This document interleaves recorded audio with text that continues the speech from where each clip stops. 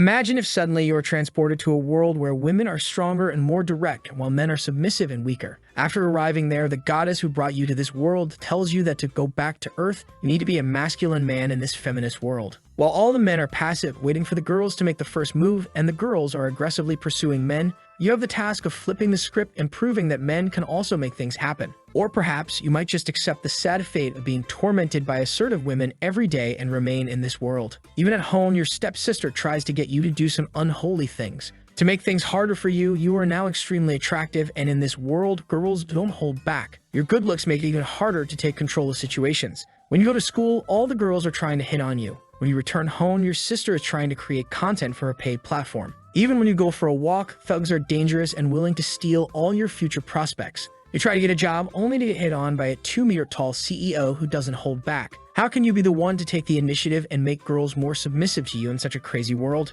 If you fail, you will assimilate into this world, unintentionally becoming more and more feminine. You need to rush to prove you're a Chad. The name of our protagonist is Zhang Hao, and let me tell you a little something about him. He's a straight shooter who goes out with his brothers to drink every day after work and hits on girls without hesitation. But right now, he feels like something is in the wrong genre here. What is this gender bender stuff? Is this some sort of dream? He asks himself. He explains that he was going home after a stressful day of work when suddenly, the mood became red. Everyone in the city vanished, and the next thing he knew, he woke up as this young pretty boy with all his memories intact. Suddenly, someone shouts at his door. It's his dad saying, How, why aren't you awake yet? Our protagonist is confused. Dad? His dad tells him to get up, saying, I was told that you and Long Long made some sort of appointment to go shopping today. Your dad is going out to get some groceries. Did you forget? We're having dinner with Aunt Zhang. You're a boy, and you need to take better care of yourself. Go learn how to put on some makeup with your friend, because I'm sure he could teach you. Now get up and dress. Our boy is lost, thinking, what am I? My friend will teach you makeup.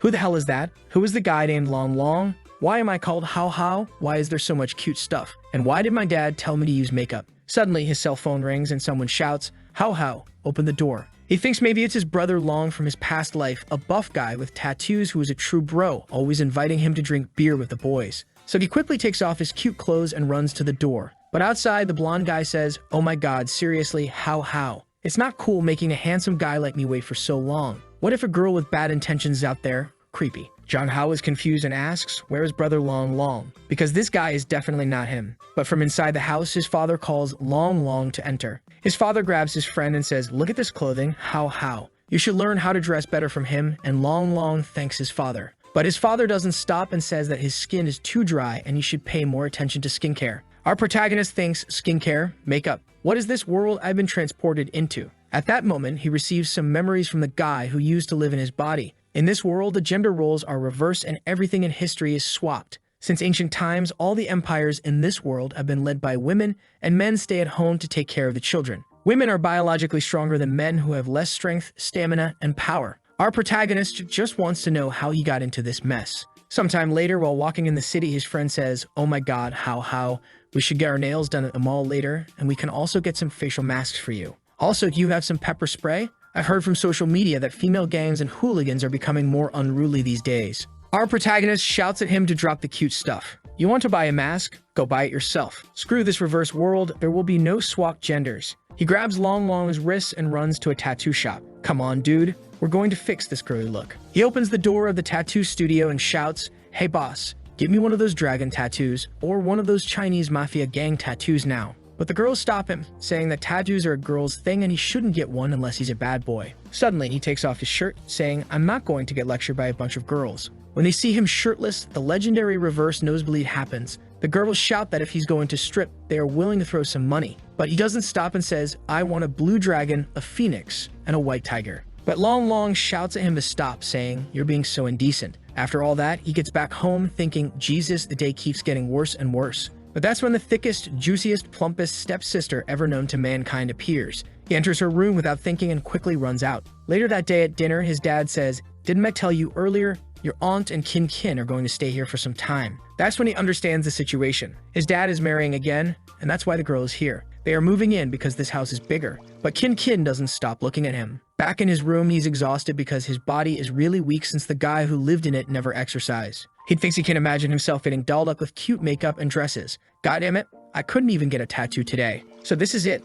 I'm living in a world where females are ruling. Dad and brother Ho became different people. If everything is reversed, do I need to act feminine? He shouts, I would never do that, and throws a teddy bear. I don't want to do this cute shit. But the bear becomes the smallest toy in the room when compared to two gigantic spheres. Jang-hao apologizes, but his sister rushes and throws him without a single ounce of hesitation. Poor boy. Our hero tells her that she's drunk, but she just takes his face to a warm, oozy mountain exploration while asking, how, did you miss me? He doesn't know what to say. She sees that he's getting shy and asks, why do you look so red? Are you sick? Want me to take a look? Zhang Hao, with his nose bleeding and a plain face, says he's very oak. Later that night, someone says, wake up now. His eyes are half closed, but suddenly he notices another one of those plump creatures ready to attack him. Our boy gets scared and asks, what the hell? Who are you? She asks, you don't remember who I am. Then she grabs him by the chin and says, I'm the entity that brought you to this world. He remembers the moment the red moon appeared and feels the same sensation. He says, so it was you.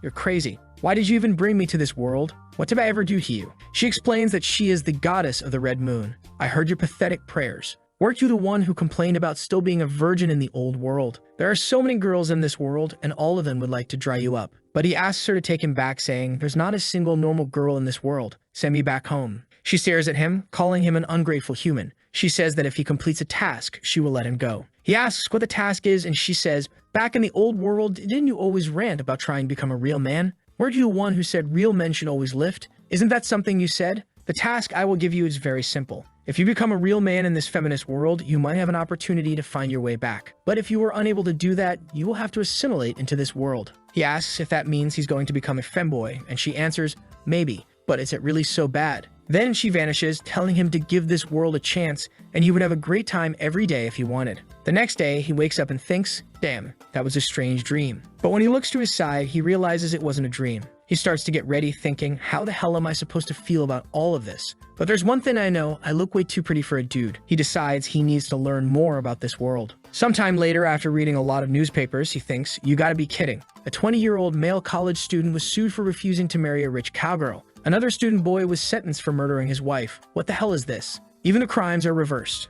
And that isn't even the bad part. In this place, they have a way to know if a guy is still a virgin. Scientifically, males in this world are just too feminine. Physiological quirks resemble women in my previous world. Even male menstruation, dear God. This world is a nightmare for me. Is there no other way to go back? Put aside the blood moon god scene. I could technically go back if I can understand what happened the night I came here and try to make it happen again so I can go back. But then he thinks, wait a minute, hold up. How am I gonna do this? I'm just a broke-ass high school student and I don't know anyone. Screw it. I'll have to leave this theory for later. But voice interrupts, you're awake. She blinks at him. Your other sister made you some breakfast. Would you like some? Oh, alright, breakfast sounds cool. Damn. Suddenly he's like, okay, not gonna lie, Blue Moon Goddess, this world isn't that bad. The next chapter starts with him getting ready for school. I gotta say, my face is kinda handsome. Chill out, dude. But it's still too feminine for my own taste. Today will be the day I go to school since coming to this world. Going back to school again. I don't know, I have some mixed feelings. When he goes to the kitchen, his stepfather is slapping his dead ass. I don't know if I like what I'm seeing. So he just excuses himself and runs to school, of course, with his best friend, Long Long. How, look at this lipstick I just got. Isn't the color great? He retorts, get the f out of here, bro. Long Long responds, oh my god, what's wrong with you? We used to do this often. You've changed. Listen here, how, I don't know about you, but I have a different concept of being a real man. And frankly, I want to become a real Chad. Long Long is like, how, you want to become a Chad? Like one of those macho men? That's not good. No one will want to marry you. He's getting angry. What are you saying? But then Long Long grabs him and says, there's someone there looking at us. And what? We are two guys. Long Long insists, look there. Standing there is a girl who looks like a ratchet mod. John Hao says, what? You were afraid of that? Two big men like us afraid of some girl like her? She's harmless. And if she comes here to hurt you, I'll smack her all the same. I'm all about gender equality. Long Long is sweating. No, are you asleep? What nonsense are you talking about? You can't even lift a single brick. John Hao responds, what are you saying? I used to go to the gym every night. I used to join the MA club. He grabs Long Long and runs to the school. Long Long protests, oh my god, I hate running. I'll have to redo my makeup. John Hao thinks, why am I running? And why is this body so weak? But then they arrive at Elysium Business School. Even here, everything is different from their old world. Girls are definitely stronger here. To think that gender roles have changed so drastically, not to mention that his current family is wealthy enough to send him to a private school like this. Then he gets to his classroom where a boy is asking a girl, can you open this bottle for me? She replies, okay, cutie, I'll do that for you. Piece of cake. He's like, what? The guy can't even open a bottle? He grabs it. Let me try that. I refuse to believe I can't even open this bottle of water. He tries to open the bottle. Oh, wait. This thing is really tight. Is this normal? Full restraint? Ultra instinctive. Everyone is looking. His hand is already hurting. I give up. I've become so freaking weak. What kind of man am I? If I can't even open a bottle of water, I'm a failure. The girl opens the bottle easily for the guy. A bunch of girls gather around him. What's wrong? How? Do you want me to open the bottle for you? I can do it. Not gonna lie, this world isn't that bad, is it? But he just sits at his desk, feeling defeated. Long notices and says that he's been acting strange. So don't worry about him. Emotional damage. The next chapter starts with him walking down the corridor. Long wants to stay with him. Wait for me. How? We should head to the toilet together. He just runs off. No shit. I don't need him with me. As he walks through the corridors, all the girls are like, oh my god, look at his skin. It's so porcelain smooth. His buttocks are so pretty. I want to squeeze it. He's so dreamy. Damn, so that's how sexual harassment feels, right? He thinks. I need to do something about my body. I'm still too weak. I need to find a place where I can exercise. Somewhere I can get stronger. On his phone, he looks up Muay Thai beginner classes. This seems legit. I should check it out. But muscle training alone won't help me become a true Chad. I need to be mentally prepared for this too. Who's gonna carry the boats? Becoming a true Chad is a state of mind. That's when his classmate Yuan comes up to talk with him. He's shocked by her sudden appearance. Are you some sort of ninja? You're sneaking up on me. She apologizes, saying she was calling him, but he was just looking at his phone. Suddenly, she gets way too close, way too fast, asking if he's sure he's not doing anything wrong. You're not talking to a girl, right? He panics, no. Like hell I would. I'm a traditional guy. Don't get so close to me. Men and women shouldn't get so close in public. But she's fast. She takes his hand, commenting on how soft and beautiful his hands are. Oh my god, these girls are so aggressive, he thinks. Pay attention to yourself, Yuan. Girls shouldn't act this way. She notices he's different today. You weren't acting like this before, she remarks. Maybe you haven't slept well recently. I know a good massage method. Let me rub your hands. She moves to grab him, but he tries to stop her. What? How is this girl so strong? I can't push her away. Fortunately, the teacher enters the room. Hurry back to your seats, students. The class is about to start. Miss Madeline, English teacher. Zhang Hao reads the book and realizes he understands everything, which is strange because he graduated a long time ago. At least in this alternate universe, he's a top student. He confidently looks at the teacher. Ask me anything and I will answer with no problem. She adjusts her glasses, Zhang Hao. Hey, I'm ready. She asks, are you all right? Is it hot today? Do you want to visit the infirmary? He replies, what the hell? I'm fine. There's nothing wrong with me, teacher. All the girls comment that he's acting strange today. He shrugs, you know what? Screw it. I'll just do whatever I want. Next, he's walking with Long, who asks, what's wrong? You look so tired. How? He responds, you have no idea how I feel. Of course I'm tired. I'm very mentally tired. Then a girl holding 3 basketballs comes up to him. How? I just scored a 3-point shot. Didn't I look kinda cool? He's like, what the hell? As they walk down some stairs, a guy throws himself on the floor. How? Why did you push me? Trying to frame him. God damn it, he thinks. Getting attention from girls is one thing, but them grabbing my booty is another. This shitty reverse world is bullshit. I just want to go back to the old Earth. That's when another girl comes up to him. How? I've liked you since I met you. Will you go out with me? He's frustrated, thinking, God damn it. That's why I hate this world. Why is a girl confessing to me? Sorry, right now I'm not looking for a relationship. My mental health is deteriorating. He walks away and Long jealously remarks, oh my god, you received 20 confessions just today. I want to be a popular boy like you. He's just like, cut it out. Let's eat something. In the cafeteria line, he's thinking, what should I order? He looks at the other guy's plates, which are barely filled with food. He asks Long, why is everyone eating so little? Long replies, what are you saying? How? Every guy needs to eat like that or you're gonna get fat. He goes to take his food and asks for some salads and fried veggies. He's puzzled. What? Not even rice. You're gonna faint in the afternoon. But Long says, oh no, I'm just trying to lose some weight. That's when our boy realizes the difference in calorie needs in this world. He makes a mental list. How to be a real man. Step 1, exercise. Step 2, ask your bro Long to coach me. Step 3, get rid of all the flirty clothing I've got in my wardrobe. Step 4, be a Chad instead of a pretty boy. He rushes to the counter. Hey aunt, give me everything you have. I want to eat pork. I want a ribeye steak. I want a large portion of everything. Give me some good Asian rice as well. Long is shocked. Why are you eating so much? You'll get fat. How responds, a real man should eat more. I gotta eat to exercise after all. You wouldn't understand. Everyone in the cafeteria is staring at him, whispering, oh my god, why is he eating so much? I think he's just showing off. Then Li Feng shows up. Why do you eat so much? You look like some desperate foreigner working at hard labor jobs. Our boy just stares at him. Who are you? Li Feng responds, Zheng Hao, are you joking with me again? We studied together. Or have you gained so much weight that it went to your brain? Zheng Hao retorts, you're blind. I'm just trying to eat. First, you diss immigrant workers. Next, you diss fat people. So you're a racist and fatphobic. You're all sorts of nasty, huh? Liu Feng is taken aback and starts to cry. I was saying all that for your own good. Why do you say that about me? The girl starts siding with Liu Feng. Why did Zheng Hao make him cry? That was so unnecessary. But clearly he's just trying to manipulate everyone. Public opinion seems to be against Hao Hao until another girl steps in. How much Hao Hao eats is his business. Are you saying boys can't eat a lot? That's just discrimination against your own gender. She turns to our protagonist. Hao Hao, you're very hungry today, aren't you? If you need more meat. Hao Hao was momentarily taken aback, thinking, not gonna lie, she's pretty. But Liu Feng yells, Zhao Yun and Zheng Hao, you two. Hao Hao cuts him off. If you have something else to say it. If not, shut up and let your grandpa eat, alright? Leave now. Long Long, puzzled, asks, why are you calling yourself a grandpa? That doesn't make sense. But the girl, Zhao Yun, seems to like it, saying it's more attractive, like a wild kitty. Liu Feng storms off, you're all vulgar people, you know. Zhao Yun tries to offer more food, saying Hao Hao has all the time to eat.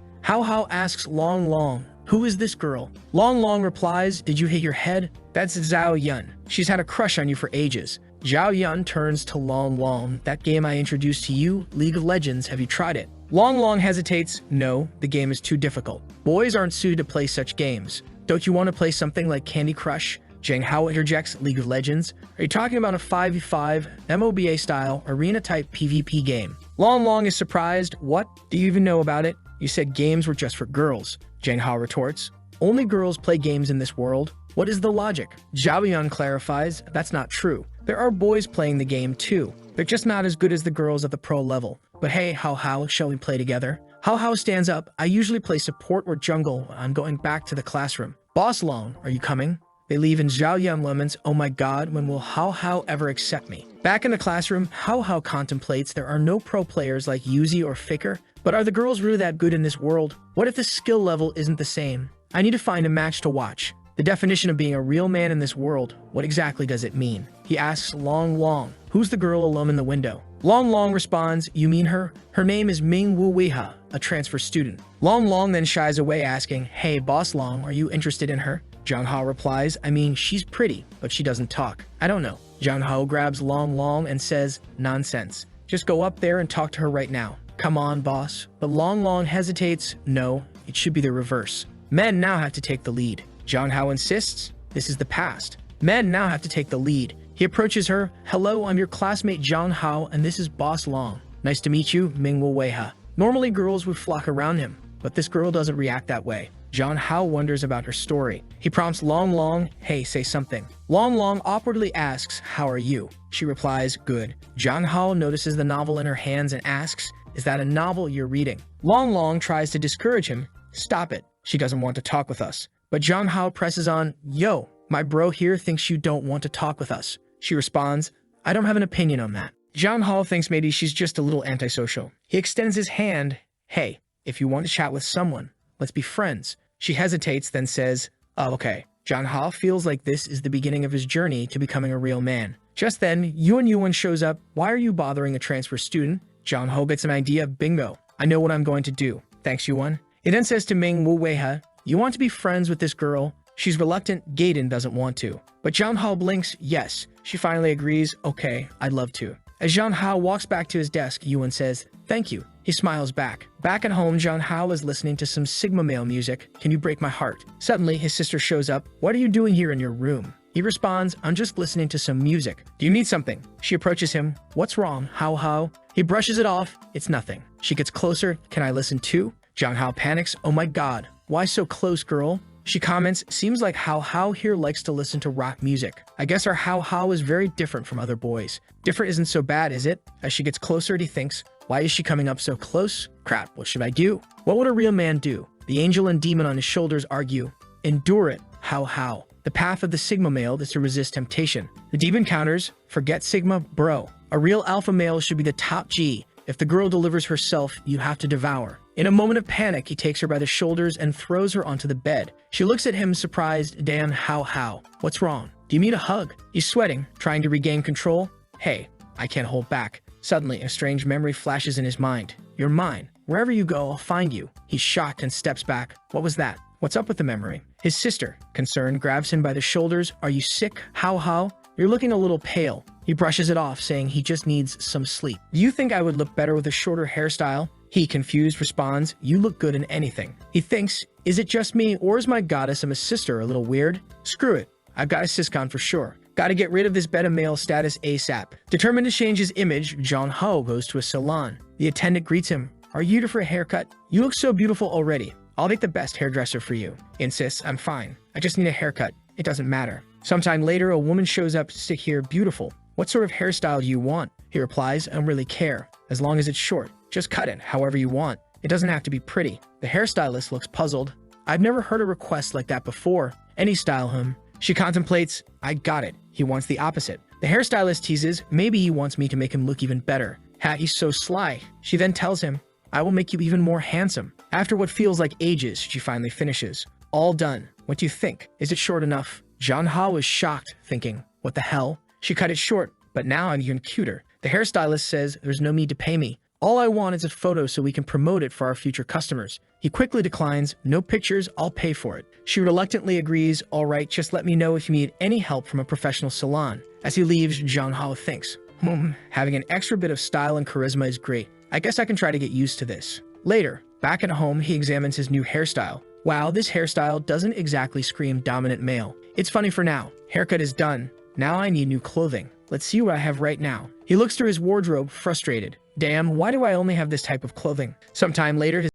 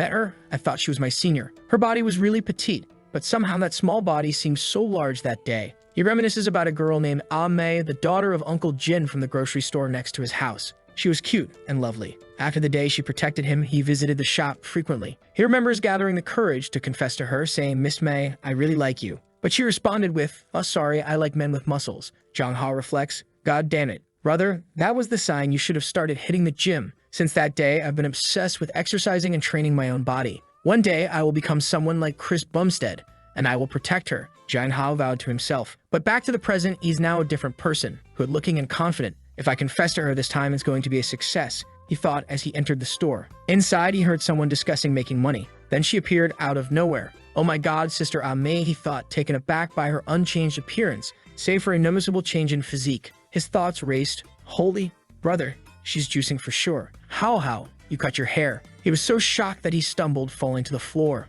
What happened to you? She asked, concerned. What's wrong? How? Do you need me for something? He just shouted, Goddess, bring back my May. The next chapter started with him sitting in a chair as she brought some watermelons. It seemed he had fainted. He mumbled, No, Miss May, I don't wanna. but she grabbed him by the shoulder and the chair broke under the force. How, are you okay? She asked, worried. He quickly got up, doing some acrobatic moves to avoid her. I'm fine. I'm out of here. She tried to give him her number, but he was flustered, thinking, God damn it, even that petite girl became a King Kong. I really need to sign up for a Muay Thai class as soon as possible. I also have to buy gifts for my sister and replace my closet. God damn it, why does everything need money? He sighed, realizing that even with gender roles reversed, the biggest problem remained money. How, you're back. He was stunned. Oh my god. Sister Kin, are you practicing yoga? She nodded.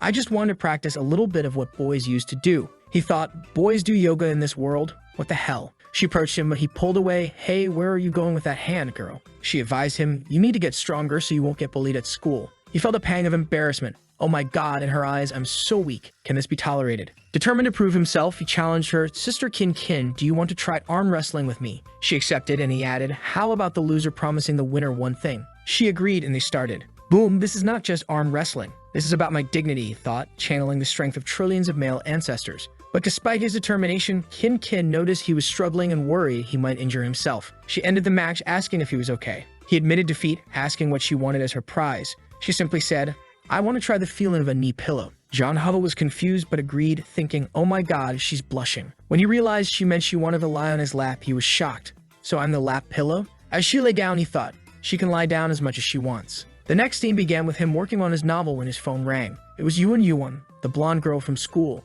inviting him to the amusement park. She mentioned that Yuha and Long would also be there. Just then, he heard shouting outside his window. He looked out to see Long and what seemed to be his sister. She immediately jumped on him, much to his confusion. Who the hell is this girl, Long? He asked. The girl, upset, cried, why don't you remember me? How could you forget? Long explained, it's been 4 years since he saw you. Of course, he doesn't remember. Although Yahello didn't want to go to the amusement park, Long insisted, saying you had needed some friends. Resigned, Yahello agreed, all right, we're going. Put on some clothes. As they prepared, Long's sister took a picture of him. She remarked on his appearance, you were so beautiful today. They all decide to go to the haunted house, and upon arriving, Long already looks nervous and trembles, saying, I don't want to go. Yahello encourages him, come on, you're a man, don't act this way. They have a brief discussion about who will go with whom, and it ends with Yuan, Long and his sister going together, leaving Yahello and Yua paired up. As they walk through the haunted house, Yahello asks, hey Yua, are you afraid? She doesn't respond, so he offers, if you're afraid, just hold on to me. She quietly grabs onto him. As they navigate through the spooky attractions, Yahello sees some skeletons but remains unfazed, jokingly saying, sorry bro, I'm in a hurry. After wandering around for a while, he realizes Yuha is missing. Concerned, he starts searching for her, until he hears a faint voice from a cabinet. I'm here. Opening the cabinet, he finds Yuha hiding inside, crying. He gently reassures her, hey, don't be afraid. I'll take care of you. She timidly takes his hand, calming down a bit. Sometime later, they exit the haunted house. Long is shouting, I would never go in there again. Yuan teasingly says, you've been inside together for a long time, haven't you? Yahello flicks her forehead and retorts, stop thinking nonsense. Yua appears, looking tired, and suddenly collapses. Everyone panics, suggesting calling an ambulance, but Yahello calmly suggests, let's just take her to a bench and let her relax. She probably just fainted from fright. They lay her on a bench and Long suggests, you need to do mouth-to-mouth resuscitation. Yuan protests, no, why don't we just call an ambulance? She's clearly distressed, not wanting the situation to escalate. Yahello tells her, shut up, just go buy some water and some food, and then lays Yuva's head in his lap. As he gently massages her ears, she wakes up confused. What are you doing? He explains, I was just trying to wake you up. She admits she was scared, and he reassures her, it's fine now. It might be better if you avoid haunted houses in the future. She nods and closes her eyes, drifting back to sleep. Yahello thinks to himself, this is by far the quietest and shyest girl I've met in this world. She has a peculiar personality. After some time, everyone checks on Yuha, asking how she feels. She assures them she's fine. Yuan suggests they continue to the amusement park, but Yahello decides, nah, forget it today. Let's just go home first. Yua, holding his hand, insists, let's go together. Yuan and Long's sister clearly don't like this development. Later, they arrive at a luxurious villa greeted by maids. The butler scolds Yuha,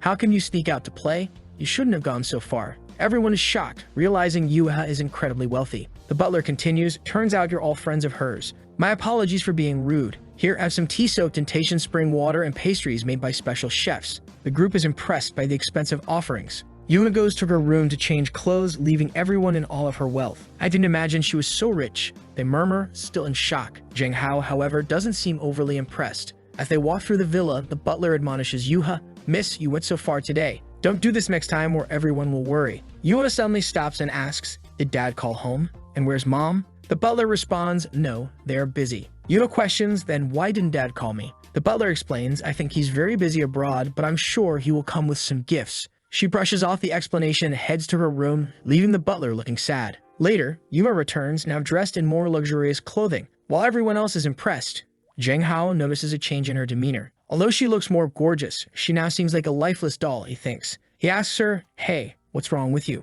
She responds sadly, dad didn't call me again. Feeling unsure of how to comfort her, he awkwardly offers, what do I do? But before he can figure it out, she grabs his hands and says, Zheng Hao, I want to give you something. They head to her room, which she finds surprisingly feminine. Curious, he asks, where are your parents? She replies, my dad is good to me, but he's very busy. He presses further, and your mother? She explains she's even busier. He realizes, so you're always alone? She simply responds, yes. Yua explains that her mother is the mayor of the city and her father is always traveling. Despite their absence, the butler reassures her that they love her. However, she questions if she can truly believe him. Zheng Hao tries to comfort her, saying in the future, if you feel lonely, you can find me to hang out. In a sudden burst of excitement, Yua grabs his hand and pulls him along, saying, come with me. They end up in a room full of weapons, where she excitedly offers him her favorite gun. He's taken aback, thinking, I'd be beaten to death if I brought this home. She insists, smiling, this is my most precious possession. The housekeeper says that friends can give gifts to each other, and I want to be friends with you for life.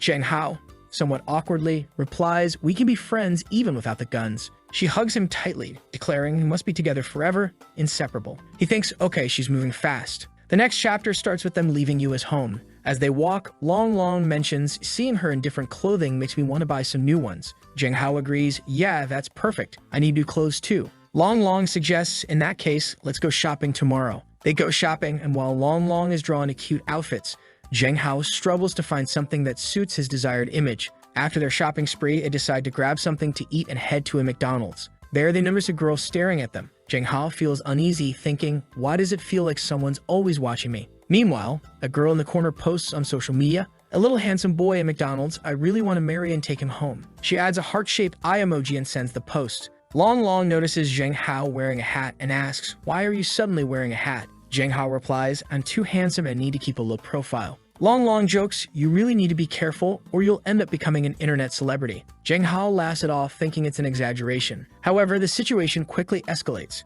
Zheng Hao becomes a top 5 trending topic on social media. Girls are gushing over his looks, saying this peerless beauty doesn't really exist. Doesn't he look better than those celebrities? Let's find out everything about this beautiful boy. One girl seeing the post recognizes him and remembers a post from Long's sister about their day at the amusement park. Caption, the day I went to the amusement park with a god. Back at home, Zheng Hao is exhausted from all the attention. Long calls him and he answers, annoyed, why are you calling me again? Long explains, someone posted a photo of you at McDonald's and now it's being reposted everywhere. Confused, Zheng Hao says, that doesn't make sense. It's just a photo, right? But when he checks Twitter, he sees he's already at the top 4 trending topics. He groans, what have I done? He reassures himself, it doesn't matter. In a few days, everyone will forget about it. He tries to relax by watching some games on Twitch, but he notices a shift in the content. The just chatting category, typically dominated by girls, now features boys. He switches to a PUBG stream, noting that while the game itself hasn't changed, the host is now a girl, which shouldn't be a problem for him. Reflecting on his situation, he wonders, how old am I now? Can minors stream live games? Just then, his sister comes home. She notices the fuss and says, I didn't know my little brother is now an internet celebrity. Feeling awkward, he responds, oh, now you know about this too. She asks if he went out with Long today, but before he can answer, she suddenly jumps on him, worried. Didn't you get harassed by some weird people? He reassures her, no, don't worry. I can protect myself. She scolds him, you are too naive. The women in this world are much scarier than you think. If you're ever harassed, you must tell your sister. And next time you go out, you need to tell me. He agrees, but then he notices that her phone background is a picture of him and Long. Surprised, he wonders, who took this photo? The next chapter opens with girls looking for Zheng Hao. He's trying to hide, bewildered by the situation. Long calls him, advising, you shouldn't come to school today. There are a bunch of girls in front of the school because you're trending. Zheng Hao sighs, goddamn, I can't go to school. He asks his sister to talk to the school on his behalf, planning to stream some games instead. He decides to play League of Legends, admiring his in-game skills. Look at this Yasuo, he comments, enjoying the game. He achieves a quadra kill, then a pentakill, feeling confident. It looks like I haven't lost my gaming skills in this world. After playing for a while, he prepares to broadcast his gameplay later that night. After eating, He excuses himself and heads to his room, ready to embrace his new role as a streamer. But his sister notices something unusual as he gets ready to stream. Yo, okay, it's my first time, so I'm a little nervous.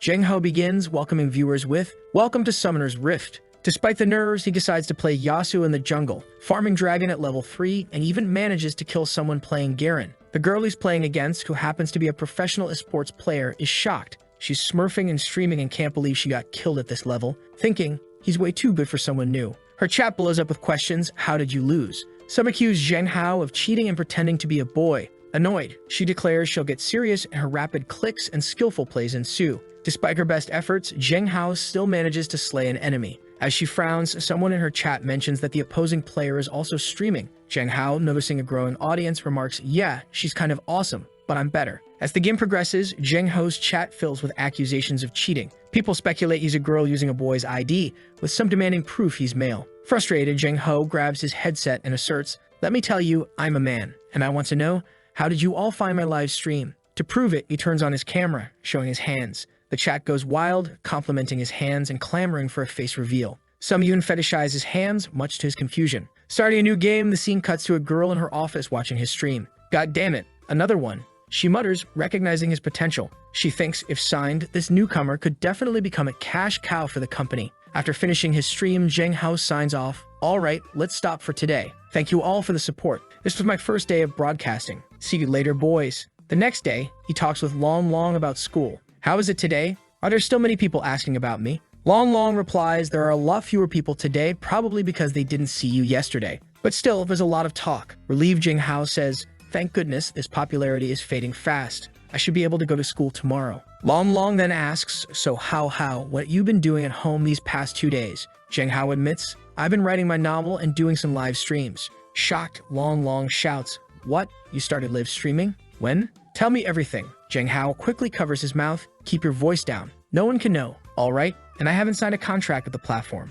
Just then, his phone rings with a notification. "Dear user, you have opened a live broadcast on the YoYo Live Broadcast platform, and your popularity has reached the threshold to sign a contract." Long Long is ecstatic. "Yo, this is a good thing, brother. Hurry up and sign it. With your good looks, you're definitely going to become very popular and make a ton of money." But Zheng Hao hesitates. "No, I'm just a student. This live broadcast might affect me too much, and all the fame isn't going to be good." Long Long suggests you can just wear a mask when you broadcast. All you have to do is do some dances and people will give you gifts. Zheng Hao retorts, "I do game live broadcasting. It doesn't matter if I don't show my face." As they leave, Zheng Hao notices someone following them. Trying to lose the tail, he tells Long Long, "Yo, I have to go to the supermarket to buy something, so I can't go with you, okay?" Long Long leaves and Zheng Hao confronts the followers, saying, "You don't need to follow me. Come on out." A pink-haired girl appears, looking somewhat savage. She exclaims, "I'm so lucky. The internet celebrity is right in the territory I manage. Handsome guy's sister will take care of you, okay?" She even sticks her tongue out teasingly.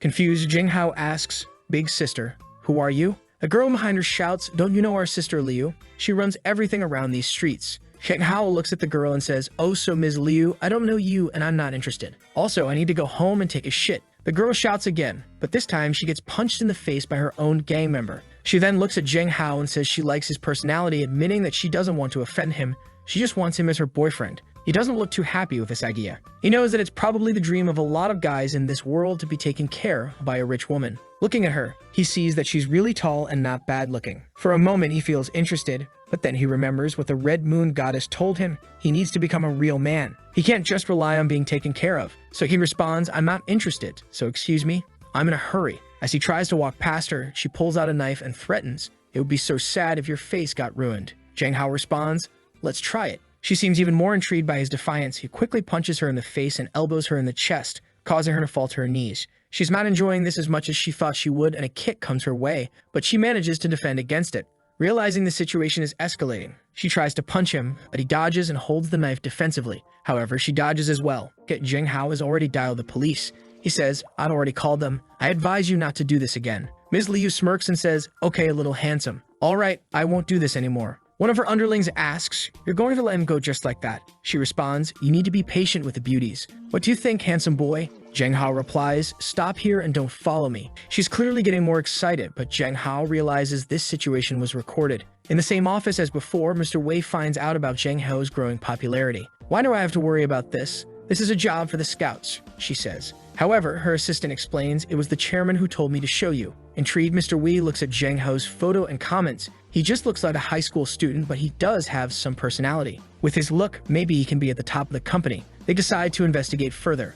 Back at school, Zhang Hao plays basketball, but he's sneezing frequently. Long Long suggests he rest, but Zhang Hao insists he's fine and just wants to shoot some hoops. He easily makes a three-point shot, proving that boys can play basketball too. The girls cheered him on, and once again, someone records him. It turns out to be someone paid by the pink-haired girl from the alley. Although the person hides, Zhang Hao finds it strange. After school, while heading home, Zhang Hao notices someone taking pictures of him. He looks towards a bush, and Long Long asks what's wrong. Zhang Hao dismisses it, saying it feels like someone has been watching him all day. Remembering the background photo on his sister's phone, he wonders if it might be someone related to her. After everyone leaves, Zhang Hao approaches a girl hiding behind a tree and demands, "Hey, let me see your phone. You secretly took a photo of me, didn't you?" She admits to taking one picture, but Zhang Hao finds a video of him playing basketball. She apologizes, explaining she's just a subordinate of Liu's sister, who promised to pay 200 yuan for any picture of him. Zhang Hao, frustrated, asks himself why he hasn't given up yet. After deleting the media, he gives the phone back and the girl runs away.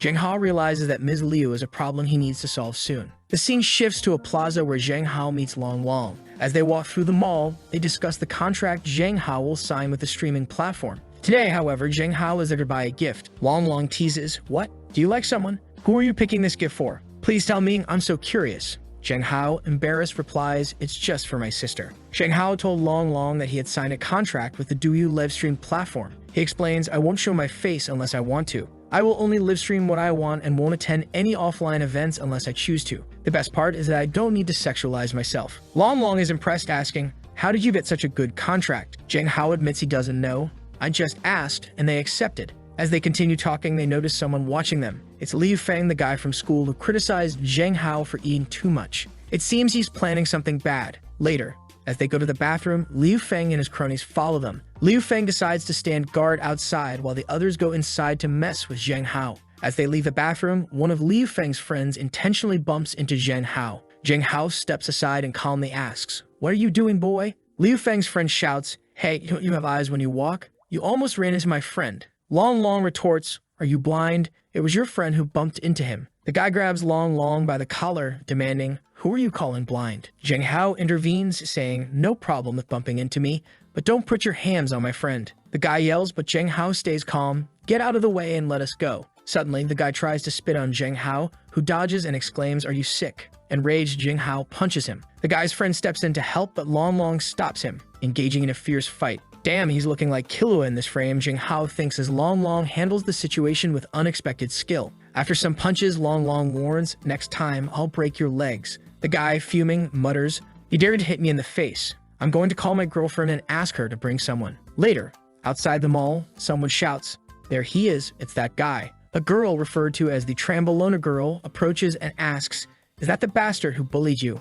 The guy confirms, yes, it was him. The plan is to take pictures and post them on the school forum. They confront Zhang Hao, with the guy declaring, "Wife, he was the one who hit us." Zhang Hao responds defiantly, "How dare you weak chickens come to me again?" Long Long tries to explain, "It was all your fault, you tried to spit on us." Zhang Hao, getting impatient, says, "Go quickly, I'm in a hurry." But the Trambolona girl seems smitten with him, staring at his face. Her boyfriend, annoyed, shouts, "Wife, what are you in a daze for? Teach him a lesson." She responds, "No matter what, it's wrong to hit someone first. But I'm not unreasonable. If you apologize to my boyfriend, we'll forget about today's matter." The guy wants his girlfriend to attack Zhang Hao, but she hesitates, noting the crowd. Frustrated, he accuses her of falling for Zhang Hao. "You fall in love with him? Right. I saw the way you were staring at him." Zhang Hao remains calm. "Please just go.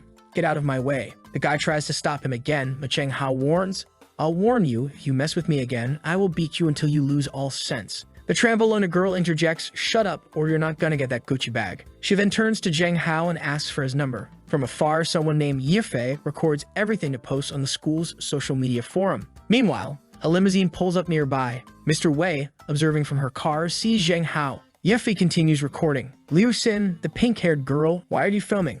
Yifei tries to hide, but Liu Xin grabs his phone. "Oh, so you're looking for trouble? Dare to take a photo of my man." She grabs his neck, and Yifei seems oddly pleased, almost enjoying it. Liu Xin then says, "Come with me to see your brother-in-law." The Trembolon girl, seeing Liu Xin, becomes nervous. Why is Liu Xin here? Liu Xin approaches Zheng Hao and says it's only been 2 days, but do you know how much I missed you? He ignores her and turns away. She then addresses the guy on the ground. She caught him taking pictures of you. Zheng Hao looks back, asking, what do you want? Liu Xin, seemingly preparing for a fight, instead grabs a bouquet of roses and walks over to Zheng Hao. She pleads, please go on a date with me. I really like you, Zheng Hao. As long as you're my boyfriend, you can do whatever you want. He's thinking, why don't we just fight? Could she at least follow the script? He says, I'm not interested in you. It's impossible to deal with you. If you have nothing else to do, just get out of my way. Brother, she's not going to stop. She says she's too anxious and asks him to please accept the flowers. He's staring at the flowers, thinking, the first time I saw her, she showed me a knife and now she's bringing flowers.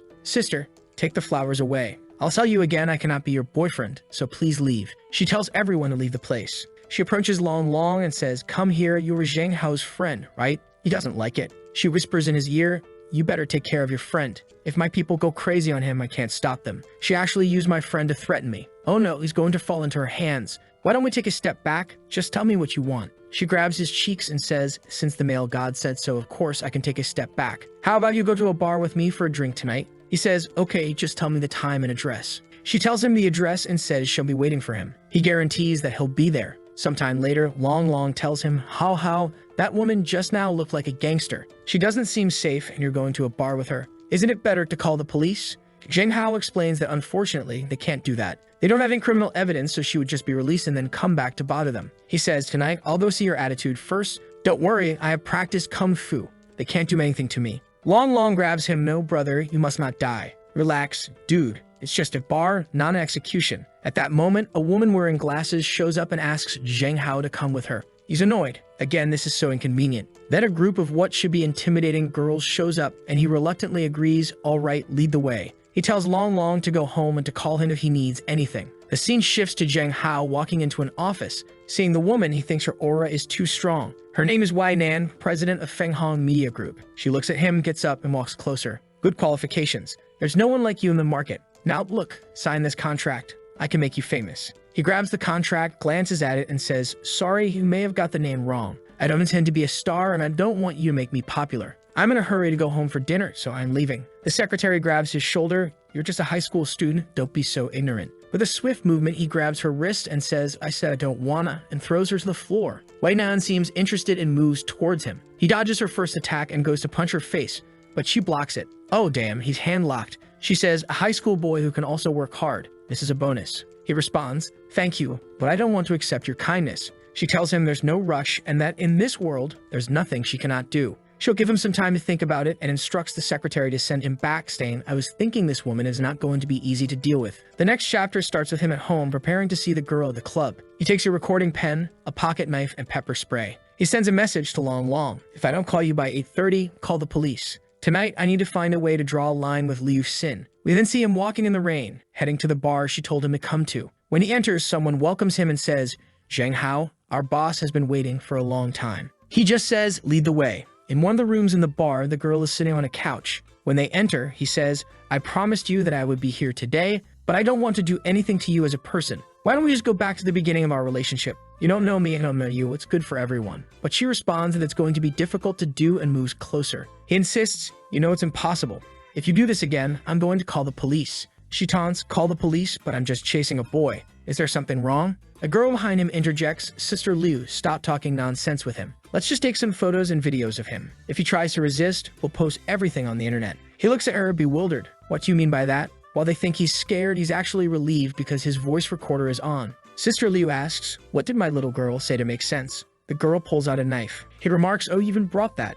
Is it because if I refuse, you're going to kill me? Sorry, but I... Then he quickly uses his spray, rushes to her, grabs the knife, and holds her as a hostage. Sister Liu is impressed. You are brave enough. He warns, don't even think about sending anyone over unless you want to see blood in the streets. It also won't do you any good to call the police. He heads to the door, releases the girl, and walks away. The girl, undeterred, thinks, Zheng Hao, I have all the time to play with you. But then she receives a message, Sister Liu, Zheng Hao asked me to send this picture of you. He said that he recorded all the conversations in the box just now. If you don't want him to send these things to the police, don't provoke him anymore. Enraged, she shouts, no wonder you dared to be so rude just now, you little bitch. Meanwhile, someone observes Zheng Hao running away and informs Mr. Wei that he's fine. The next chapter starts at school. Zheng Hao reflects on what he did yesterday, hoping the threat will keep the crazy girl away. He overhears two girls talking about Sister Liu, mentioning that someone from the Feng Hong group has just taken over her place. He wonders, Feng Hong group, what's happening? Why do these names sound familiar? Then he remembers, wait, isn't that the company of Mr. Wei? Curious about the relationship between Mr. Wei and Liu Xin, he ponders the connection. Later, he finally returns home to find his sister preparing dinner. What a delicious-looking meal, he thinks, noticing that they are alone in the house. He asks, where's Dad and Aunt? They're not home? Are you alone, Sister King? She explains that they had to work overtime and won't be home tonight. His imagination starts running wild, wait, we're alone at home tonight. She flicks his forehead. How, what are you in a daze for? He quickly responds, nothing, sister, let's just eat. He mentally chastises himself, Jesus Christ, it's your sister, brother. I should not think those things even though there's no blood relationship. After dinner, she tells him to leave everything. She'll clean up. She suggests he go upstairs and start streaming. He offers, are you sure you don't want any help? She grabs his hands and says, I will never let your beautiful hands be stained with oil. He reluctantly agrees, okay, all right. Back in his room, he starts streaming again. He announces today is going to be 2 hours and I'm going to be playing some ranked games. 2 hours later, his sister comes into his room and asks, are you tired of live streaming? She pats the bed and says, come here, I'll give you a massage. Brothers, we must stay strong, he thinks as he shyly approaches her, saying, it's fine, you just did some housework, you should take a break.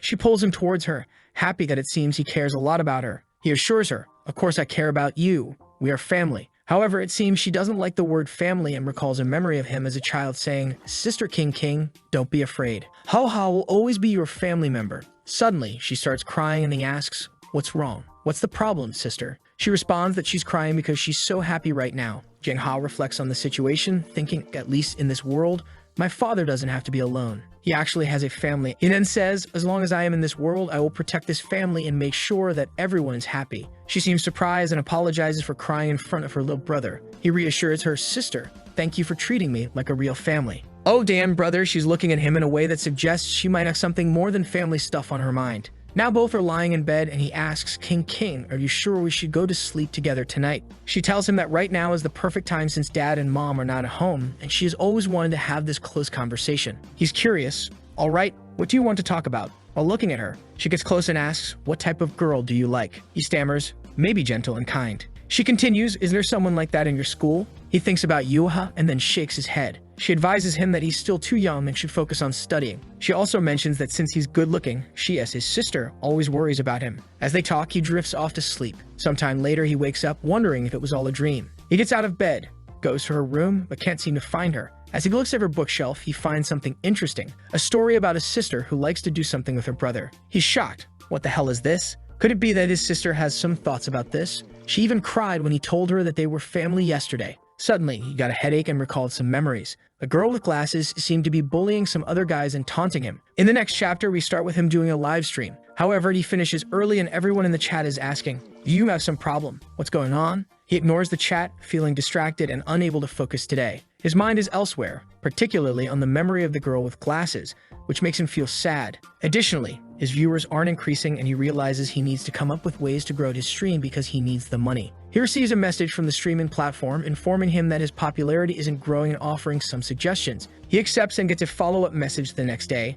Dear streamer, here are some plans to increase your popularity. These plans were tailored for him by a girl, and he suspects they might involve something distasteful. The suggestions include Option 1, hot dance with small buttocks. God damn it, he exclaims. Plan 2, two-dimensional sexy cosplay reappears. Alright, Option 3, fitness god, sweat dripping. He's exasperated, I knew it. He and Long Long head to a coffee shop where Long Long asks, why did the administrator want to interview you? He's unsure. I don't know. She just told me to come here, so let's go in. They are greeted by Sung Kim, the administrator of his live stream. She introduces herself, saying, you can call me Sister Sung. He introduces Long Long and explains that he's seen the suggestions but isn't going to do any of them. Sung Kim says she watches his live stream every day and didn't expect him to accept the first and second options, but suggests he consider the last one, which involves fitness. Why? He asks, confused by her intensity. Suddenly, she stands up, touches his chest, and suggests, I think your chest line could benefit from some exercise, don't you think? Despite feeling awkward, she continues, even if you don't want to show your face, you can wear a mask to live stream fitness.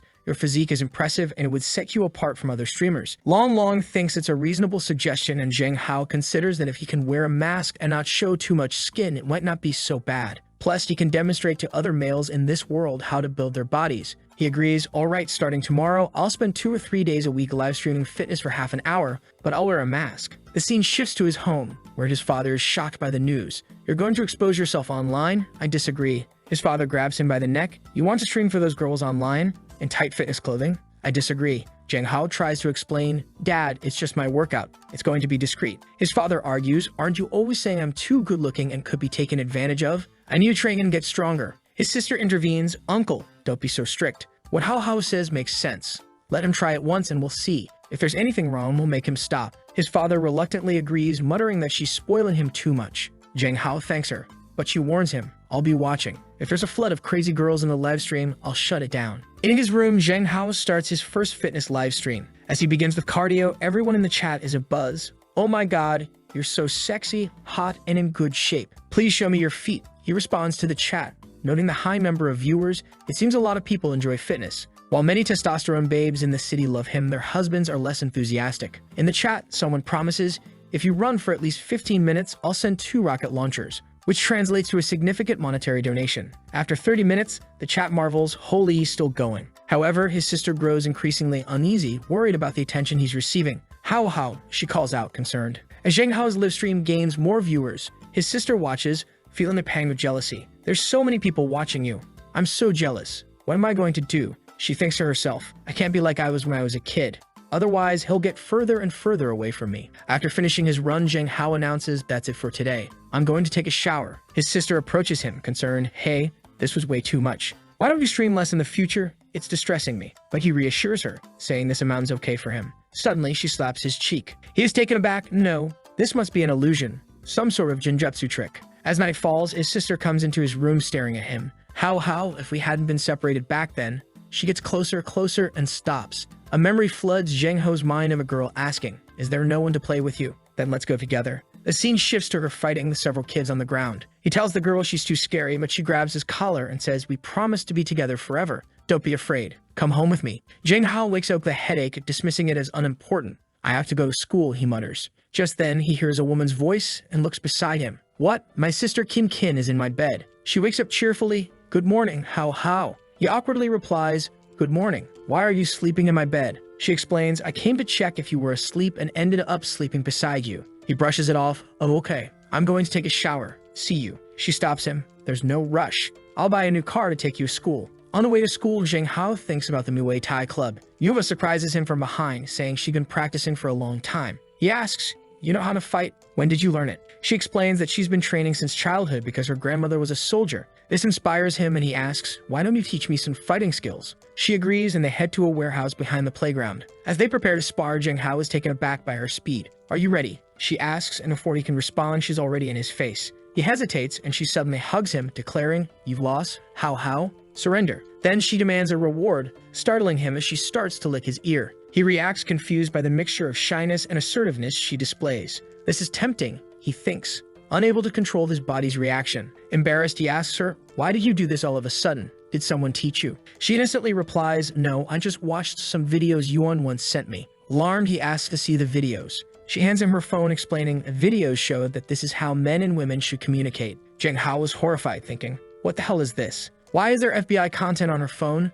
She looks confused, asking, did I do anything wrong? He sighs, no, it's just that this isn't the way men and women should communicate, at least not with everyone. Don't listen to Yuan about these things in the future, alright? Just ask me first. She then asks, can we communicate like this? He awkwardly responds, just don't kiss me casually in the future, and don't do that to others, alright? Let's just go back to the classroom. As they walk back, she asks, is it only boyfriend and girlfriend who can do those things? Can it be that? He hesitates. Do you know what that means? She innocently responds, no. Zheng Hao responds, we'll talk about it when you understand. Sometime later, as he's walking in school with Long, US suddenly appears. Can we communicate now? She asks persistently. He replies, no, later. She insists, can we communicate now? He repeats, no, not now. The same guy is watching him through the window, muttering, why? This guy is terrible. Just then, an officer lady approaches Zheng Hao and says, I finally got you. It's the office lady from Mr. Wei. Zheng Hao, confused, asks, come on, what's the matter? She apologizes for the last time and informs him that Mr. Wei wants to see him again. Zheng Hao firmly states, I told her I have nothing to do with her. I will refuse. Don't waste everyone's time. Stuttering, the secretary explains, Zheng Hao, I'm just following orders. It would be hard for me to return without any answer. at least talk with her through my phone. He's frustrated, thinking, damn this girl again. She's richer, more powerful, and stronger than me. This is not going to go well. Reluctantly, he agrees, okay, call her. I'll explain things. He picks up the phone and says, hello, it's Zheng Hao. Your secretary told me to call you. But Mr. Wei, my thoughts are the same as before. Nothing has changed. I know your time is precious, so don't waste it on me. Mr. Wei responds, Zheng Hao, do you want to be as powerful as a woman? I know you hate to look weak. I saw it last time we fought. I not only cultivate stars, I can give you more time to think about it. Then she hangs up. Zheng Hao thinks this woman really knows what I want. I don't know if it's the best decision, but I'll have to find some time to meet her again. Back at Mr. Wei's office, she muses, so he hates being thought of as a weak man. The next day, Zheng Hao arrives at school in a supercar. His sister, who drove him, fixes his hair before he heads inside. As he walks through the school, everyone is talking about him. They seem to be checking their phones, discussing a rumor that he's some sort of POF worker or Instagram thought. Long Long notices and asks, do you feel something is wrong? Zheng Hao sighs, yeah, I found out. It's been like this since yesterday. Everyone is clearly avoiding us, but we don't know what happened. A guy with green hair approaches and sarcastically asks for his homework. Are you so busy every night that you don't have time to write? I know you're just planning to live off your looks, right? So it doesn't matter if you don't go to college. Zheng Hao hands over his homework, retorting, jealous of my handsome face. Just say it, brother. The guy scoffs, are you crazy? You're being nurtured by so many girls every night. I don't want to be like that. Zheng Hao, puzzled, asks, nurtured? That's a new one. The green-haired guy smirks, yeah, everyone knows you've been entangled with girls several times at the school gate. Some girl even brought you here in a supercar. Everyone saw it. Long Long, frustrated, shouts, what are you talking about? You're just spreading rumors about Zheng Hao. But then he looks at his phone and sees the post. Look, there's our boy with his sister. Long Long exclaims, brother Zheng, everyone's calling you out as the guy older girls can take a free ride with. Zheng Hao's face is a mix of shock and disbelief. What the hell? Just then, the teacher knocks on the door and says, Zheng Hao, come with me to the office. In the office, she addresses him, Zheng Hao, do you know what's been happening on the school forum recently? He nods, yeah, I just found out. She continues, this type of incident has a very bad influence on the school. You need to be more careful. In this society, Zheng Hao interrupts, hey, stop. Teacher, there's no such thing. It was just my sister who brought me to school. If you don't believe me, I can call her. Moreover, this post on the forum is definitely slanderous, so I hope you can strictly investigate it. Sometime later, Zheng Hao's sister arrives at the school, causing a stir among the students. They overhear her conversation with the teacher and quickly realize that she is indeed his sister, confirming the scandal is nonsense. The students conclude that the forum post was pure nonsense. His sister apologizes for the fuss she caused, but Zheng Hao reassures her, saying it's fine and she can return to work. Back in the classroom, Yuan Wang declares I knew Hao Hao wasn't the type of person they made him out to be. Long Long and I were investigating and were sure it was Li Feng and his gang who spread the rumors. Zheng Hao asks where Long Long is and Yuan Wang replies he's searching for them alone. However, Long Long has not returned. Meanwhile, in men's bathroom, Long Long is found on the floor, shivering and distressed. It's so cold. Liu Feng and the others are such big bastards.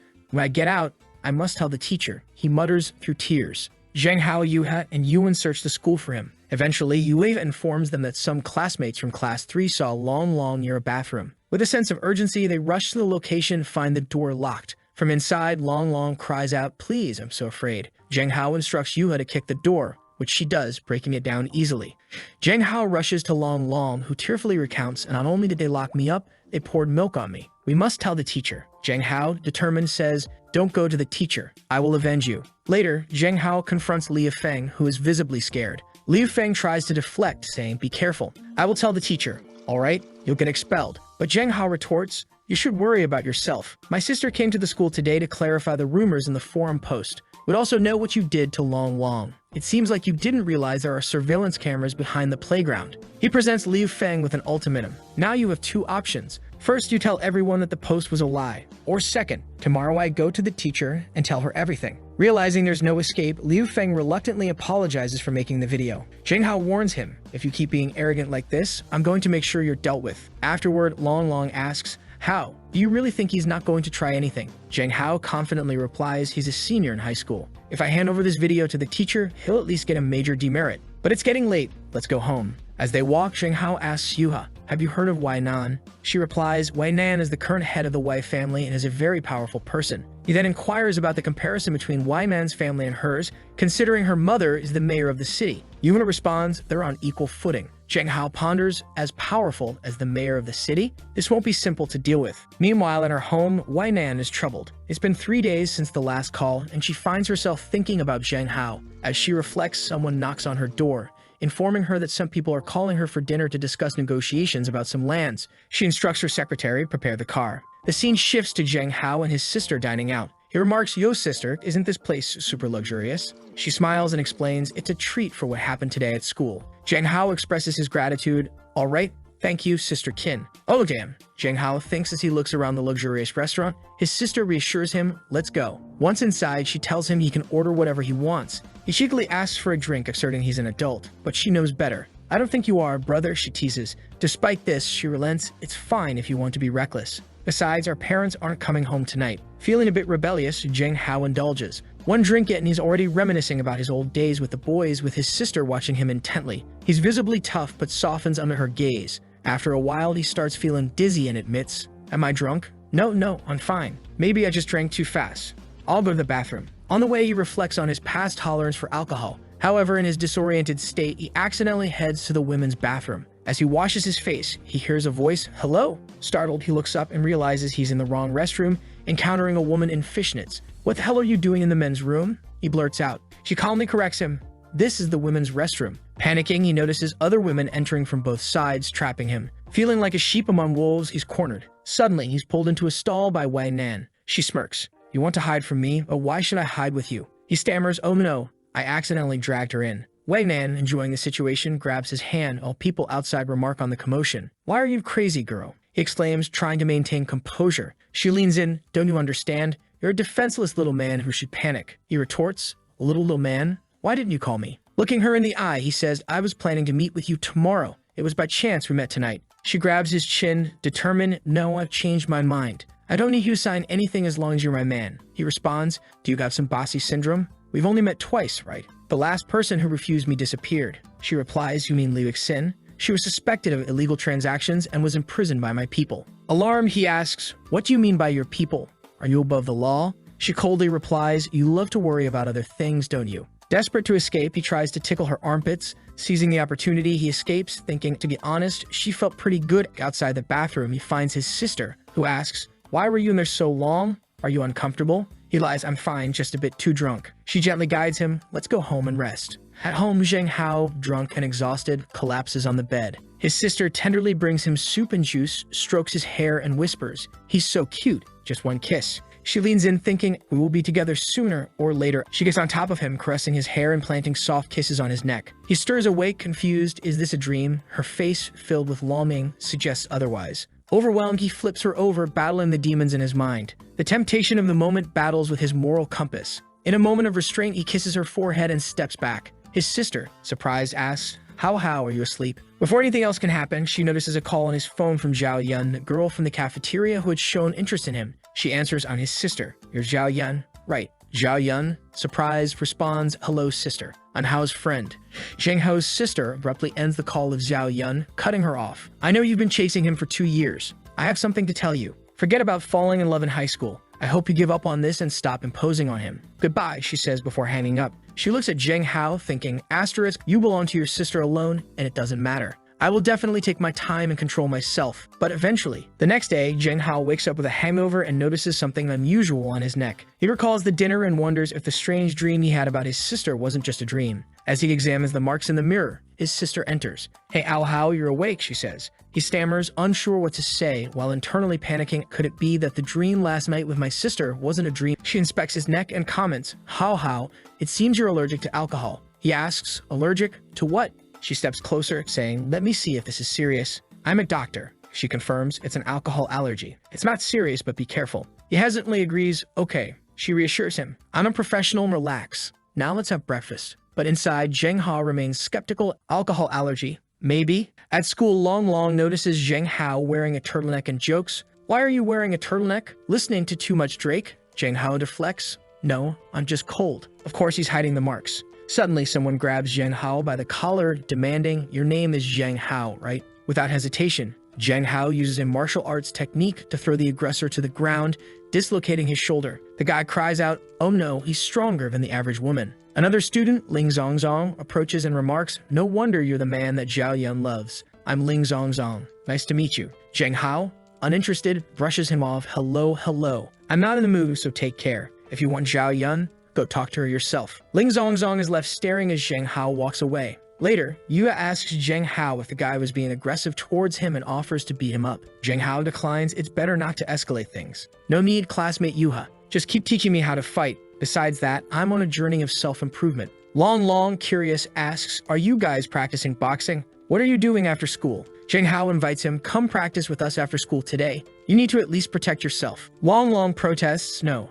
I don't need to. I'm a little lady. They all laugh. The scene shifts to a pool where Wei Nan is relaxing. She picks up a towel and thinks, that little man Zheng Hao really annoys me. But every time I close my eyes, I see him. She instructs her assistant. After Zheng Hao finishes school, bring him to the villa for me. She seems determined. Back at the school warehouse, Zheng Hao announces that today's workout will focus on the core. I want to have 8-pack abs as soon as possible, he declares. Yuha responds, you mean like this? She lifts her shirt to reveal her well-defined abs. Zheng Hao is shocked. You have abs? That's crazy. You can't help but touch, saying, you're so thin. I didn't expect this. Yuha blushes, clearly shy, but not resisting. Long, suspicious, pulls out a magnifier and quips, there's something wrong with you too. You're touching her, and she's not resisting. Zheng Hao, curious, asks Yuha, why don't you reject this?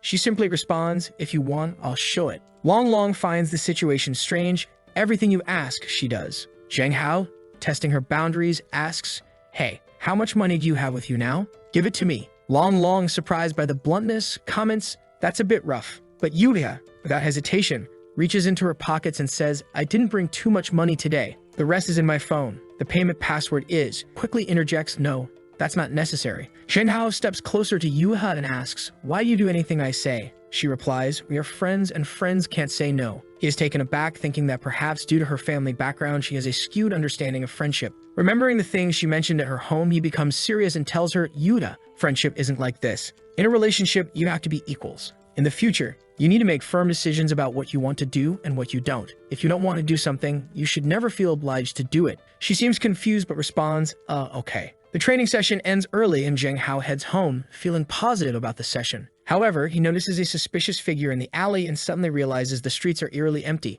A sense of dread washes over him, prompting him to change direction. Just then, a little girl approaches him offering rice candy. Hey little brother, do you want some rice candy? She asks. Suspicious, he inquires. Why are you here all alone? The girl responds, I'm doing some social practice to spread happiness to strangers. My teacher asked me to give away this bag of candies. Otherwise, I won't get my little red flower. Zheng Hao, assuming she's an elementary school student, takes a candy and advises her, all right, I'll eat it, but you should head home. It's getting late and it's not safe outside. As he eats the candy, he notices it smells strange like smoke. Suddenly, he starts feeling dizzy and loses consciousness. When he awakens, he's tied to a bed, his hands and feet bound. What is this?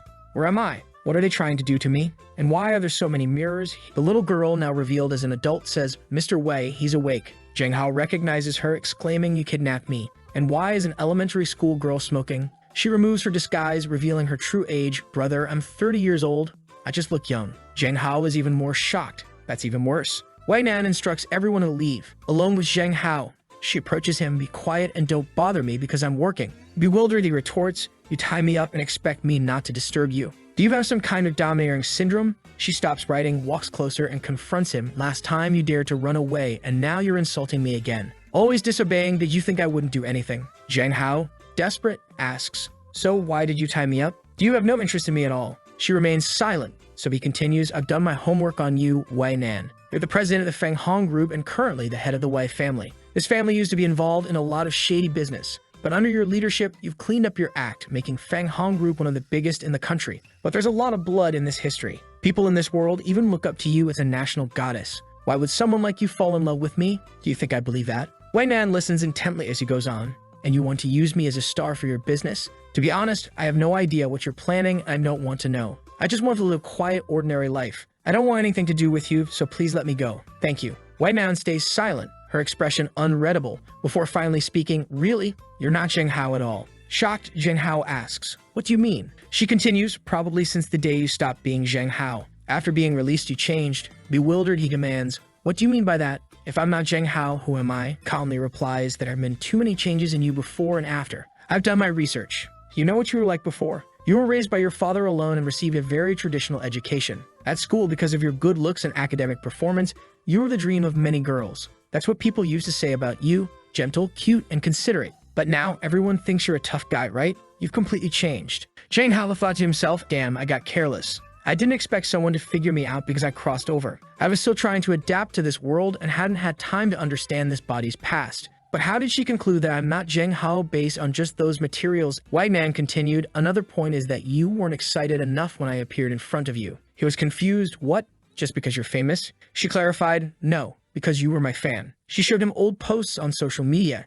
and he saw, oh my god, why is there such a perfect woman as White Man in the world? And someone wants to exchange some photos of Wai Nan. Another post read, I need to study hard and become a man worthy of Wai Nan. Zhang Hao was stunned. Asterisky didn't know the guy in this body worshipped her once a day. She sat beside him, noting, but now it seems like you have no impression of being my fan these days. Don't even try to tell me you have split personality or amnesia. Humans are creatures that need to learn. I noticed that as a gaming streamer, you got into the top 100 in just a month. Your game account showed no prior experience. Also, you who never fought before can now face a head-on confrontation with a gangster leader. So I'm 100% sure this isn't split personality, it's a real change of soul. He responded, that's crazy. No normal person would think that way. But even if I changed my soul, what do you want to do? She just stared at him before dropping the bomb. My team is studying the blood moon. He recalled the girl and asked, why are you so sure? She replied, according to our previous research, the personality change in you happened just a few days after the blood moon. I think you're related to it. She continued, as long as you're willing to assist with our investigation, I'll tell you why. He hesitated. I don't know. She reassured him, don't be so nervous. I guarantee your safety, and I won't take any samples from you for experiments. The contract is there. You can earn money just by cooperating. Take it home and review it. He asked, who else is researching the blood moon besides you? She said, as far as I know, just me. He nodded, understood. I'll go back and take a good look. He hadn't expected anyone else in this world to know about the blood moon. He decided it was best to proceed cautiously. As he prepared to leave, he said, I have nothing else to do here. It's late, and I need to see my family. She warned, I hope this time you won't make me wait too long. As he turned to leave, she suddenly spun him against the wall. Hey, what are you doing? He exclaimed. She smiled. This is the price for attacking me last time. She pinned him down and spanked him repeatedly, much to his embarrassment. Damn this domineering female president. To be held down by a woman and spanked. I'll remember this humiliation. When he got home, his sister ran to him and hugged him. Oh, you're finally back. I was so worried about you. He apologized. I'm sorry, sister. I made you worry. Where are dad and auntie? She replied, they're already in their room. But where did you go? Why did you come back so late? He lied. I went shopping for a while and lost track of time. He then said he was going to shower because he was sweaty. But she stopped him, grabbing his wrist. Did Yahello go shopping with a girl? Because I smell a little perfume, she questioned, clearly upset. He quickly denied it. No, I was alone. Does it smell like a woman? Internally, he thought, damn it, why is her scent so strong? Maybe there were too many people in the line I was in, and that's how it happened. She grabs him by the cheeks. You have to pay attention in the future. Be careful or others will take advantage of you. He's flustered. Oh, okay, thank you. Then she tells him, go take a shower quickly, okay? Change your clothes and I'll wash them for you. The scene shifts to President Wai Nan receiving her secretary. Wai Nan hands her a paper with Zhang Kin's picture and instructs, go investigate this girl further. The secretary looks at it. Zhang Kin. That's Zhang Hao's stepsister. Wai Nan nods. Yes, look into all her past. I think the timing of her becoming his stepsister is too strange. Meanwhile, Zhang Hao's sister is burning his clothes, muttering, Cao Hao doesn't need something that smells like another woman. As Zhang Hao exits the shower, he notices her taking something out of the fridge. There are so many good things inside that big compartment. She asks, finish washing. What would Cao Hao like to drink? He replies, just some cold milk is fine, while thinking about her good figure. She invites him to her room so she can dry his hair. He wonders why in her room, but then he notices a message on her screen from a guy saying, Sister, I fell in love with you the first time I saw you. Can you give me a chance? I'm willing to give my first time to you. He's shocked. What the hell is this? He apologizes. Sorry, sister. I saw it by accident. She dismisses it. It's fine. Just tell him that I have a boyfriend. Annoyed, he says, Sister, you shouldn't bother with guys like this. He's not good if he's using these types of messages. She smiles, clearly having planned this, and hands him her phone. I'm so happy you care so much about your sister. I'm going to take a shower, so block this guy for me, okay? He agrees, all right, but as he starts to dig through her messages, he finds a group chat called Angel with him, exclusive to her and her friends. He's puzzled, why does my sister have a group like this with her friends? His mind begins to spiral. Back at school, he can't stop thinking about his sister. He recalls that last time he tried to make a move, she didn't seem to resist. That's when someone interrupts his thoughts. Hi. He looks up to see the pink-haired guy again. Zhang Hao, I heard you also live streaming. Let's compete to see who gets more yachts. The guy challenges. Zhang Hao declines. I'm not interested, sorry. The guy presses. Why?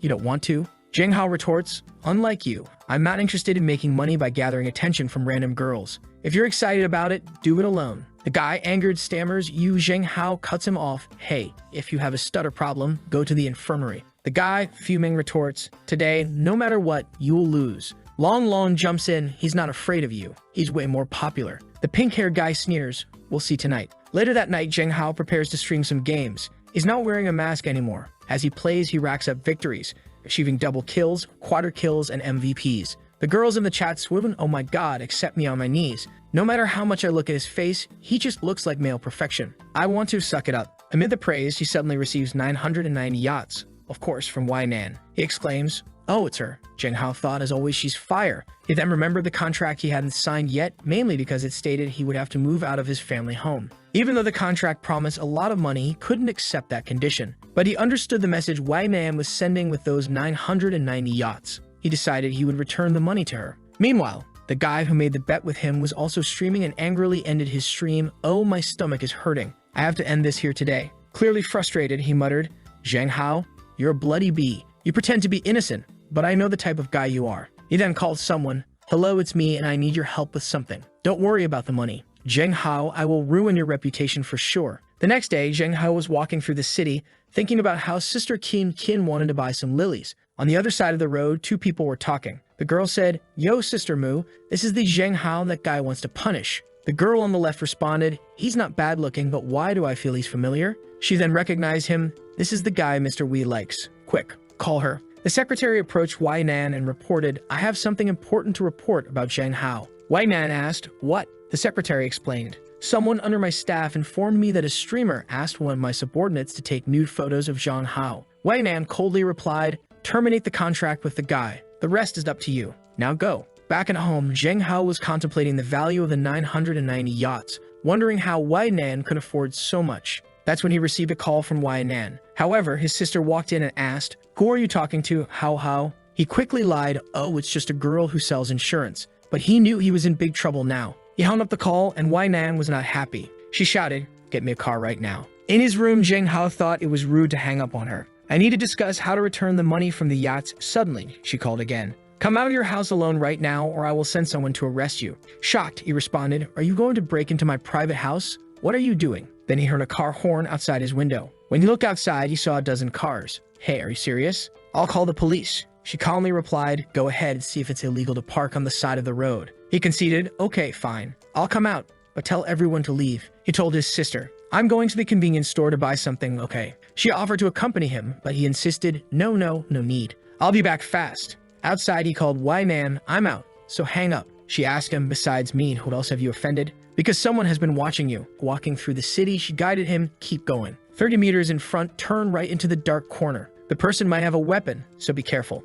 Nervously, he replied, do you think this is a good plan? If the person really has a weapon, this could be dangerous. She reassured him, don't be afraid. I'm close by. Just lure him, and I'll help you deal with him. As Zheng Hao waited in the alley, he thought, hurry up. Suddenly, a masked individual appeared. Hey, who are you? Zheng Hao asked. The masked person seemed unhinged, glaring at him before charging. Dodged the first punch, then another. The masked attacker taunted, damn like a rat. Zheng Hao realized the person was dangerous but not very fast. As the attacker went for another punch, Zheng Hao sidestepped and executed a leg sweep, causing the attacker to fall. He quickly got on top of the masked person, demanding, who are you? Why are you attacking me? The attacker, now revealed to be a woman, angrily replied, it's all because of you. Otherwise, how could I have ended up in such a situation? Zheng Hao, still reeling from the events, questioned, what are you saying? Take off a mask and speak. He tried to remove the mask, but she came in with an acrobatic elbow. The hell is this? He was disoriented and fell to the floor. The masked person stood over him, pulling out a weapon. Just as they were about to strike, a punch came out of nowhere.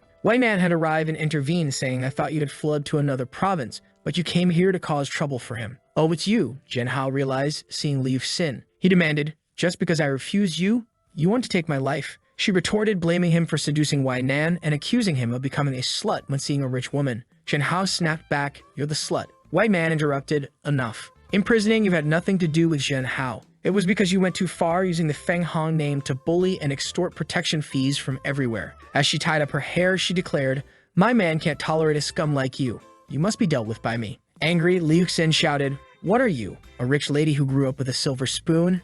No Wenham agree. She lunged for a punch, but White Man countered, I may not understand your situation, but that doesn't excuse bullying. With that, she landed a punch on Liu Xin's face, knocking her to the floor. Zhenhao stood in shock. Sometime later, with the situation resolved, Zhenhao apologized. Sorry, please send me back now. My sister will worry. Wei Nan stared at him and reminded him, do you forget why I came to see you? He was confused. Why did you come to see me? Was it because of the contract? She clarified the contract was one reason. The main reason was to warn you that someone is planning to secretly take compromising photos of you. He was bewildered. Why would anyone want to do something so stupid? Wei Nan, seemingly annoyed, retorted, it doesn't matter. What matters is that you hung up on me before I could explain. Do you not want to talk to me? He was speechless, apologizing. Sorry, I was wrong to hang up. I apologize. She asked with a mischievous look, so are you willing to accept punishment? He was taken aback. Punishment? What punishment? Suddenly, she kissed him. Call the police? He wrestled with his thoughts, considering pushing her away, but her soft lips made it difficult. He began to reciprocate, but suddenly remembered his sister and pushed Wei Nan away.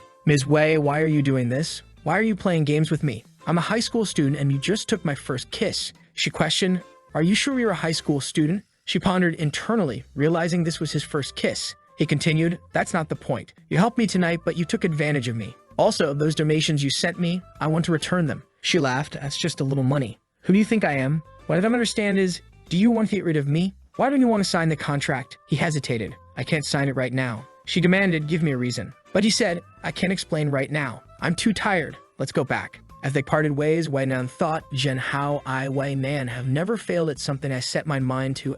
Sometime later, back at home, Zhenhao lay in bed, reflecting, why did I think of my sister when I was with Wei Nan? Maybe I really like her. No, Zhenhao, wake up. She's your sister. Forget about it. The next day at school, Yua greeted him. He responded, good morning, and thought to himself, after a day with the president, being with Yua feels so much easier. He notices her legs and realizes that for the first time, she's wearing black stockings instead of white. She asks, Zhenhao, are you okay? He responds, yes, I have a gift for you. He hands her an AK-47 pendant and says, thank you for always teaching me martial arts. Wasn't this the gun you said you liked the most at your house? She takes the pendant and thanks him, saying she will cherish it very much. He replies, as long as you like it, it's fine. Internally, he thinks, why does just a change of socks make me feel something different? Later, during lunch break, they are eating together. He asks her, why are you staring at your own legs? She replies, because you were staring at them the whole day. Do you like my legs? He admits, I like them. It was so obvious. Your legs are really beautiful. She seems shy but then moves closer, saying, Zhenhao, you could touch them if you want.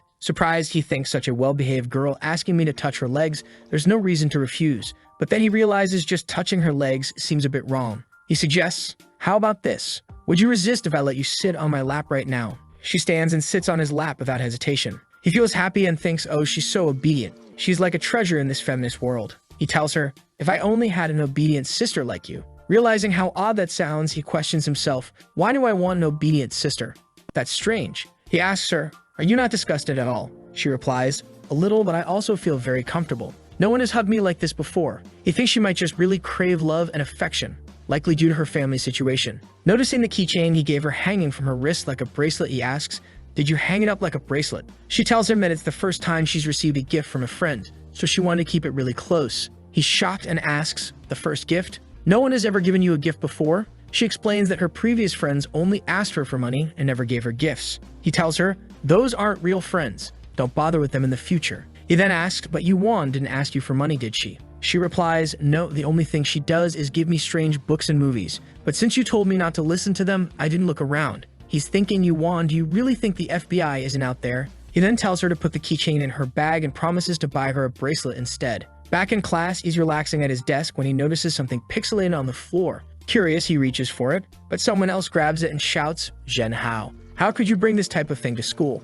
Confused, he asks, what are you talking about? The guy continues to shout, this school is getting ruined by you. Everyone around is stunned, thinking, damn, did he actually bring that kind of thing to school? Some girls, however, don't believe it, thinking Zhenhao isn't that kind of person. Staying calm, Zhenhao stands up and says, look at my drawer. There's a bunch of things other people have stuffed in. It's the same with that thing in your hands. Don't even think about putting all this on me. If you keep making trouble, I will put this thing in your mouth. The guy leaves and everyone gathers around Zhenhao. Long comments, brother, that guy's a pervert for sure, putting that type of thing in your drawer. The girls seem to believe Zhenhao and he reassures them. It's fine, it's not a big problem. Outside, the guy seems to be scheming something else. The next day, Zhenhao continues to find similar items in his drawer. He mutters, what the hell? It's endless. Frustrated, he throws the items in the trash and kicks the trash can, exclaiming, "God damn it," every single day. The scene shifts to Jin Hao and Wong exercising. Wong tells him, "Brother, I've heard some boys talking about you again the past 2 days. They're saying you're bringing, stuff every day." Jin Hao, unbothered, replies, "I don't know who it is, but it's been 4 days. They're spending a lot of money just to slander me." Wong asks, "What are we going to do?" He tells him, "Don't panic. I will find a way to catch him." Next scene, he's talking to Yuha and whispers something we can't hear. She nods and says, "Okay, I'll get it, and we can set it up after school." Later that day, they install something in his drawer. Long says, "Now we're going to catch this pervert." The next morning, someone sneaks into the classroom before everyone else.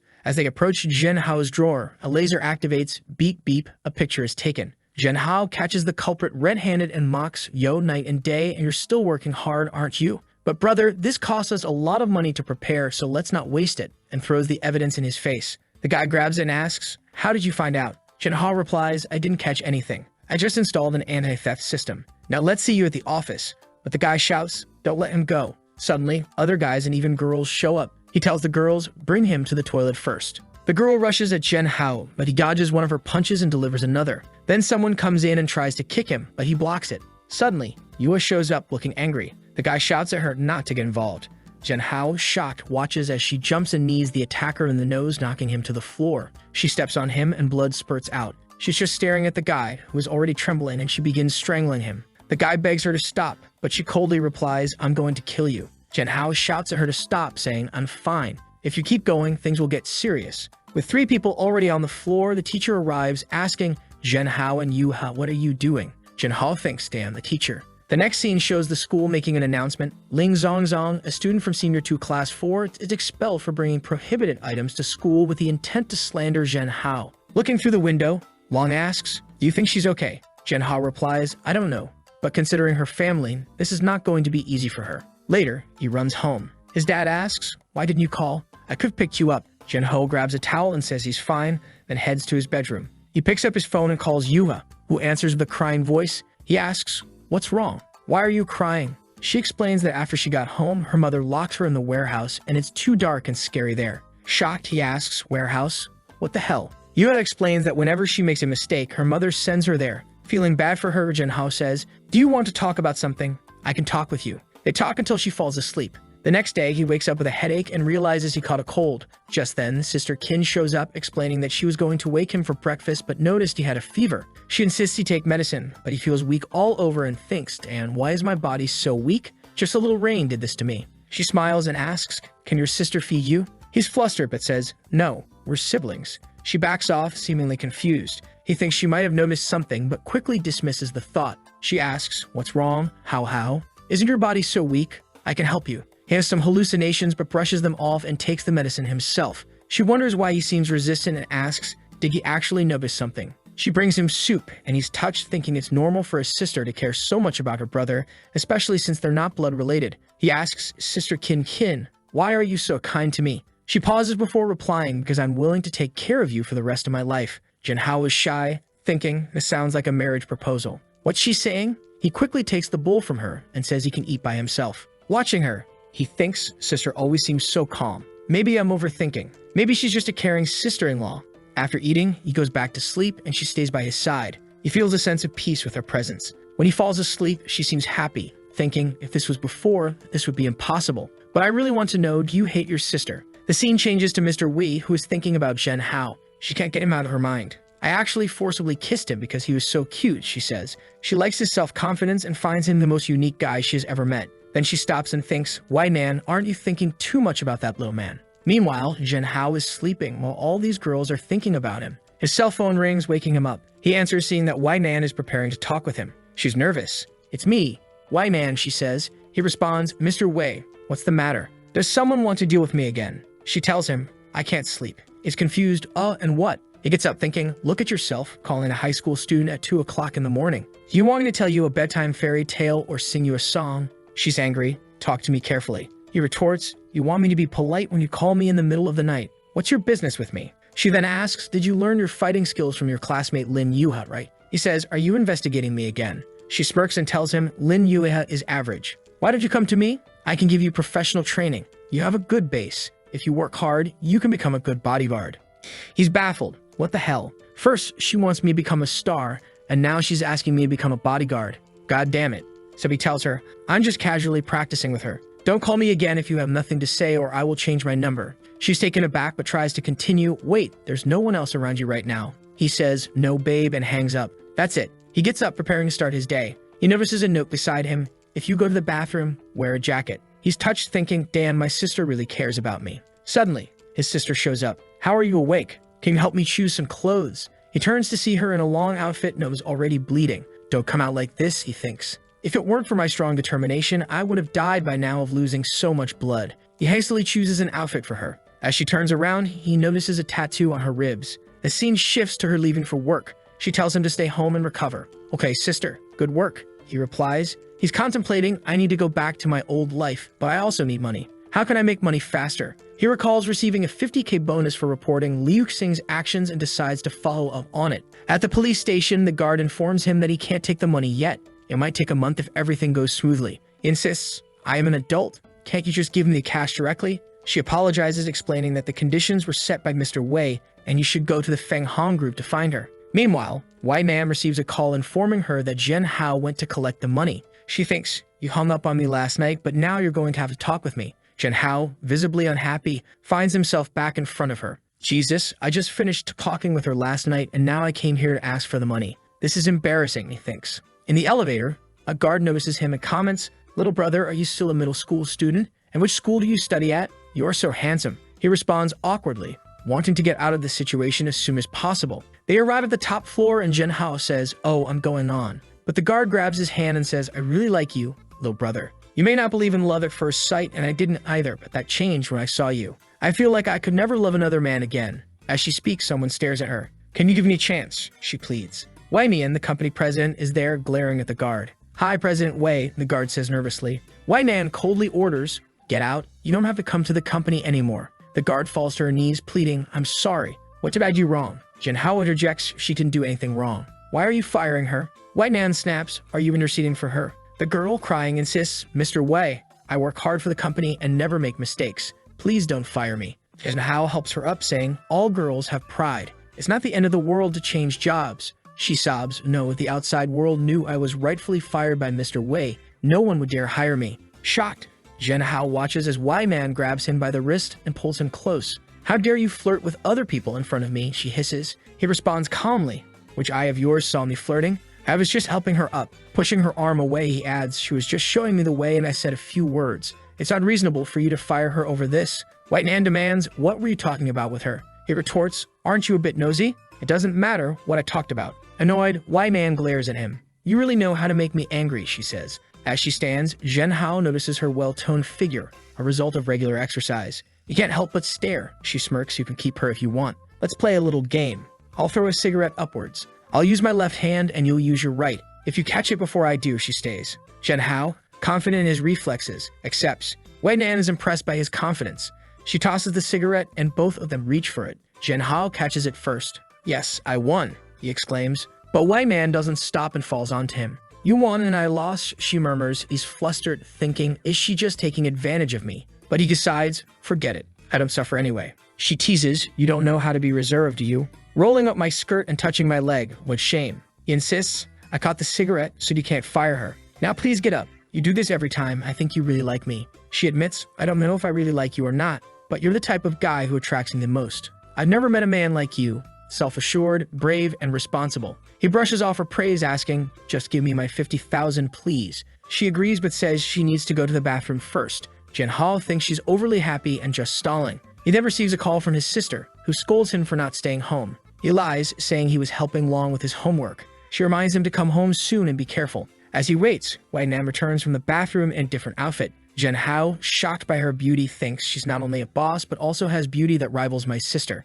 She notices him smoking and chides, kids shouldn't smoke. Annoyed by her controlling nature, he explains, I just lit it to smell it, and asks, why did you change your clothes? Were you doing something in there? Wei Man confesses, I'm also a normal woman, so don't tempt me so casually in the future. I had to relax because I couldn't stand your temptation. Zhen Hao, exasperated, thinks, this perverted president, forget it. It doesn't matter. I'm here to get my 50k. But she coolly replies, I don't think I need to give you your 50k. The market price for a cigarette is 60k, so now you owe me 10k. He shouts at her, hey, why are you lying to me? But she tells him, if you don't believe me, you can check it out. He's like, impossible, a cigarette that costs 60K. You want? She's looking cute while laughing at his confusion. He tells her, are you kidding me? But she just says, the price is real, but letting you pay is fake. Here, you can have your 50K. He looks at the money and says, even though you have a bad temper, you are a trustworthy person, so thank you. He adds, damn, but my behavior just now was a bit inappropriate. From now on, we should see each other less or not at all.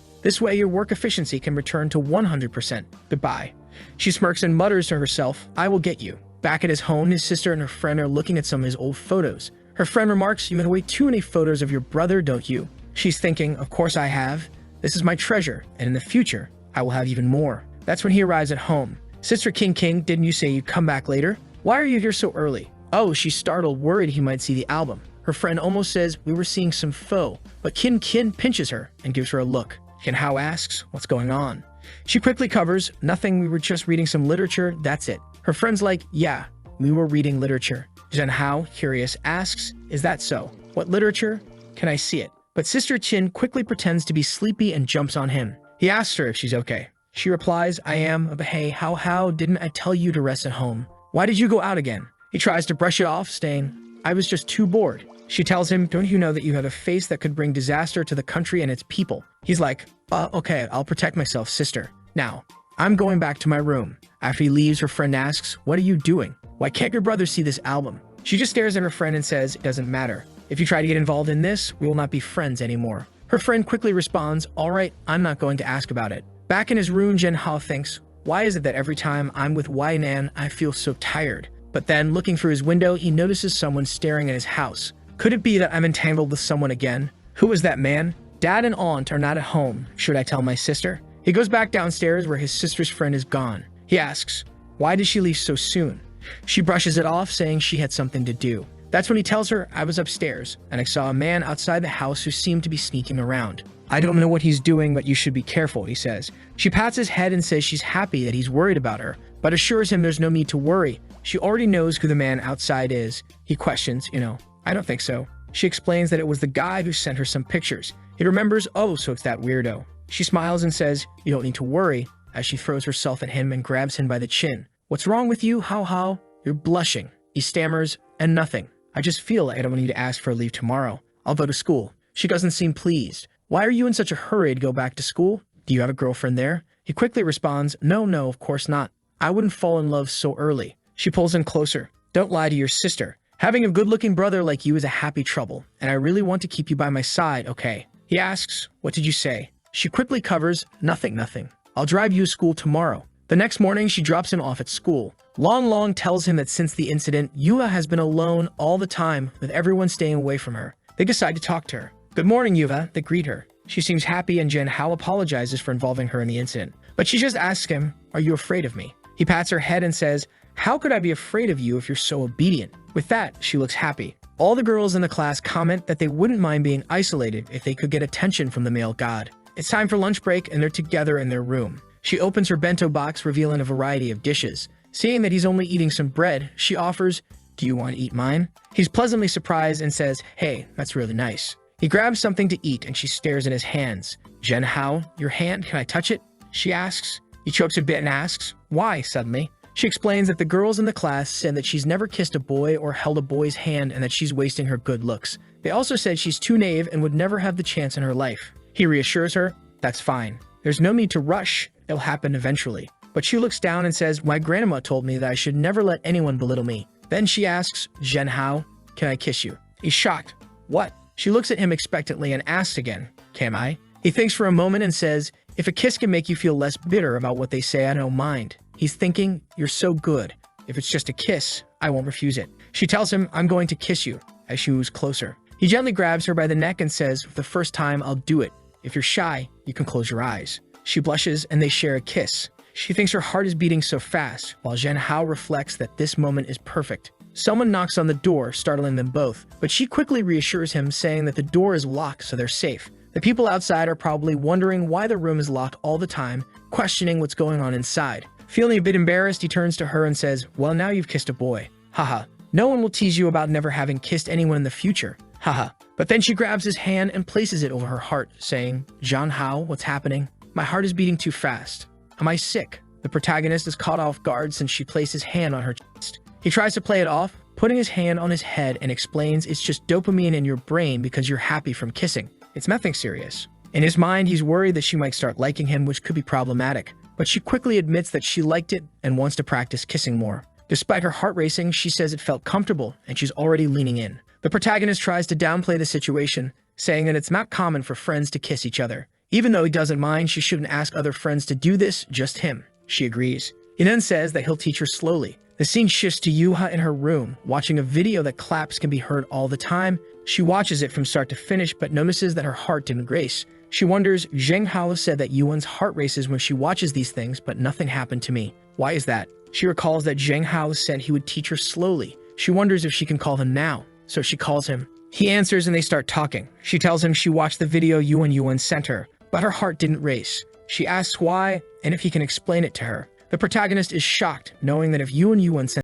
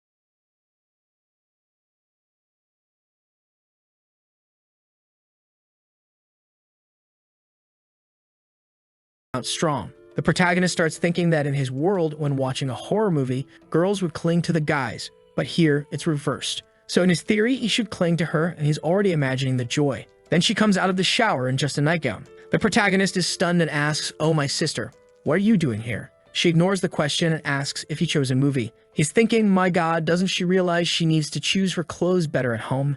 I better start watching a movie soon before I can't resist this temptation. She looks at him and asks, "Why are you blushing, boy?" He brushes it off as usual, saying, No, nothing. It's just really hot in here. Let's watch the movie. She thinks it's better to take things slowly. When he gets scared, he'll probably jump on me. The movie is about a girl coming out of a well, but in this case, it's a guy coming out of the well. The protagonist thinks that with reversed genders, it's not scary. However, she's scared and starts clinging to him. He asks, "Are you scared, little sister?" She replies, "Oh, sorry, how? You won't think I'm useless and scared of things, right?" And in her thoughts, she reveals that she really is scared. She didn't expect to be this frightened. However, he hugs her and says that being scared of ghosts is normal. She thinks, how nice of my how to be so active. Now she's happy because she thought it would go wrong, but it turned out the opposite. The plan was for him to jump on her, but she ended up jumping on him and everything worked out. The protagonist reveals in his thoughts that even though his heart races when she gets close, he doesn't have any improper thoughts. Then he imagines his father coming in and saying that if he does anything, he'll get beaten up. His sister asks what he's thinking about, and he says it's nothing. He mentions that it's getting late, so it's time for them to go back to resting. She grabs his hand and says, "Let's go upstairs." Zhang Hao thinks it's the first time he's seen her acting so feminine, so he's feeling like a Chad. They go up the stairs, he goes to his room, and she asks, How can I sleep with you tonight?" The protagonist, all innocent, thinks, "Oh, poor thing. She was watching a scary movie and got scared. That's why she wants to sleep." But then he imagines that the problem with letting her sleep here is that he won't be able to sleep with her next to him, so it'll be difficult. But she gives a little pout and asks, "Do you want me to sleep with you?" Zhang Hao responds, I don't mind, you can sleep. She lies down next to him and says he's brave because he wasn't scared while she was terrified. He says she doesn't need to explain because they're family, and she can be herself. She doesn't need to hide how she feels around him. She gets all shy and hugs him, lying close to his neck, and Jean Hao is petrified. The day passes, morning comes, and she gets up all happy, saying that sleeping next to him was a blessing. She's never slept so well. She looks at Jean Hao, who has wide eyes, looking like he didn't sleep a wink. She asks what happened. Little brother, he couldn't sleep. What happened? He's just remembering how she kept putting her head on his chest, and he couldn't concentrate to sleep, waking up every time. She thinks it was because of the horror movies that he had nightmares and says they won't watch those things anymore. Jean Hao is pretending and thinking that his body is completely exhausted, drained from the night. As he's getting ready and brushing his teeth, Long sends some messages, and it seems like he made some stickers of Jean Hao saying things like, "The baby is angry, don't eat, the male god is angry." Long is saying he's going to post these emojis online, and they're going to go viral. Jean Hao tells him to stop taking pictures of him. He goes downstairs and asks what his sister is doing there. She says she received an emoji from him. Long sent it to everyone. Jean Hao says that it's garbage that Long made and she shouldn't use it. However, obviously, this crazy sister loved it. As soon as they get to school, the girls are all looking at him, thinking he's the guy from the emojis. They approach him saying, "I got your emoji pack. It's so cool. Could you sign here and autograph my backpack?" He runs off, opens a door, and shouts, "Long, you bastard. Come here, you jerk." Long replies, "Do you want more emojis? Relax, come here and pick some." Jean Hao responds, "Are you crazy? Delete those damn stickers or you're getting beaten up." In the midst of this conversation, Yuva asks, "Jean Hao, are you upset?" He says no, that it's all just a joke. Then he notices that she cut her hair a bit and asks if she trimmed it. She jokes saying she didn't cut it, just washed it. Then she admits she cut her bangs to look cuter for him. Jean Hao chuckles, thinking that it's much easier to deal with her than with his sister or Wei because she's much more obedient. She mentions that tonight she wants to show him a new secret base. It seems like they're in an old school, hidden under a desk in a random room. It looks like some people are already making out there while he's under the desk. However, Jean Hao feels like he's in a forbidden place. At that moment, she tries to say something and he covers her mouth. But when he covers her mouth, she blushes and starts licking his hand. Jean Hao is paralyzed, not knowing what to do. Then she looks at him and asks, "You know what I want?" and attacks him with a passionate kiss. Jean Hao, of course, has zero resistance and just accepts it, thinking that she's always close to him and they're basically in the same class. She's always affectionate. The only problem is if his sister finds out about this, he's in trouble. She'll never take care of him again. But the kiss is already happening, and she's completely dazed. He then tells her, "No, my dear, when you kiss, you have to breathe. Hold on a bit." She says, "Okay, I'll keep practicing." He tells her, No, calm down. We need to go back to class. Time's up." A while later, they're holding hands and Jean Hao is thinking, "Do I want to date her? Do I want to go out with her?" Then he remembers his sister and realizes he can't choose. Interestingly, he didn't even think about why. And in the next panel, who's there? Wei herself in her office, talking to her secretary. The secretary is saying that they should capitalize more on Jean Hao's image because just from taking some photos of him at the mall, he became super famous. However, Wei warns, "I don't want his photos circulating on the internet. He's going to be my man." But the emojis are everywhere, and the secretary alerts her. It's too late. The emoji pack of him is selling like water in the desert. Wei is furious. She pulls out her phone to find the emoji pack, seeing several photos of him circulating on the internet and gets furious, wanting to know who did this. She looks at a pile of documents on the table thinking, "Damn it, I have to take care of my business." But I can't stop thinking about Jean Hao. She says that the more he resists, the less she'll be able to help him. She bites her finger, remembering the kiss, and leaves, saying that everyone should forget about him because he will be her man. On the way home, as he's about to enter, a car is parked outside. Who is it? It's her again. Jean Hao walks over and says, "I've already told you we won't see each other anymore. Erase me from your life, don't talk to me. Didn't we agree not to talk? Did you change your mind?" She says that even though they kind of agreed not to talk, she couldn't control herself and came here to see him. The warrior couldn't resist. Jean Hao scolds her again, saying, "You're the CEO of a company, a trained soldier, and you can't even control this kind of thing." She responds that she saw his photos flying around the internet and a bunch of women talking about him. She couldn't hold back. She grabs him by the collar and pulls him close, saying, "Do they think they can touch my man?" Jean Hao is lost, looking at the door, thinking if his sister shows up, things will get complicated. So it's better to leave quickly. He tells her to go somewhere else, get in the car, and let's go. In the car, Jean Hao explains exactly the type of woman he likes. He prefers women who are cute, act like a baby sometimes, and are obedient, unlike her, who just wants to disagree with him all the time and be bossy. He thinks it's terrible to be with Wei, because when you're with her, it feels like she just wants to control you and you have no opinion at all. She lets out his sigh and chuckles, asking if he likes that type of weak woman and questions if women in his world were like that. Jean Hao says she can imagine whatever she wants, but he won't talk about how his world was. However, she needs to know that she is not his type. Then she asks, How can all these incompetent women compare to me? I have money, status, fame. None of that is a problem for me. If you were my man, you could stay at home and I'd give you everything you want. What's the problem? Jeonho thinks that it does sound quite tempting, but he responds that he understands how she feels. But if she finds another good-looking guy, she'll forget about him soon. So they just need to give it some time and everything will pass. Then she grabs his chin, leans in, and says that, Yuha, do you think she's like that? You just don't know the kind of woman she is. Jeonho snaps, telling her not to involve Yuha. However, he accidentally used a pet name for Yuha, which Wee noticed and got a bit angry because it showed their intimacy. Jeonho notices Wee's anger and gets upset that she's upset, saying, what's the problem with using a different name for her? If you want, I'll call you by a different name too. She feels a bit embarrassed and turns away, saying that's enough of that. However, Jeonho notices that she got shy just because he said that. He explains that it's just a way friends communicate, and she doesn't need to overthink it. And if she wants, they can even be friends. Just don't follow me around everywhere.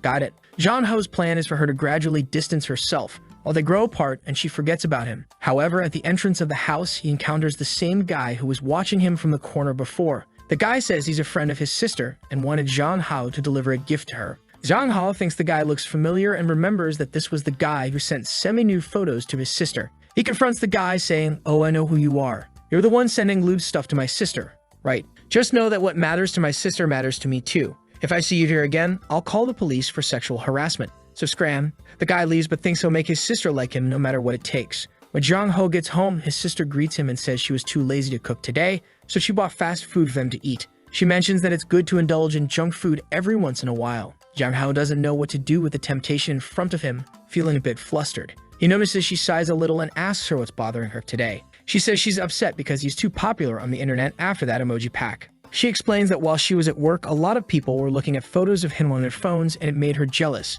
Jeonho tells her to stop being silly, saying that all of it will fade away soon because he doesn't want to be an internet celebrity. She says it's good that he doesn't want to be a celebrity because being one is dangerous, especially if you're the type who uses your image to make money. People will start wanting to take pictures of your butt, your arms, and everything else. And those are things only I can see, she jokes. She tells him she's just kidding and for him to drink up. As she looks at him, she thinks to herself that she knows a lot of people will be fascinated by his appearance, so she needs to resolve this quickly before too many people get involved in the future. Time is running out and actions need to be taken. The scene shifts to the evening, and she is knocking on his bedroom door. He seems to be studying programming. His sister asks if she can stay there and work beside him and if it will bother him. He says it won't and she can stay. Looking at her, he thinks that for once she's acting like a real big sister. He says she can sit there and work as much as she wants. It won't affect him. She thanks him, says she's happy, and has a gift for him. She mentions that she spends a lot of her money every day, so today she's giving him her daily salary of 3,000 yuan. Jeonho thinks about how unfair the world is.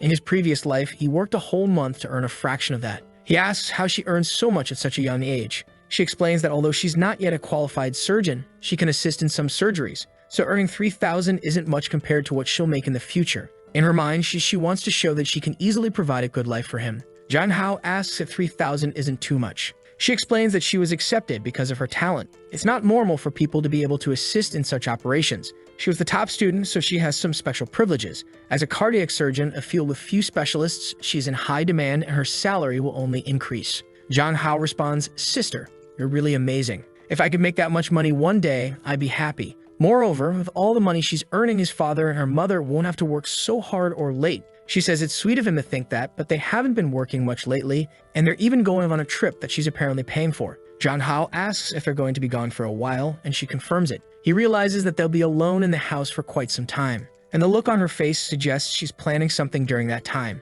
The next scene starts with Jeonho at the sink, shouting in desperation, not knowing what to do because he can't resist being alone with her at night. He mutters to himself, don't look, don't think, don't speak. But as soon as he sees her, the poor guy collapses again. Then he asks why she changed her clothes, noting that each one is shorter than the last. She responds, because I wanted to work more comfortably, so I put on some pajamas to feel free, and she's lying on his bed just studying. Hours pass, and Jeonho notices that she's constantly looking at him. She realizes she's been noticed and says her shoulder hurts a lot, and asks if she deserves a massage. Of course, the poor guy is all flustered, not knowing what to say, but the scene shifts to him helping her relax. She then comments that this weekend they'll be alone, so they could take some time to have fun. Jeonho realizes they've never really gone out together, so he agrees. She says, I'll think about it carefully because it's my first date with my brother. He's confused by the word date, thinking it's just two siblings going out, but he lets it slide. Time passes and it's 11 p.m. He tells her it's time for bed. She says she'll go to her room first. A miracle that she's not going to sleep in his bed. They say goodnight, and she leaves thinking that she can't do anything more intimate yet.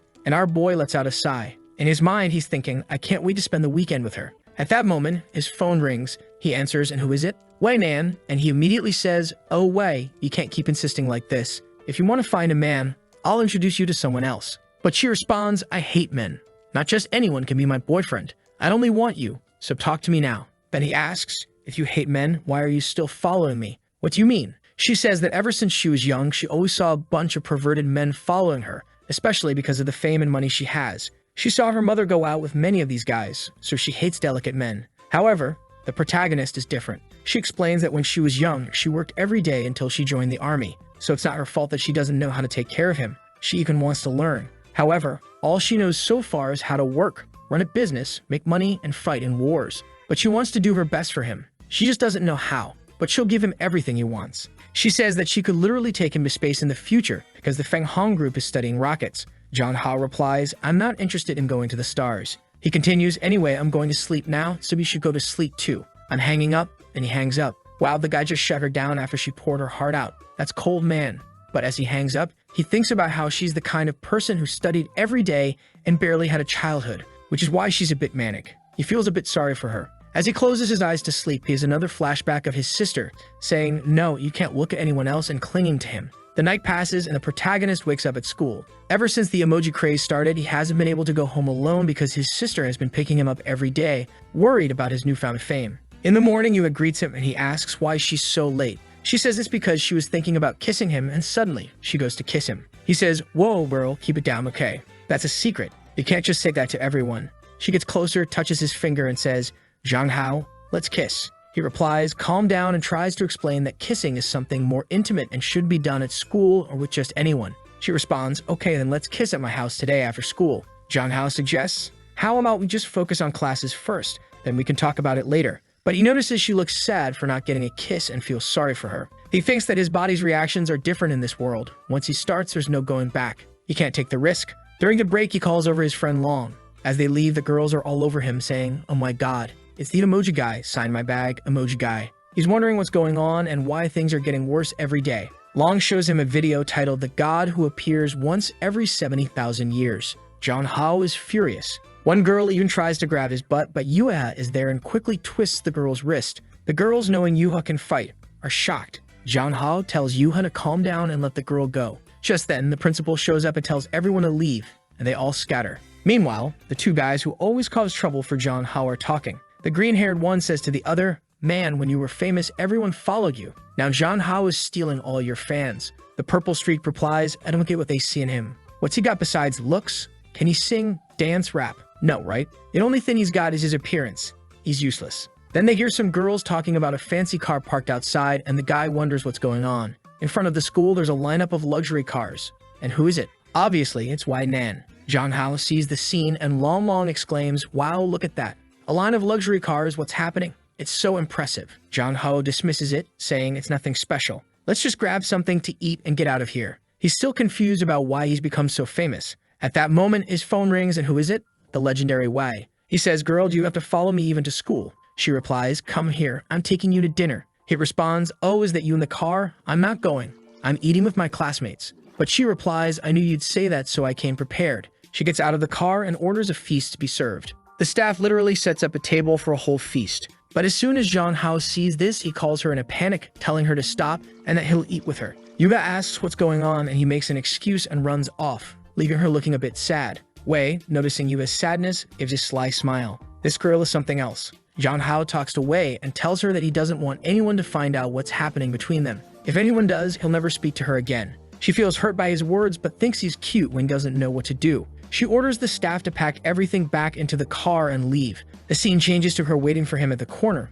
wearing a hat. He comes up and asks, so you want to go out to eat? She says yes, and he agrees, but only if he gets to choose the place. She agrees, so he takes her to the most rundown place possible, hoping to make her dislike him. He says, I love this place. It's my favorite. But I know you're a rich tyrant, so you probably won't like it. She really doesn't like it. He thinks, yes, hate me, hate me. They go into the shabby restaurant, and she's shocked by how rundown it is. She pulls out her card and tells the owner not to let anyone else eat there while she's around. John Hao quickly intervenes, saying, you may be rich, but if you do that, where will poor people eat? If you're just going to flaunt your wealth, let's leave right now. She thinks, man, you're really difficult. John Hao orders a big bowl of instant noodles with a fried egg. She looks at the menu and wonders if something this cheap is even edible. John Hao, a bit embarrassed, says, I've eaten this my whole life. If it were poisoned, I'd be dead by now. The restaurant owner glares at her and tells her to order quickly because she's holding up the line. John Hao places his order, and Wei insists the staff wear gloves and use only fresh ingredients for her. The owner gets upset but quickly changes her tune when Wei flashes some cash,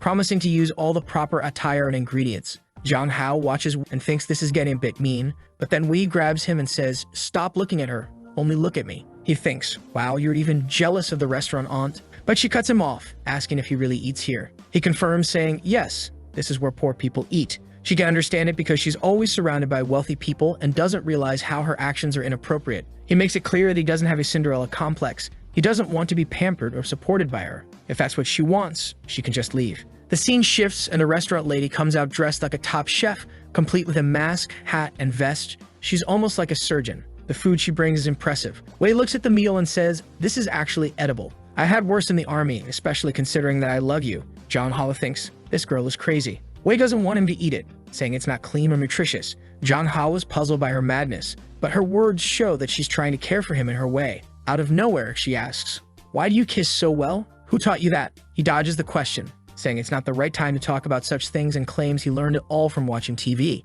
Wei warns him, you better not let me find out you have any kind of relationship with another woman. If not, I promise I'll do something about it. John Hao is taken aback. The scene shifts to John Hao talking with Long in the room. Long is asking what he thinks about a particular lipstick and whether it will look good.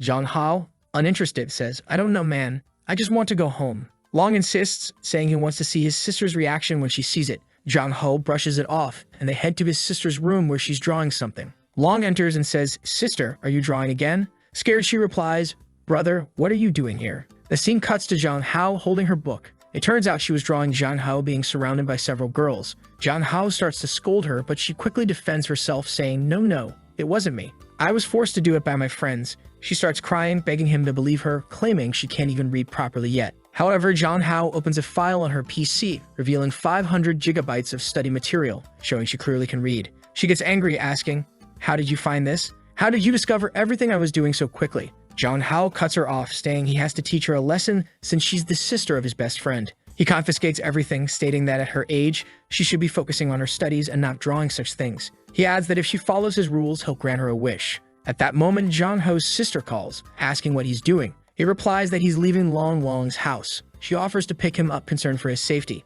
At her office, a colleague asks who she's talking to. She suddenly turns and leaves. Her friend at the office suggests they go to a bar this weekend to hang out and meet some good-looking guys. However, she declines, saying she already has a very handsome guy she's going out with on Saturday. The friend, curious, asks who it is, but she says she'll reveal it once she has the results. Her friend then pulls something out of her pocket and says she's giving her a baby, but the exact item is censored. She looks at it, and her friend advises her to take precautions. Meanwhile, a guy who's been following her, possibly a colleague, overhears everything. He's clearly upset and has learned where they'll be shopping, planning to confront them. She arrives home and hears a voice in the room. Why is he doing a live stream at this hour? She wonders. John Hao is furious during the stream because people have discovered that he's the once-in-70,000 years guy, and he didn't want his personal image tied to the game. He wanted to keep it strictly a gaming stream. To make matters worse, even players in the game have been stream sniping him, recognizing him and asking him to remove his mask. He can't even play in peace anymore. Suddenly, his sister shuts off the PC.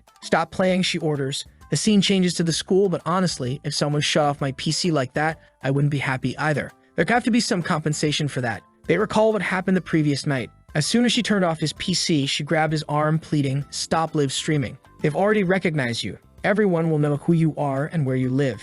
Desperate, she worried that if he became too famous, he wouldn't be able to stay at home. Can't you just stay home and let your sister take care of you? She asks, afraid that he might be taken away from her. Because if he starts meeting a lot of people, they'll definitely forget about her. He reassures her that he's only streaming for now, it's just a temporary thing. It doesn't matter if other people know about him because she is his family, and he won't forget her. But even though he reassures her, she still doesn't feel well with those words. The scene shifts back to him at school. John Hao is thinking that lately, she's been trying to follow him more than usual. Is it just because they're siblings, or is there something more? At that moment, John Hao sees that from the previous night's stream, he earned 38,000 yuan. Let me translate that for you, it's around $5,000 to $7,000, man, from just one stream. He thinks, wow, I didn't even ask for donations or anything. The platform took their cut, and I still got all this? Seriously? If I keep making this kind of money? This is the power of being an internet celebrity. However, he remembers that the main goal isn't to get rich. The main goal is to return to his own world. Then the scene changes.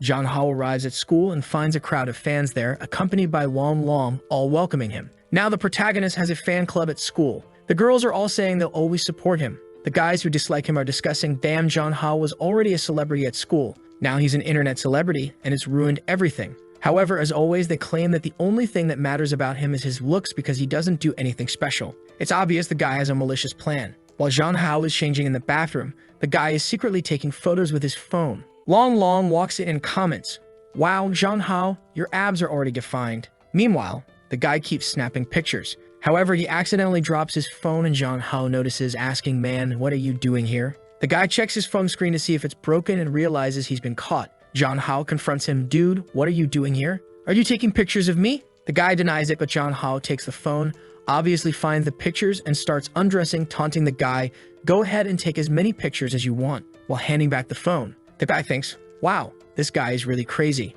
Jong Hao uses this strategy because he can't afford to be scared of people taking pictures of him. If they find out he's sensitive about it, the situation will only get worse. It's better to boldly face it. The scene shifts to Jong Hao following the guy on the street, thinking he needs to find a way to get this guy to leave him alone and stop taking pictures of him. The guy is looking at his phone thinking, that jerk Jong Hao caught me, but I won't give up. Just then, someone grabs him and pulls him into an alley. Jong Hao turns the corner to see who it is and realizes it's Wai Nan's goons. So he understands that she's the one orchestrating this. One of the goons tells the guy to say that nothing happened and disappear. Jong Hao realizes that Wai Nan probably has someone watching him at school, knowing what happened and that this green-haired guy was taking pictures of him. So he calls her, asking what she's going to do with the guy. She responds, oh, so you know it was me who did this. Jong Hao says, well, your goon pulled the guy right in front of me. How could I not see? Wai Nan replies that since the guy wanted to provoke Jong Hao, he has to face the consequences. But Jong Hao tells her not to worry about this kind of thing. He'll handle it himself.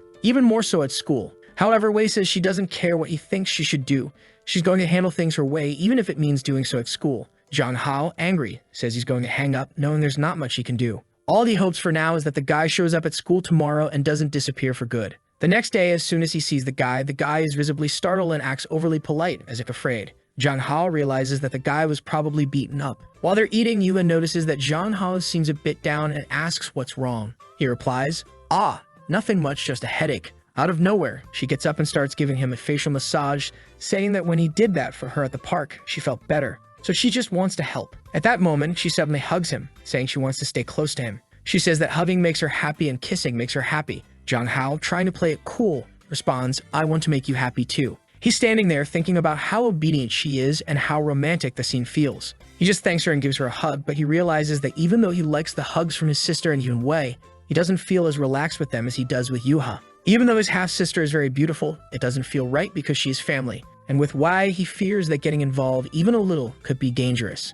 Considering all this, it's only with Yuha that he feels a sense of calm and peace. Suddenly, she starts kissing his neck and asks for a kiss, even beginning to take off her shirt. Wow, she's really going for it. He tells her to calm down and not be so forward. But the truth is, he also wants it. He just doesn't want anyone at school to see. He asks her what kind of movies she's been watching. She says she hasn't watched anything. However, he still thinks that she probably watched something to make her act like this, like a crazy person. He then tells her that these kinds of things are only for couples to do. Only really after you understand what love is and you're actually like dating. She then asks him, so what is love? He gives a generic response saying that love is when you love someone. Wow, a perfect 10-tense answer, well done. He knows she won't understand anything, so he tries to give a half-hearted explanation, saying it's when you feel relaxed around someone. He asks if that's how she feels around him. Because if they ever start dating, he doesn't want it to be just for physical things, but for love. After giving her all this advice, he says it's time to go back to class. She didn't say anything the entire time. Out of nowhere, Wong calls him, telling him to be careful.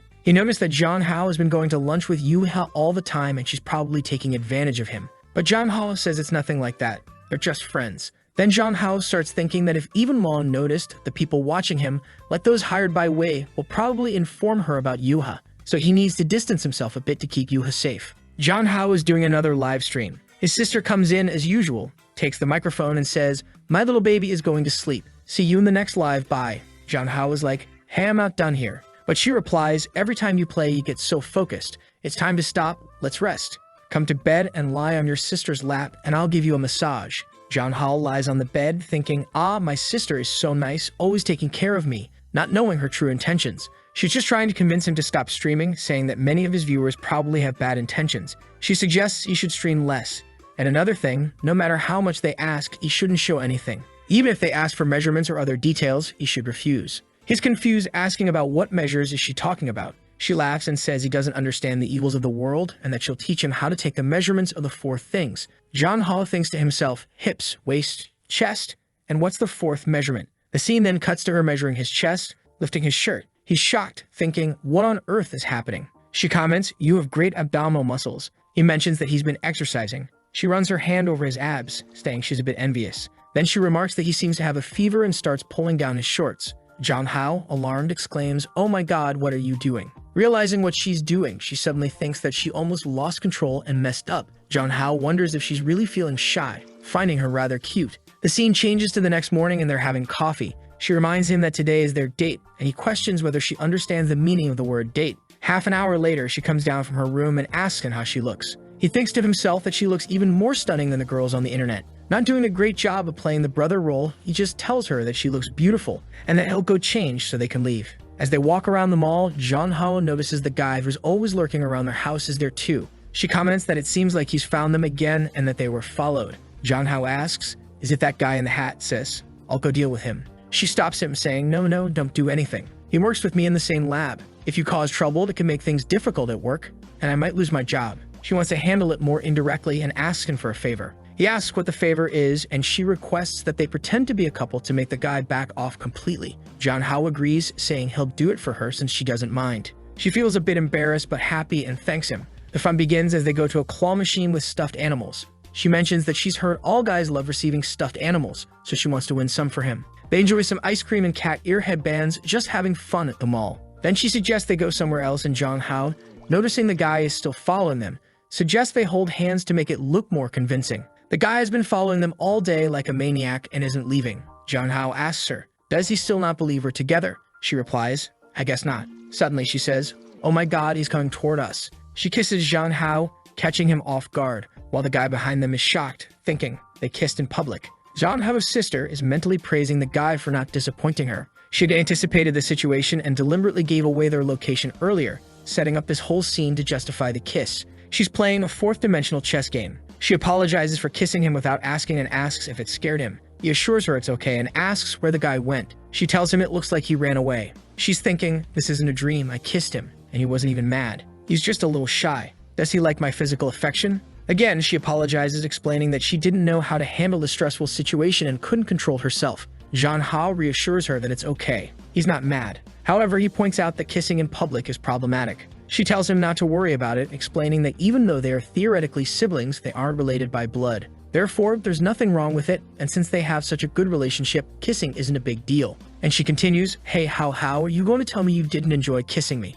Jeonhal is taken aback and wonders why she's asking him that. As a man, he obviously enjoyed it to some extent. However, he knows that if he admits to enjoying it, their relationship could take a step in a direction he's not sure if he wants to go. Moreover, if things escalate, it could ruin the family they have now, driving their parents crazy. He tells her that even though they kiss, it was just a casual thing because they're family. They have to keep things appropriate. She gets excited, realizing that he didn't dislike it, which likely means he does have feelings for her. If he didn't like it, he would have acted differently. She then gives him a look, clearly planning something mischievous with this new understanding. She says, that's fine, but today we're not related. Today we're a couple. We agreed to be a couple for the whole day, and maybe that stalker is still following us. So we need to keep up the act until the end of the day, okay? Meanwhile, 2 girls in the corner are talking. Hey, could you see that couple over there? The guy's handsome, and the girl's all dressed up. Let's get some money out of them. They approach, trying to threaten them for money. The sister puts her hand in her pocket, ready to pull out a knife, thinking if they take another step forward, I can cut one of their organs. I might try to keep them alive, but they'll probably die. This sister is ready to kill, but she doesn't want to risk her brother's safety. So she pulls out a bunch of cash and throws it at them. The girls warn her to be careful or they'll break her boyfriend's face. But Jeonhal, entering psycho mode, says that's not going to happen. His sister looks at him, confused by his confidence. One of the girls tries to punch him, but Jeonhal easily dodges and lands a hit on her stomach, sending her flying. The other girl is shocked, and Jeonhal challenges her. You want some too? Come on. The 2 girls run away, and Jeonhal turns to his sister, exclaiming, I will always protect you. She is surprised, thinking, when did my brother become so strong? As far as she remembers, he was always timid and hiding behind her. She starts having flashbacks to their childhood when she never wanted to be separated from him. Even when he stopped talking to her, she kept watching over him to protect him. Since she became part of his family, he used to tell her everything, but lately he seems less dependent on her and less willing to share. Jong-hao notices her deep in thought and asks what's wrong. She brushes it off, saying it's nothing, and suggests he go take a bath. While he's in the shower, she gets on his computer to check for any information that might explain what's going on. She quickly finds the novel he's been writing. Meanwhile, Jong-hao is enjoying a relaxing shower. She reads the novel, which describes a world opposite to their own. When he enters his room, she's no longer there, but she suddenly appears, offering him a glass of milk. And my friend, what a glass of milk it is. She then asks him, what kind of story are you writing? Won't you tell your sister? He downplays it, saying he just writes casually and that it's nothing special. Thinking it's better not to let his sister know about these things for now, he realizes she already suspects he's hiding something. She says, are you writing something you don't want me to read? That can't happen. You've been acting so strange lately, practicing Muay Thai, and you even wanted to defend your sister with a punch today. Compared to the how I knew, you're very different now. I'm worried about you. She gives him a dark stare, and Jong-hao realizes she might have seen something and is suspicious. He wonders, did she know the previous owner of this body before becoming my sister? He asks her, how have I changed lately? Did you know me before? She looks surprised and responds, yes, we knew each other from childhood. Jong-hao is stunned. We've known each other since childhood. What do you mean? What's going on? He thinks to himself, why do I have any memory of this? She explains that they spent their early childhood together, and she asks how he can't remember anything. He says it's probably because it was a long time ago. He doesn't remember those memories. Jong-hao thinks my sister seems suspicious that I don't remember. She appears saddened by this, wondering if it has something to do with his trip to the Red Moon. He decides he needs to play dumb to avoid upsetting her and says, almost every night I have a dream about a little girl fighting with other kids. The girl's eyes are scary. Since I started having this dream, I felt the need to become stronger to protect myself. That's why I've been exercising and practicing Muay Thai. The only reason I had the courage to face those gang members at the mall was because you were beside me. I knew you wouldn't let anything bad happen, right? He places a reassuring hand on her shoulder, saying everything she wants to hear. She blushes and says, of course, I wouldn't let anything happen. He thinks the best strategy with her is to act weak because she tries to protect me. She wonders if she had scared him so much that he forgot everything from their childhood. But she resolves that it doesn't matter now because she has a chance to change everything. She then says today, how, you scared me. So you deserve a punishment. He asks, what punishment? She responds, naturally, I'll tickle you. They begin tickling each other, laughing and eventually collapse out of breath on the bed. She tells him, how, don't ever scare me like that again, okay? He replies, okay, sis, okay. She then climbs on top of him and says, we agreed to be a couple for the whole day and the day's not over yet. She starts to mount him and Jong-hao is in shock. He says, but no one's following us anymore. We don't need to pretend to be a couple. She retorts, it's just for a day and since we already kiss, it's fine if we kiss again now. Jong-hao, unsure of what to say, begins to suspect that she doesn't just want to be family. She moves her mouth closer. Is it happening? Just as it seems like it might, their parents return from their trip. Kinkini, how, are you upstairs? The sister exclaims, damn it, mom, didn't you say you'd be back tomorrow or the day after? What are you doing here? Jong-hao, equally startled, thinks, what the hell, dad? Why did you come back now? What a disaster. The sister quickly says, I'm just here in Hao-Hao's room and I'm leaving now. As she starts to go, Hao-Hao notices her face is still flushed. He tells her, you're way too red right now. You should rest first and then go inside. She says, so if my mom asks, tell her I have a fever and feel dizzy and went to rest. Jong-hao thinks to himself, it's confirmed. My sister Kin really is his dangerous girl. Could it be? What should I do? The world is so upside down that Jong-hao even remembers that his mother went out to buy cigarettes and never came back when he was very young. That's why his father works like a condemned slave, and it's the reason Jong-hao was raised in a daycare, spending his entire childhood there. It was there that he met the coolest little sister. It seems like no one in the room talked to her until the protagonist came up and said, hey, little sister, why are you always alone? You just got here. What's up? Let's play. My name is Jong-hao, and I'm 5 years old. She looked at him with a death glare, and Jong-hao was shocked. She ignored him and said nothing. She's in her room thinking, oh, my plan works so well. I kissed him. He didn't refuse anything. Does he like me too? She's even sweating just thinking about it, and she's super happy. Oh, Hao, I love you. Meanwhile, Jong-hao is in his room thinking, damn it, she's definitely interested in me. If it weren't for our parents coming home, we would have. He admits to himself that she's nice, really nice. She treats him very well, always takes care of him, is smart, earns good money, cooks, cleans the house. Wow, she really does everything. It's like you just need to exist, an NPC almost. Besides, he confesses, I have a crush on her. Every time I see her, my heart races. My God, what do I do? It's always been my dream to date a beautiful girl. But then, His expression changes as he wonders, but what would my dad think of this? Could I somehow, manipulate the situation in my favor in the future? At dinner, Kim's mom asks, Kim, did you take care of your brother while we were away? They exchange a knowing glance and Kim smiles, saying, of course I did, but he's grown a lot too, so he took care of me as well. John Hao, confused, thinks, what does she mean by that? He quickly says, I've finished eating. I'm going to a friend's house. Don't wait up for me, I won't be back early. Kim's mom responds, wow, you have a lot of friends. That's amazing. Do you want your sister to take you to this friend's house? John Hao hesitates and then says, no need. You all can stay here. I'm leaving bye. As he heads out, Kim says, something really good happened. He scene cuts to John Hao in the city thinking, I hope she doesn't say anything to anyone. Who did he go to meet in the city? It's Yuha, dressed a bit provocatively. Why are you wearing those shorts? Come on, put on some clothes, he thinks. The other day, he scolded her for changing her tights, but now she's walking around like this, and he says nothing. Then he asks, what are you doing here, young lady? Didn't I say I would meet you at your house? But she replies, I missed you so much that I wanted to meet you halfway so we could spend more time together. John Hao thinks, this girl, as he pats her head. Let's go home. They arrive at her mansion, and he's thinking, I've been here like 10 times, but I'm still impressed by how big this place is. She says, How, since it's just you and me here, what do you want to play? You can choose. John Hao, already feeling awkward, thinks, everything she says can be misunderstood. As she shows him around the house, she points out the pool. John Hao thinks, wow, you have a pool at home. And not just any pool, it's like an Olympic-sized one. Yuha mentioned she thought about taking him to see the new weapons in the arsenal again, but one of her friends said he might not like that, so she brought him here to see if he'd enjoy the pool. John Hao thinks, well, the weapons would have been interesting, but unfortunately, I didn't bring a swimsuit, so I guess swimming's off the table too. She says, no worries, the butler prepared plenty of swimsuits for us. If you want to swim, let's swim. John Hao responds, all right, let's have a little race then, freestyle. The problem is, in his previous world, he wears Speedo, but in this world, guys can't show too much skin. If he wears a Speedo, Yuha might freak out because it'd be like seeing a girl naked in front of her, completely flipped. But then he spots a decent, socially acceptable swimsuit that seems okay. Something falls out from the middle of the suit, but he decides to ignore it, thinking, what is this? Whatever, it probably doesn't matter, and throws it away. He puts on the suit and heads to the pool. Yuha says, wow, you look so pretty. He replies, no, you're the pretty one. But enough chit-chat, let's race. Let's see how good you are. The rule is simple. Whoever reaches the other side first wins and can ask the other for something. 1, 2, 3, go.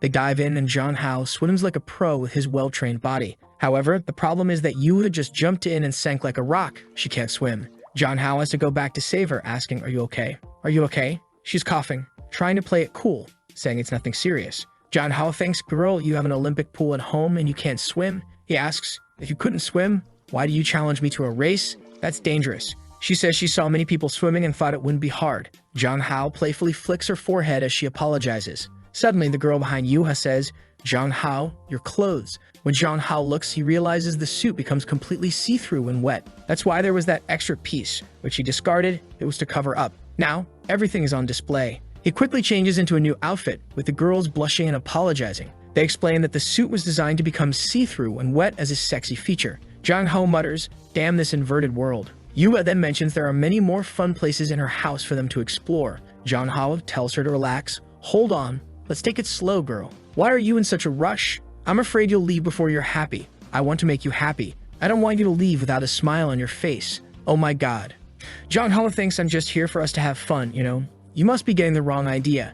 He scolds her a bit. She tightens her swimsuit and says, what do you mean by that? We didn't even have lunch together at school these past days. I just want to know if I did something to make you feel distant from me. You don't seem happy anymore. He reassures her, no, relax. It's not that. He calls her by her full name and says, you didn't do anything wrong. But in his mind, he's thinking it's because Y probably has spies at school, and if he gets involved with Yuha, Y might intervene, which could get really messy. John Hao knows Y is domineering. If she gets involved, it could get serious. She's a soldier in the heiress of a tech empire, practically Elon Musk's daughter. He gives a weak excuse, saying, it's not you. I just have some problems I can't talk about. She asks, what's going on? I can't help you if you don't tell me. Let's solve this together. John Hao, looking sad, replies, I can't. These are my problems. I don't want to drag you into this. She starts to cry. I'm sorry I can't help you. I don't know what to say, but I won't leave you behind. Don't shut me out, please. If we stick together, we can handle it. John Hao interrupts her, saying, it's no use. I can't keep stringing you along. Yuha, thank you for caring about me, and I'm sorry I can't see you much. Believe me, once I sort this out, we can hang out like we used to. She begins to cry, saying, I don't want to be apart. I want to be with you forever. They both fall silent. He apologizes and she says she'll head back to her room first. Jeonghwa is left speechless. As Jeonghwa sits there, sighing and thinking about the mess he's in, her butler approaches and says, Jeonghwa, did my lady upset you? I'm sorry.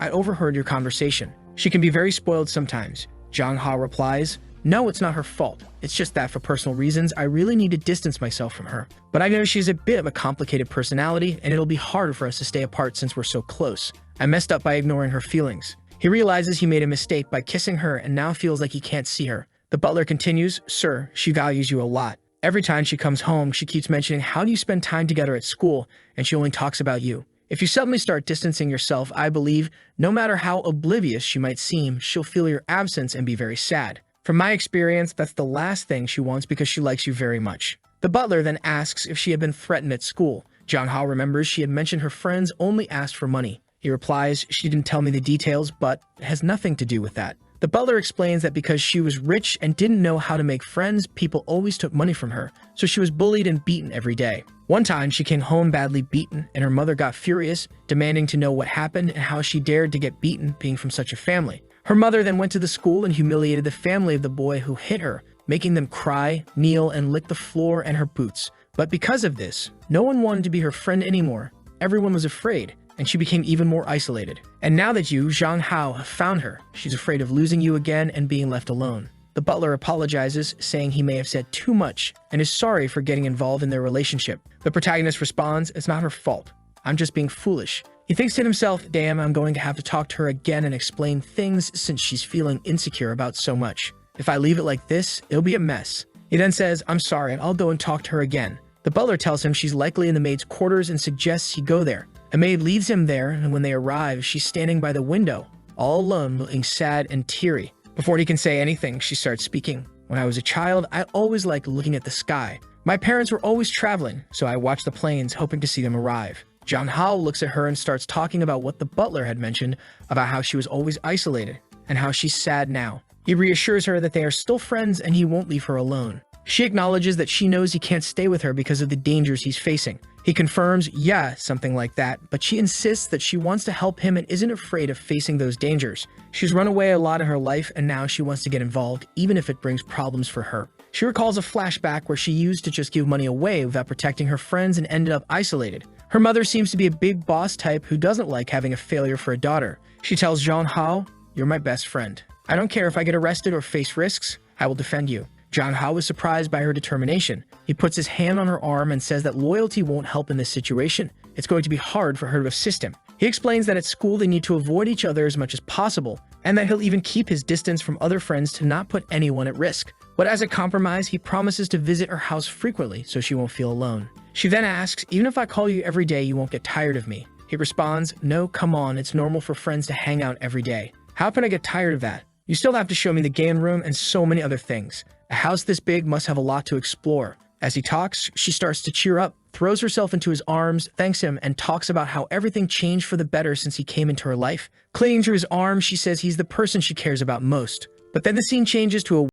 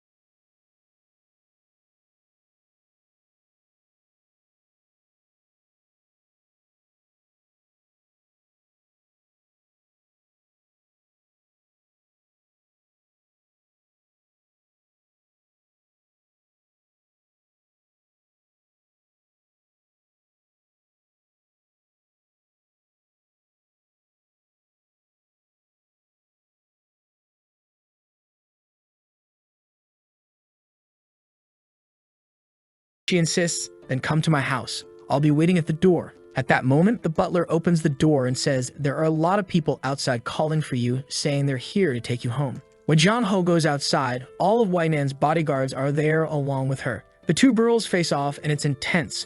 Jong-ho is going crazy and Yuha tells him, don't worry, I'll protect you. But Jong-ho knows that while Yuha can fight, she's no match for Wei, who's trained in the military. If they fight, poor girl could end up in pieces and it wouldn't end well. So he's trying to calm things down, telling them to stop fighting. He turns to Wai-Nan and says, if you have something to say, just say it. Then he turns to Yuha, waves goodbye, and says, I just came to ask something for my friend. I have to go. Goodbye, Yuha. Don't worry, I have to leave. She insists, no, this woman doesn't seem friendly at all. I'm not letting you go with her. Jong-ho looks at the butler, as if to ask him to make her be quiet. The butler, even more furious, says, how dare this wretched woman block the mansion's entrance and try to take away my lady's friend? Wai-Nan is just watching, losing her patience.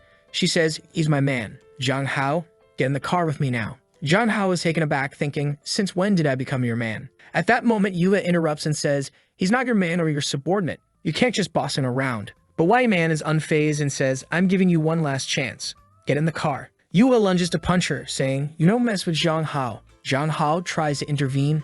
Don't do that. Wai-Nan barely moves, easily blocking the punch. Yuha, realizing she's in trouble, gets a shock. Wai-Man then lifts her leg to strike, aiming for a headshot. Luckily, Yuha dodges it. Jong-ho, feeling helpless, thinks this is bad. Yuha tries to apologize, saying please just let him stay. But Wai-Nan, still composed, orders her men to take the girl away. Yuha fights back, but Jong-ho tells her to stop resisting. Wai-Man, smirking, tells Jong-ho to get in the car, promising that everything will be fine if he comes with her. Jong-ho, with no other choice, complies and they drive off. As they leave, he looks back, feeling guilty and worried for Yuha. Jong-ho exclaims, wow, you're really impressive at fighting, doing it right in front of my friend's house. She retorts, didn't you say she made a move on you? Jong-ho quickly interrupts, saying, you're the one who came here, locked her house, and started a fight. Do you really want to get beaten that badly? He continues, why is your temper so bad? With a heart like that, I don't even know how you managed to become a president. Did you use some underhanded methods to get there? He goes on saying that the fight had been stopped. She could have been in the headlines tomorrow. President of Fenghong beats up schoolgirl. Wai-Nan cuts him off, saying, if it weren't for you hanging out with other girls, I wouldn't be this pissed off. It's your fault because I always lose my mind when it comes to you. Jong-ho tells her to stop acting crazy, saying he's not the kind of guy who likes being protected and followed around like the other guys she's used to. She responds, you're crazy. I've never had a man before. Jong-ho, taken aback, asks, you've never been with anyone. She makes a face like, yeah, so what? He's shocked, thinking, what the hell, she's actually single. Never been with anyone? How is that possible? He finds it hard to believe, imagining she had hundreds of men chasing her and that she'd been with several. He's left bewildered, thinking the more he gets involved with her, the less he understands. When they get home, he tries to keep his distance, but she asks Zhang Hao what's up with that girl and her family. He quickly responds, we're just friends. And why do you keep threatening my friends and everyone close to me? She asks, why are you threatening me? As she leans in closer. He retorts, you even said you'd go to my parents' house. What did you mean by that? She replies, I was going to propose. Is proposing a threat now? Jong-ho is stunned. Marriage? That's crazy, isn't it? She responds, don't you think I deserve you as my man? If I wanted to threaten you, I would have already threatened your relatives and forced you into my bed. Jong-ho is even more taken aback, realizing she's serious and not concerned about his family. He tells her, this is impossible between us. There are plenty of good guys out there. Why are you only interested in me? And besides, I don't like strong women like you. You need to understand that. She replies, life is short, and I'm going to take everything I want in this one. Jong-ho stands up, declaring, you're crazy. This doesn't make any sense. She pulls him close, giving him a tight hug, and whispers in his ear, I've been studying the Red Moon for a long time. Aren't you interested? She playfully nibbles at his ear. Feeling awkward, Jong-ho says, I don't care about your studies. You could study until the moon turns green, and I still wouldn't care. He tries to leave, but accidentally knocks over a porcelain piece. She looks at him and says, you know, I had a certain admiration for that porcelain you just broke. Jong-ho, panicking, asks, how much? She coldly replies, 2. He stammers, 2 million. She corrects him, 200 million. Now Jong-ho realizes he's in deep trouble, owing Wai-Man 200 million. In the next frame, she goes with her foot towards him, saying, pay up. He says, no, that's impossible. There's no way the thing is worth 200 million. She then tells him that if he can't pay, he'll have to become her husband. But being a responsible person, she'll only make him pay 100 million. If he doesn't pay at least 10 million in the first month, he'll have to negotiate with his body. Jong-ho thinks, my god, 100 million, 10 million a month, that's impossible. The thought runs through his head, Damn, I'm screwed, but this condition from Y-Man isn't so bad. Maybe I can use my body for this. At that moment, the girl from the Red Moon appears and gives him a flick on the forehead, asking, "Are you sure?" Jang Hao snaps out of it, confused, wondering what just happened. He mumbles, "Well, 100 million is 100 million, stating the obvious. She responds, "As expected from the man I like, you're brave." He replies, "A real man was born under the heavens and the earth. How can I be depressed?" Suddenly, he finds himself thinking he can't even dream of an easy life. He concludes that he must find another way. He can't do this. Night falls and Jang Hao returns home to find his little sister waiting outside. He asks, "Hey sis, why are you out here?" She smiles and says, "I was just waiting for you." He tells her, "You didn't need to wait outside. I would come eventually." She notices something in his hand and asks, "What's that you're holding?" He replies, "Just an old antique a friend gave me. Nothing special." She offers to buy him an antique if he's interested in studying them, but he declines, saying there's no need to spend her money. Despite his reluctance, Jang Hao decides to ask, "Hey sis, how much money do you have saved up?" She responds, "I don't know, around 3 or 4 million. Why? Do you need money? Are you asking for access to your sister's bank account? I'll give it to you. I'll give you everything. Here, let me go get it." He quickly grabs her wrist, saying, "No, relax. I'm just concerned because you're spending so much money." She gushes, "Oh my god, my brother cares so much about me, even worried about my finances." He then heads to his room, saying, "I'm going to my room, see you later." Jang Hao decides to do a live stream, but let's be real, needing 100 million, he's going to have to go all out. So he messages his manager asking, "Do you have a plan? I need to make money. What should I do to blow up the views?" The scene shifts to the chat going wild, people saying, "Oh my god, the god of men has arrived, so hot." The protagonist is thinking, "I haven't fully planned out what I'm going to do, but I have a few ideas."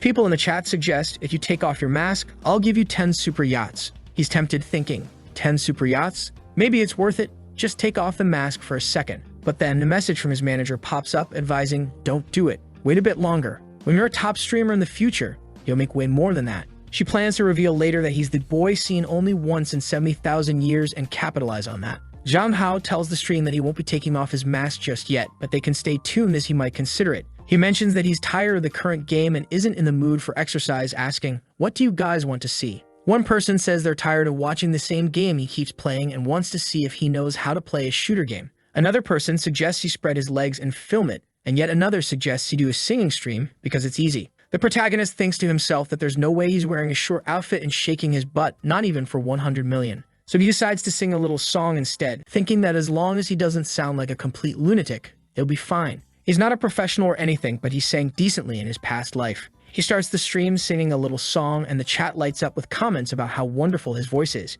He starts receiving super yachts as gifts, and he begins to wonder how much they're worth. At one point, someone requests a specific song, but he refuses, saying he won't sing that one but can sing others. As he continues singing, the donations keep rolling in, and the chat is filled with adoring fans gushing over the delicious guy seen only once in 70,000 years. The protagonist is eyeing the gifts and thinking, at this rate, could it work out? He then announces that whoever donates 3 yachts will get their wish granted. After wrapping up the stream and thanking everyone, he ponders that while he would like to stream more to earn money, he can't stay up too late, as his sister might scold him and his father might stop him from streaming altogether. He realizes that his singing streams bring in more money than gaming ones, making 50,000 in this session. He acknowledges that even if he streams all month and makes 50,000, it won't be enough. He needs to earn much more. Suddenly, his phone rings and Wainan is calling. He immediately thinks she's calling to ask for the money back, but she surprises him by saying she just wants to see him and asks him to send her a picture, calling him a silly fox. Annoyed and confused, he agrees but asks for 5 million to deduct from his debt in exchange for a photo. She negotiates down to 1 million, and he agrees, thinking a million less is a million less. He sends her a picture of him thinking, why is she being such a pain? The protagonist then considers asking Yuha for money, but realizes that even with the money from his streams, he still needs to make a lot more. He decides that he can't rely solely on his sister's funds. The scene shifts to the next day with the protagonist writing down his plans to make money, find someone to lend him money, avoid selling his body, sing live, and send photos to Wainan. He notes that he's currently in debt for 100 million, thinking he's doomed. Reflecting on his recent singing streams, which have been quite successful, he considers calling his manager for more tips. He calls her and says, "Song, I need to make more money. What should I do?" She replies, "I didn't expect the god of men to take the initiative to call me. You want my suggestions for your streams? Obviously, I won't suggest you act cute or start stripping. I've noticed your singing streams have done well. If you're interested, we could explore new ideas. I recommend trying out a game that recently launched." He asks her to send him the game and she suggests PUBG. He wonders if he can secure a sponsorship or some kind of promotion for the game on his streams. Midstream, his sister enters the room, asking if he's hungry or wants to go to bed. The chat explodes with comments about a possible forbidden love between them. She leans close to him and John Hao quickly ends the stream to avoid more speculation. He checks the stream's results and finds it did well, but it's still not enough. Making money is harder than he thought. His sister notices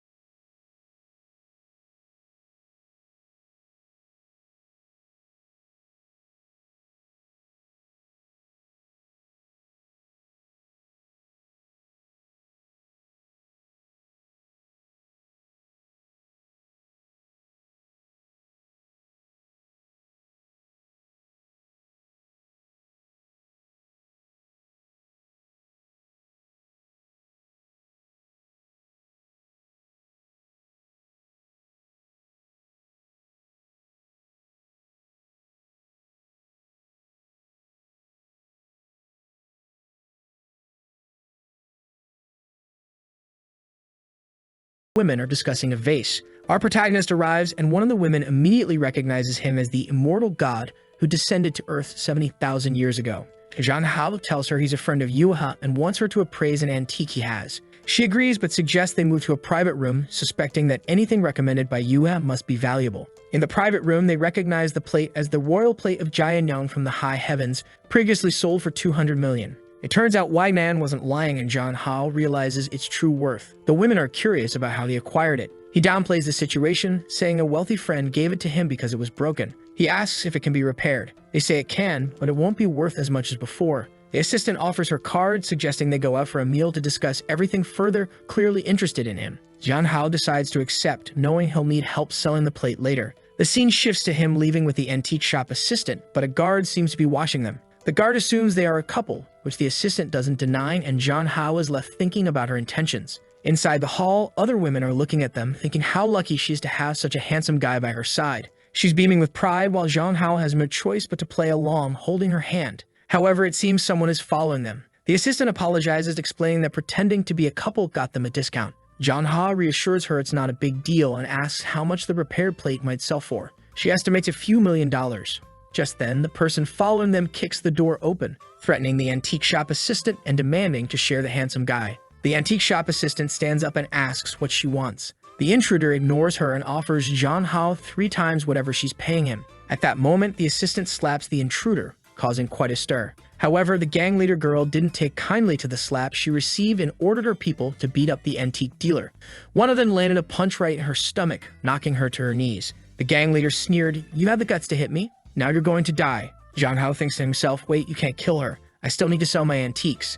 Just as the leader is about to punch the fallen woman, John Hao grabs her arm. She looks at him in surprise, wondering how this guy is so strong. She dismisses him. Hey, little man, step aside. This is a woman's business. John Hao sighs and then, in one swift motion, delivers a punch to the stomach of one of the gang members, causing everyone to gasp in shock. He follows up with a blow to the nose of another and kicks a third one, taking them down. But suddenly, everything goes dark for him. When John Hao opens his eyes, he's tied up and gagged, surrounded by rough-looking women. He realizes he's in a trap. The gang leader, who's ugly as hell, gloats about having him at her mercy. They talk about selling him off to someone, mentioning a notorious woman named Mooking who wants to use him. John Hao, desperate, tries to reason with them, saying he's just a student and doesn't know why they're doing this to him. The gang leader explains it's just business. He's been bought. She adds that if he agrees to be her man, she might help him escape.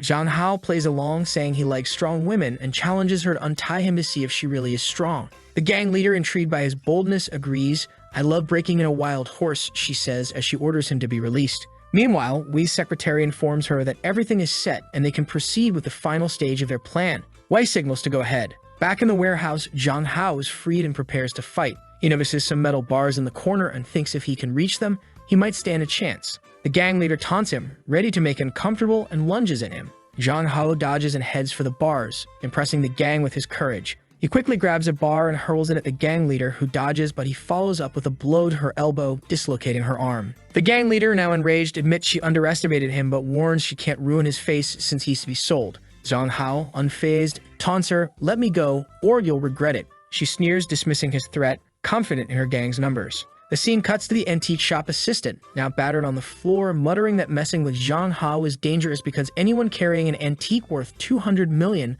must be connected to powerful people. However, the gang dismisses this, thinking he's just a thief. But then the gang realizes something's wrong. They look towards Zhang Hao and see a shocking sight. He's fighting off and beating up everyone. Zhang Hao manages to deliver a swift punch, followed by a hit to the chin, knocking the gang members to the ground. The leader of the gang is surprised but unfazed, ready to retaliate. Suddenly, someone arrives and Zhang Hao feels the tension rise. Wei appears, looking furious. "I can't believe you had the audacity to tie up my man." The gang leader, shocked, stammers, "He's your man. I didn't know. I'm sorry.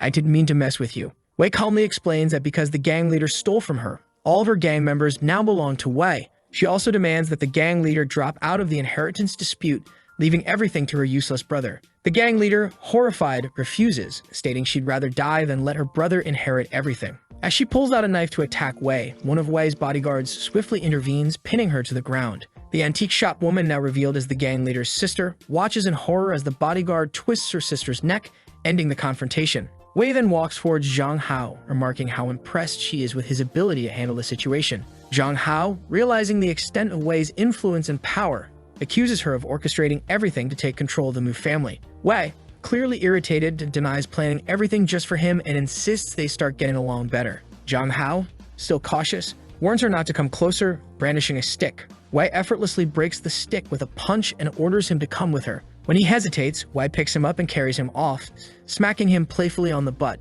Zhang Hao, humiliated, finds himself in a helicopter looking down at the scene below, where the antique shop woman lays defeated. Concerned, Zhang Hao asks if Wei will get into trouble for killing the gang leader's sister. Wei dismisses his worries, explaining that it was self-defense as the sister attacked her first. Zhang Hao awkwardly gives a thumbs up, relieved she won't face consequences. Wei, pleased with his reaction, reassures him that anyone who messes with him will face severe consequences. As the helicopter soars, Wei begins to question Zhang Hao about the differences between her and the gang leader. She asks if he considers her as bad as the woman who tried to kidnap him.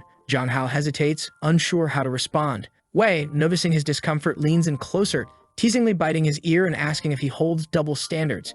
Zhang Hao, flustered, struggles to find the right words. And while he's talking, she turns his face and plants a kiss on him. Fast forward to the next scene, Wei is already in the room, taking off her shoes, and Zhang Hao is asking, "What are you doing?" She tells him not to move, and as he tries to protest, she comes closer. Zhang Hao shouts for her to stop, but she moves in, clearly breathless and blushing, and then jumps on him. Wei tells him, "I've saved you so many times, when are you going to repay me?" Zhang Hao, trying to reason with her, says, "I even gave you a kiss. What more do you want?" She licks him and responds, "It's not enough," clearly indicating she's serious. Zhang Hao, flustered, doesn't know how to react. She grabs his neck and says, "I want you." When he tells her to stop, she retorts, "Then why is your hand there?" Zhang Hao, confused, realizes the situation is escalating beyond his control. Wei teases him, saying, "It seems your body is more honest than your mouth. It's time for you to date me officially. Whether physically or mentally, I will satisfy you." Zhang Hao, lost and unable to speak, looks overwhelmed. Cut to the next scene where Yahello learns from the antique store girls that Zhang Hao was taken by Wei Nan. Determined, she decides she must go and rescue him. Back with Zhang Hao and Wei, he tells her, "Okay, you want to date me? I'll consider it if you do one thing."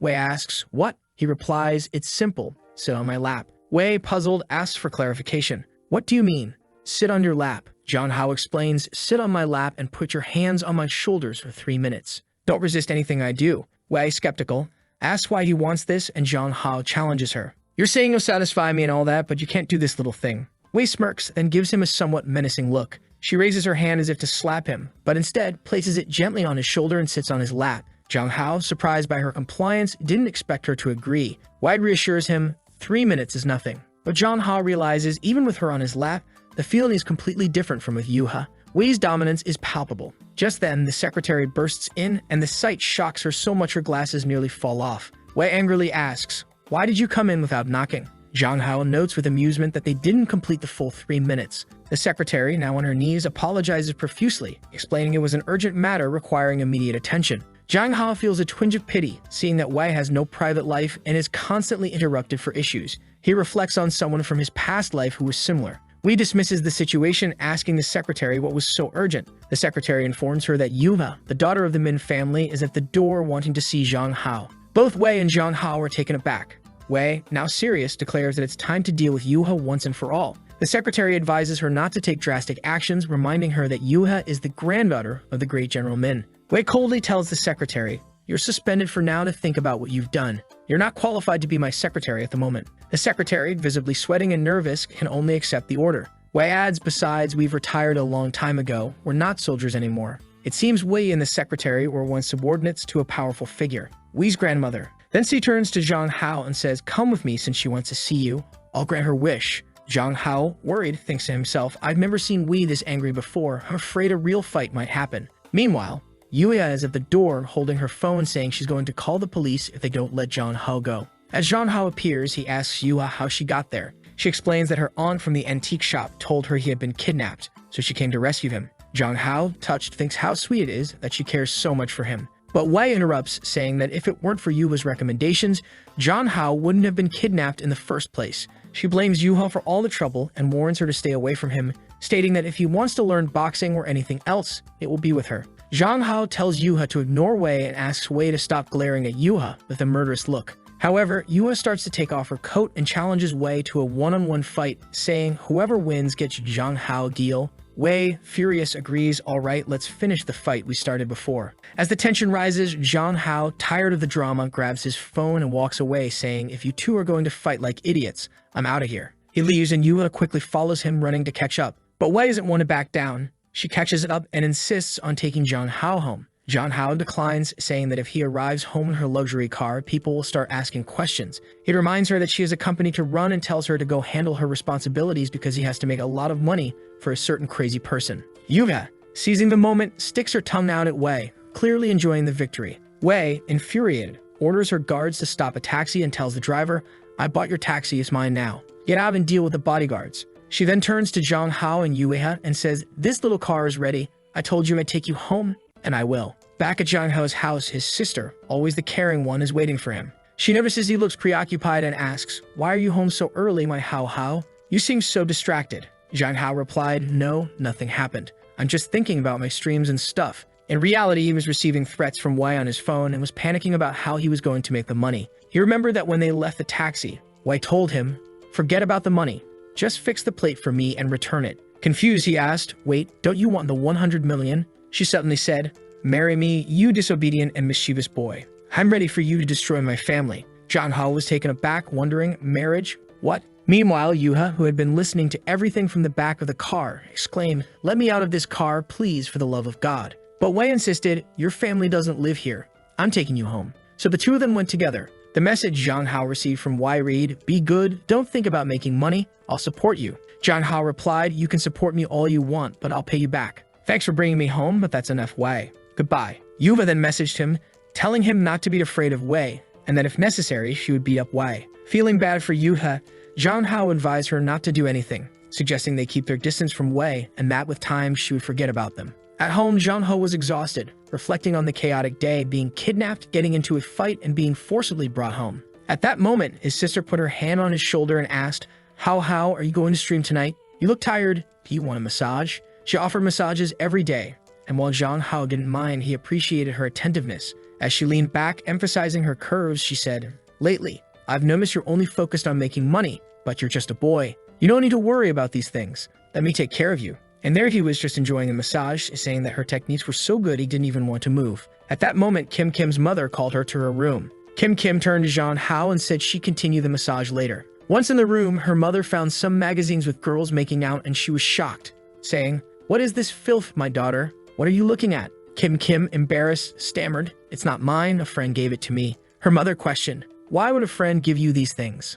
And why are they in the house?" Kim nervously replied, "She thought it would be funny if you found them and thought you'd punish me." It's a trap, Mom. Don't believe it. Kim, why don't you get a boyfriend? You're all ready. But Kim interrupted her, saying, no, I don't want one. I don't want one. Suddenly, a pair of panties fell out of the book she was holding. Her mother, shocked, said, panties? Kim stammered, I don't know how to explain, Mom. And then her mother scolded her harshly, even giving her a smack on the head. You better find a boyfriend or else I'll come here and give you a beating. Spending some time alone in her room, Kim let out a sigh of relief and said, haha, the plan is working. As soon as I ignite the flames of doubt in my mother, things with How won't be able to go wrong. Once again, my little sister is playing chess in the 5th dimension man. No one can predict her moves. The next day, Jean-ho was already exhausted because as soon as he arrived at school, a bunch of crazy girls called him the god of masculinity, and everyone wanted to talk to him. He didn't have a moment of peace in school. Long approached him, saying, you finally arrived. Jean-ho was saying he had to take a day off because he was very tired.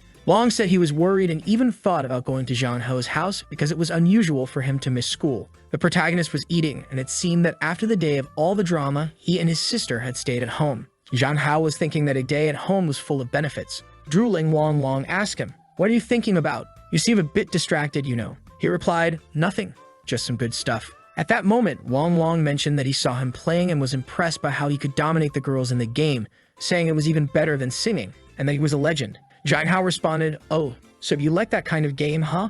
Are you going to keep watching my streams? Long replied, it's different when it's you, brother Hao, and mentioned that he had dragged Yuha into it as well. She appeared with dark circles under her eyes. The protagonist jokingly asked, did you see a ghost? Why didn't you sleep? She explained that she stayed up watching all the streams he had done and ended up forgetting to sleep. Jean-ho was shocked, telling her that's not how you watch streams. You can't consume 10 hours of content in 10 hours of the day. She said she was just happy to watch him after school. Jean-ho tells her not to do that anymore and to get some rest. They have a little back and forth about whether or not she should keep watching, and they share a hug. The day goes by, and as they're leaving, Long mentions that there's a swimming class on Friday, so they need to buy some swimsuits. And then the ridiculousness of it all hits. Whoever designed those swimsuits deserves a punch in the face. Jean-ho's expression says it all. The scene cuts to Jean-ho's sister on a date. She's glued to her phone, clearly uninterested. The guy is rambling on about how he'd make a perfect husband, staying home to take care of the kids. But she seems completely indifferent, only focusing on her phone and thinking how lousy this is,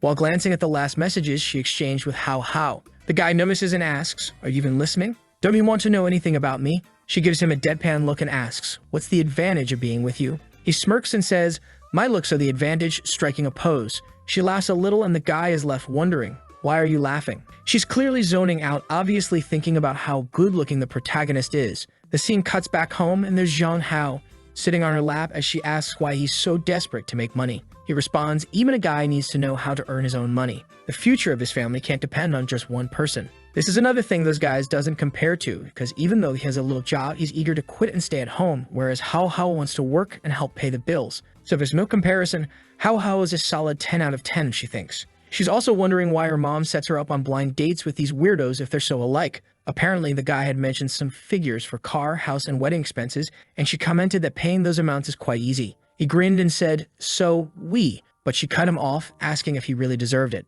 The scene shifts to a shopping trip, where they're trying on clothes and Jean-ho is just watching. But what a disaster, right? The classmate mentions that Long's choices are very conservative and that you should show a little more skin. Jean-ho is taken aback, thinking, no, don't say that. While Yuha is watching, she looks disgusted by it all. Long feels embarrassed and tells her to stop looking at him with that obscene expression. Then she turns to Jean-ho and says she knows he's looking for a swimsuit, and she has 2 perfect choices for him. However, the boy is already anticipating something crazy, decides he'll pick his own. The girl, visibly eager, mentions that the choices she has are really incredible. However, Jean-ho and Long leave while she stays behind, feeling disappointed and thinking that she at least wanted to have seen him in a smaller swimsuit. Oh well, she sighs. Yuha then looks at her and asks, can you help me choose one? I don't really know much about this. She responds, sure, I'll help you. Let's go. She then comments, it's good that you're opening up more and more. Yuha responds, I love the skills you're teaching me.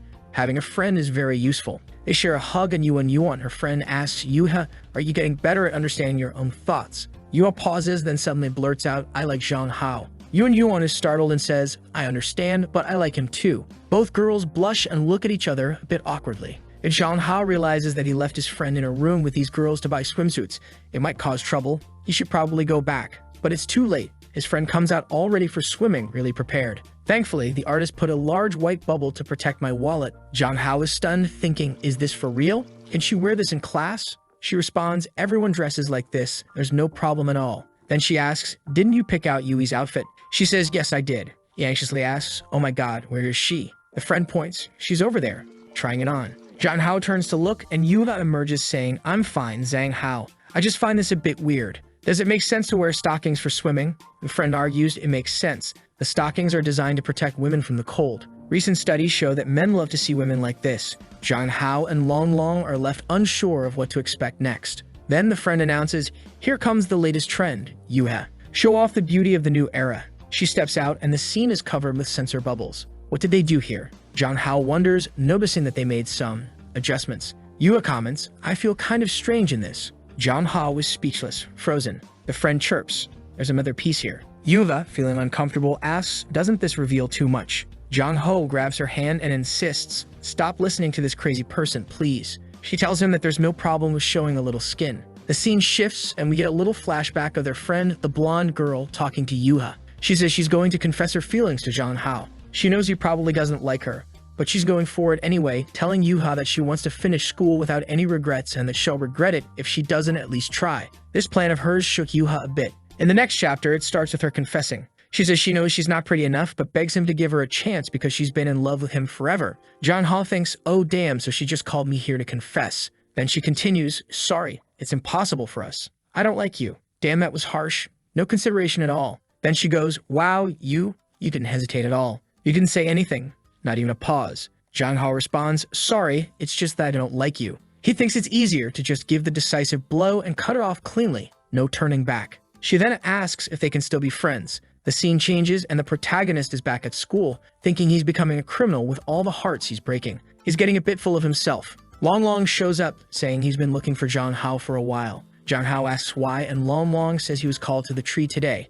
Zhang Hao thinks he's going to get beaten up, but it turns out it was a girl who's been sending him letters for years. Long Long asks the protagonist, do you think I should go? Zhang Hao is puzzled, thinking everyone's confessing lately. Long Long continues, I don't know if I should go. She's so beautiful, but I don't want to fall in love too soon. But she's so sincere. She wrote me love letters.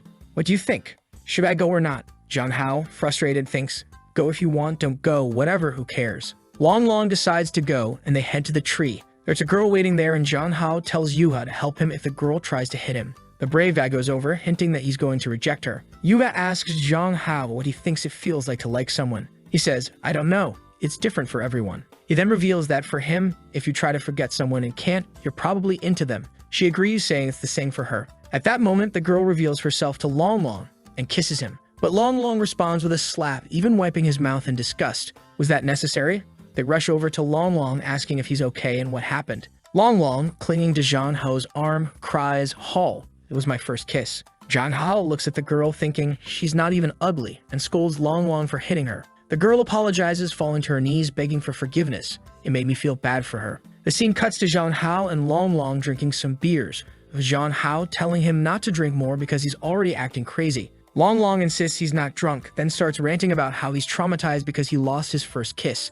Zhang Hao watches, thinking Long Long is nuts. Meanwhile, Yuha notices Zhang Hao's face turning red and thinks both of them are getting drunk together. Zhang Hao checks his phone and realizes his face is really red. If he goes home like this and his sister sees him, he's in for a beating. Plus, they can't send Long Long home like this. He might end up in trouble. So Yuha suggests they spend the night at her place. Later that night at Yu's house, they arrive and the butler is surprised, asking what's going on. She instructs him to make some food and prepare a room for the two guys. The butler is taken aback, thinking, wow, she came home late and brought two guys. I underestimated her. The scene cuts to Zhang Hao in the room explaining this situation to his sister, saying someone stole a kiss from Long Long. He drank and went crazy, and that's why they're taking care of him there. His sister gets annoyed, wondering who the girl stealing kisses is, and warns him to stay away from her. Zhang Hao, of course, says he doesn't know her and that they'll go home tomorrow. But after hanging up, she worries about not seeing him for the whole day. Just then, Yuha shows up at the door and asks if she can come in. Zhang Hao says yes, and she brings in some snacks. Zhang Hao asks if this is her secret room. She asks him why he left her in his secret room. She replies that everything here is hers, including him. In other words, she basically claimed him as her own. She continues, saying she wants to hide him from everyone because only she can talk to him every day, and she wants to be with him. Then she drops the big question, do you want to be my boyfriend? Zhang Hao is taken aback. He says that, to be honest, he does like her as the opposite sex, but right now, he can't control his heart because he still likes another girl. He calls himself trash, saying he's heartless. She looks at him and says, no, you're not trash. He explains that she should know that indifferent men are bad and that, unfortunately, he knows it's not right, but he likes people he shouldn't. Despite this, it's hard to ignore his relationship with Yuha. She clings to him, saying she doesn't understand, but she's very sad. She wonders why he can't just like her. He silently apologizes to Yuha, feeling guilty. The scene then shifts to the next morning, where the protagonist wakes up next to her. They were cuddled up, which is adorable, but he's startled to find his clothes have changed. He immediately asks her if she changed his clothes while he was sleeping. She reassures him that they just slept together, and it was actually the butler who changed his clothes. Relieved, he quickly gets up, worried that she might have undressed him. She tells him to hurry up and get ready for school. When they arrive at school, Long Long looks utterly defeated, suffering from a bad hangover. Long tells them that they should never drink again because they ended up spending the whole night at a girl's house just because of a few cans. He insists they shouldn't let that happen again. Yuha watches, noting that he doesn't seem to care about the situation. Suddenly, they hear the clacking of heels behind them. It's someone else. Oh no, if Wainan was trouble, this girl looks like she could be even worse for any competitors. She calls out, How How. He turns and sees his sister, Kin Kin. He asks, Why did you come here? She replies that she was worried about him and was going to die from the concern. He tells her not to worry because he's not a child. Long abruptly says he's going back to class, looking a bit depressed, which Zhang Hao notices and wonders why he suddenly seems down. Kin Kin then asks Zhang Hao, Who is this student next to you? I don't know her very well. He introduces Ming Yuha, and the sister politely responds, Nice to meet you. I'm Zhang Hao's sister. She adds, I've never heard him mention you before. Do you spend a lot of time together? Ming Yuha, thrilled to be meeting someone from Zhang Hao's family, happily says, Yes, we spend a lot of time together. Kin Kin, observing Ming Yuha closely, immediately thinks, This girl is definitely in love with Zhang Hao. Then she steps forward, puts her hand on the protagonist's neck, pulls him close and says, Tonight, we're going to your room. Whoa, that's intense. Meanwhile, she's glaring at Yuha, who looks devastated, not understanding what's happening. She whispers in the protagonist's ear, Sweetie, let's have a nice little chat. The protagonist seems to perk up, smiling slightly, clearly getting a bit excited. But he whispers back to Yuha, asking why she's saying that so quietly. But his sister tells him, This is something only the two of us should know. Now go to your class. The protagonist and Yuha head to class, while his sister stands there, thinking that she can't wait any longer. She knows she'll have to take action soon. In the classroom, both the protagonist and Yuha look exhausted. The protagonist says, You both seemed fine when we arrived. What happened? Out of nowhere, Long Long mentions that seeing the protagonist's sister made him think about how he was forced into a kiss yesterday. The protagonist wonders, Is Long Long talking to my sister? Does he like her? What's going on? Turning to Yuha, he asks, And you, why do you look so down? She responds that she's dying of jealousy. He goes, Oh. She explains that she knows it's his sister,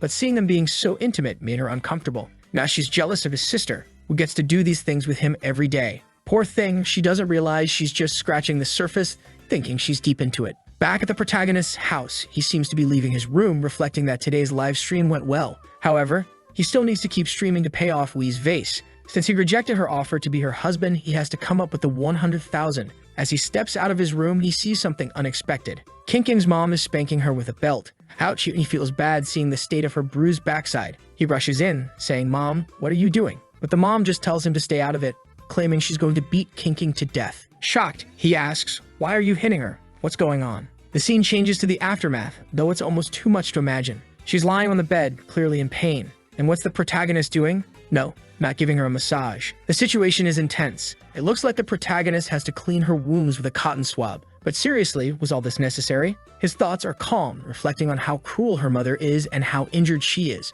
He asks what happened for her to get beaten like that. During the beating, her mother revealed the reason behind it. She was fighting with her daughter because she doesn't like men. At that moment, the protagonist thinks, There's no way Kin Kin could be like that, right? I mean, she even kissed me first. It's impossible. But then his sister speaks up, I'm sorry, How, but I really am. I hated boys since I was a child, and I tried to force myself to like them, but it just didn't work. That's why I kept pushing myself on you. The protagonist feels crushed, thinking, So that's why, huh? You really don't like me then. It was heartbreaking. She continues, I'm sorry, How, I just can't do this. But then she stands up and says she doesn't want to be that kind of woman. She wants to like boys too. He reassures her, saying, No, it's okay. He thanks her for letting him take care of her wounds and tells her to keep this embarrassing secret. He doesn't know what to say and goes back to his room. The protagonist starts searching online for how he can help her with her sexual orientation. He even Googles, Is there a way to become straight? He finds an answer with many likes and favorites suggesting using temptation and forcing the person to start liking the opposite sex as a solution. The protagonist thinks, This doesn't seem right. This can't be the answer. I'll ask my sister for her opinion, right? When I get to the room, she's under the covers, calling herself trash, filthy, horrible, and useless. Then the protagonist says, Sister, I found a way. take a look. And he hands her the phone. Right. She looks at it and tells him maybe it could work, but who would have the courage to sacrifice themselves like this and cooperate in something like this? Can't be a stranger. I don't want someone I don't know. I don't even want to go to work anymore. My future is ruined. If I step in that place and people find out about this, I'll be trashed to society. I'll just stay here at home forever. Damn, how? Leave your decaying sister here. She doesn't deserve anything. Girl, it's like playing 10th dimension chess. The protagonist is just lost. Poor guy. It's a tragedy. He thinks on how difficult this situation is to solve, and he never imagined things would turn out like this. But setting that aside, he's the only person who can help her. So he turns to her and says, "There's no other way, Kinkin. Let me help you." She responds, "No, how can you? You're already too mature. This kind of sacrifice isn't worth it for you." Then he moves closer, puts his arm around her, and says, "Let's take it step by step. Besides, we've already kissed and cuddled all night. Sister, do you feel anything?" She replies, "No, man, she's playing hardball here, isn't she?" He moves closer and she says, "No, nothing. Do you not feel anything when I do this?" "Nothing. It's useless. I don't feel anything for a handsome guy like you." And the protagonist thinks, still no answer. It seems Sister Kinkin is in a worse situation than I thought. But she's over there, practically dying, thinking she never imagined the plan would work so well, and now the temptation is killing her. He then says he'll go to his room to get ready and tells her to come over in a bit because he needs to find a cure for this. "No, it's going to be too hard for you," she says. The night arrives and the protagonist is thinking about trying on some sexy dresses, gloves, and lace lingerie. I hope it's not for him. Wait, is for him? Oh, man, a false alarm. He said he's not going to wear those things. Phew, that was a close call. He decides not to use anything too extreme, but some shorts should be enough, right? He read somewhere that if he wears black and white gloves, it will surely drive the girls crazy. It's like the equivalent of girls wearing stockings. The protagonist is lying in bed just hoping that all this will really help. The clock ticks, time passes, and the protagonist falls asleep. Then he hears, how, good night, and look at how she comes in. God help us. He immediately thinks, Sister Kinkin, what are you doing here? Our parents are sleeping. He's thinking maybe she's a spy or something as he didn't hear her coming at all. He was fully prepared. He tells her,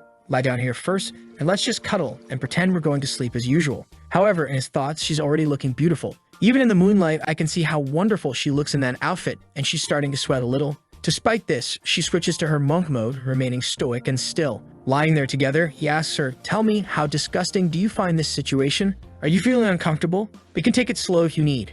She responds, it's just a little uncomfortable. But I like the warmth of this moment. In her mind, she's thinking, oh my God. She's biting her lips and says, I'm still not very used to this, but let's do this. Hold me a little tighter and gradually, I'll get more accustomed. She pulls him closer and adds, if you're not comfortable either, you don't have to force it. He reassures her, no sis, it's all good. Thinking to himself, what am I reading? He says, we have plenty of time, so it's okay, while internally noting how strong his sister is, even in a situation she doesn't want to be in, and she's still considering his feelings. She's so kind. They touch noses, and for a moment, it seems like a kiss might happen. But it was just a fleeting thought, and she thinks to herself that she didn't expect everything to go so smoothly and for him to be so cooperative. The protagonist is already thinking that the scent is too good, and he won't be able to hold out much longer. However, he doesn't want a small mistake to ruin the family. However, out of nowhere, he stops caring about the family and can't hold back any longer. He suggests, hey Kinkin, do you want to touch my arm with this glove? I heard girls like this. She starts to drool a bit, clearly liking it. He quickly says,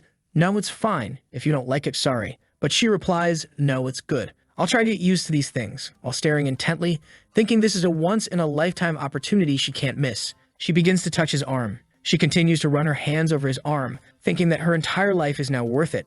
My goodness, she's practically melting. Someone get a fan. The protagonist reassures her, saying, you don't need to force yourself, it's okay, thinking that her sweating is due to nervousness. He even feels her fingers trembling, not realizing how deep the issue was. Okay, he says, you've made a great sacrifice, you can relax a bit. She moves to the side, putting a hand on her nose, thankful that she didn't get a nosebleed. She tells the protagonist that she still can't get used to the feeling of a man's hand. It feels weird. The protagonist moves closer behind her while she's trying to calm herself using a meditation technique, attempting to control her heart. He gently touches the back of her neck and asks, you want to try a kiss to see how it feels? Our last one was with a lot of resistance. She's taken aback, a kiss. My goodness, my brother, is so wonderful to make a sacrifice like this. He says, I want it too, and you still think I'm such an innocent boy. You're so beautiful. I just want a kiss from you. At this, she feels like she's about to explode. She punches the ceiling, her sanity dropping to 0, and then she grabs him. The protagonist is stunned, thinking, what just happened?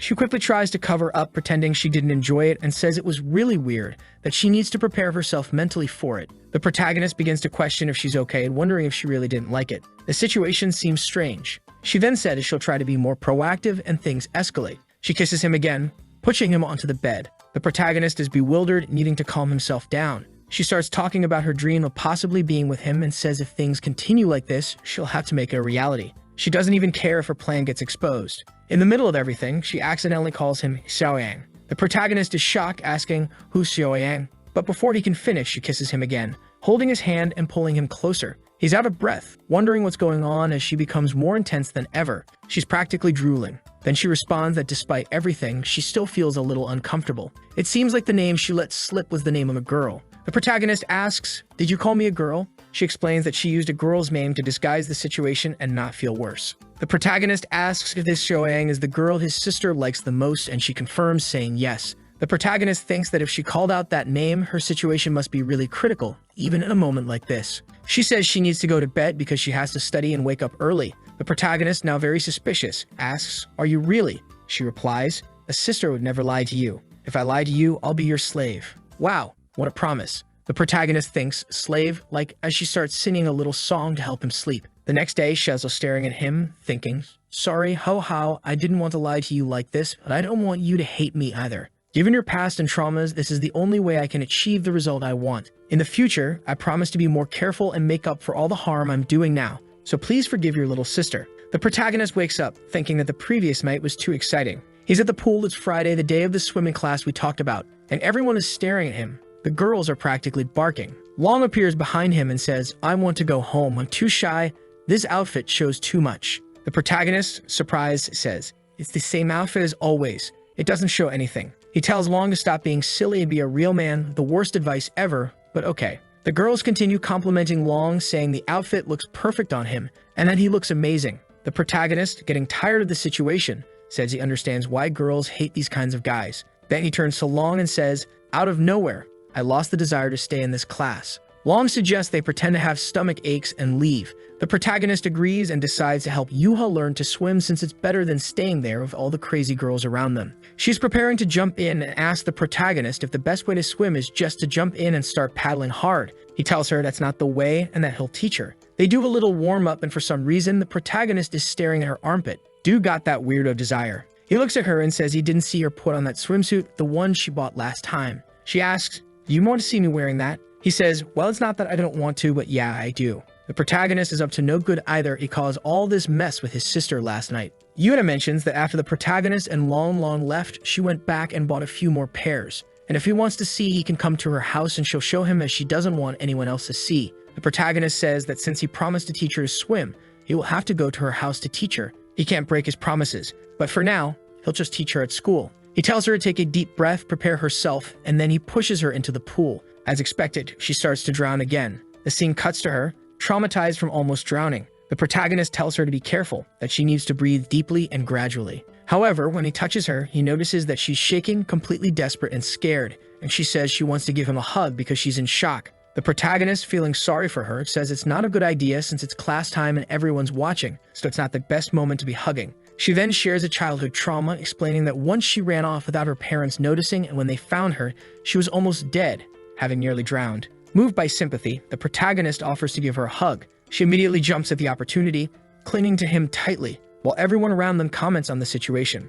The protagonist tells the teacher that Yuha is having cramps and that he'll take her away to help her. Later, when they're alone, he asks if she's feeling better. She says that she hates the pool and thinks she'll never get used to it. She apologizes, expressing that despite the protagonist's attempts to help, she just can't manage. Janha feels a bit awkward but reassures her, saying there's no need to apologize and that she'll get the hang of it with practice. To compensate, he offers her a massage. Here we go again with the massages. He starts with her calf and then moves to her shoulders, giving her a firm but soothing massage. She immediately comments on how comfortable and calming his hands are, but she hints that she wants more, asking him to go for other places. When he asks where, she points to her upper body. Realizing the implication, Zhang Hao tells her to stop joking around, insisting that he's a serious masseur and won't engage in anything improper. However, she kicks his hand away angrily, saying she wanted a serious massage, not a joke. He firmly tells her to stop talking like that, especially in public, and to give him her leg again so he can continue the massage. She questions why she can't talk about these things, and he explains that such talk is perverse and is something only couples should do, and it should be kept private. No one in the class should know about it. Do you want to be known as a pervert? She looks desolate and confused, then starts crying. Completely distraught, she says she doesn't care and wants to be known as a pervert. The protagonist is shocked, thinking, where's my innocent Yuha? What's happening? He tells her, "You're only saying this because you don't understand how dangerous perverts are. You don't want to be an abominable person, do you?" She replies that she doesn't care since he gave her that massage and she no longer wants to learn how to swim. The protagonist makes a deal. If she learns to swim, he'll do anything she asks within reason. She agrees eagerly, clearly ready for something more. Back in the office of our dear Wei, we haven't seen her for a while. It seems she couldn't finish her work because she was busy looking at photos of the protagonist. She thinks to herself how exhausted she is and how she can't focus because of that damn goblin. She glances at her phone thinking, why don't I just take one more look? She sees a picture she took in the helicopter and blushes. The scene shifts to someone pressing the elevator button and a man appears, asking if she's the general manager. Wei makes a face as if she's ready to scold her mother. Her mother says, "Do you think I'm the kind of mom who hits on her daughter's boyfriend? For heaven's sake, I'm just curious. With so many handsome men chasing after you, why did she choose this John House specifically?" Wei responds that there's nothing special and that she wants to get back to work. Her mother leaves, telling her not to sleep at her desk. As her mother leaves, she thinks this is a real problem. It seems my daughter is in love, and that's a weakness that can exist. The scene shifts again, showing the protagonist observing Wan's secretary, who had been expelled. He thinks, wait, isn't that the secretary who got kicked out? Let me go have a chat with her. He walks over, introduces himself, and asks if she has some free time. She's caught off guard, not expecting this. He gets straight to the point, mentioning that he noticed in their last argument that it seemed like they were both subordinates of Minwara's grandmother. So what's the deal? The secretary interprets this as him showing interest in Wei. He quickly clarifies that she's just a stalker and he has no interest in her. He just wants to know why she's so fixated on him.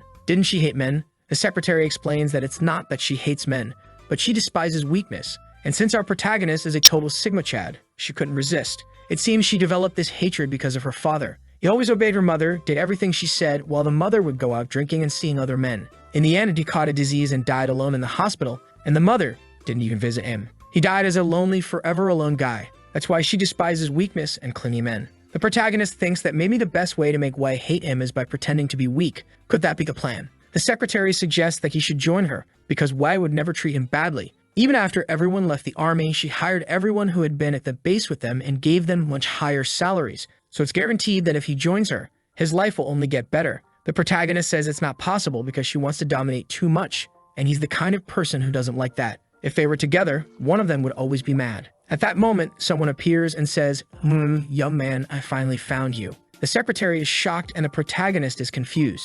It seems she's already closed the cafe and only the security guard is left, having sent everyone away. She's staring at the protagonist, saying, you look good, but how long have you two been dating? The protagonist tries to explain, saying she's overreacting and they're not even dating. She retorts, not dating? For heaven's sake, is it possible that my daughter still hasn't managed to win you over? This is a disgrace for the family. The protagonist asks why she's looking for him. She says it's inconvenient to talk here, suggesting they go inside. She's taking the protagonist to a private room. The secretary senses something bad might happen. She tries to rescue the protagonist, saying that we just call it Zhang Hao, and she's just there to fetch him, so let's leave. But the woman beckons her closer with a finger, and when she hesitates, she gets a sharp elbow to the chin. The protagonist is utterly confused by the turn of events. The woman apologizes, saying it's been a while since she had to land a blow like that, so maybe it came out too strong. The protagonist stands there, stunned, wondering what's going on. Am I caught up in some mess again? The woman remarks, oh young man, you're quite calm. Any average student would be intimidated by now. The protagonist says that ever since he got involved with Wei,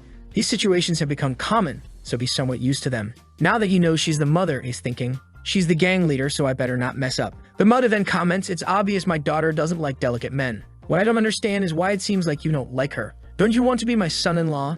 Don't you want to join the Wei family? The protagonist tries to deflect, saying he's just an ordinary citizen and doesn't deserve her daughter, claiming there's nothing special about him. He also says he needs to leave because his family is probably looking for him. She says, since you're in a hurry, I want to make a deal with you. The protagonist is surprised, asking, a deal with me?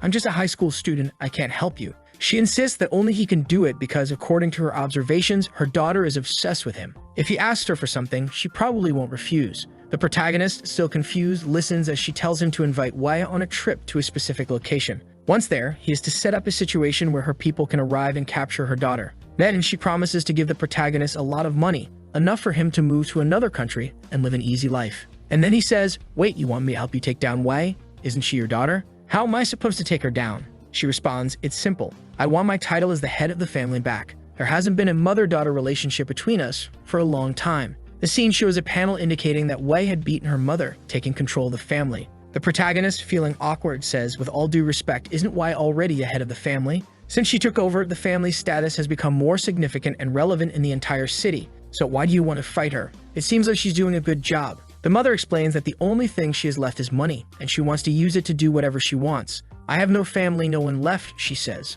So why not stir things up?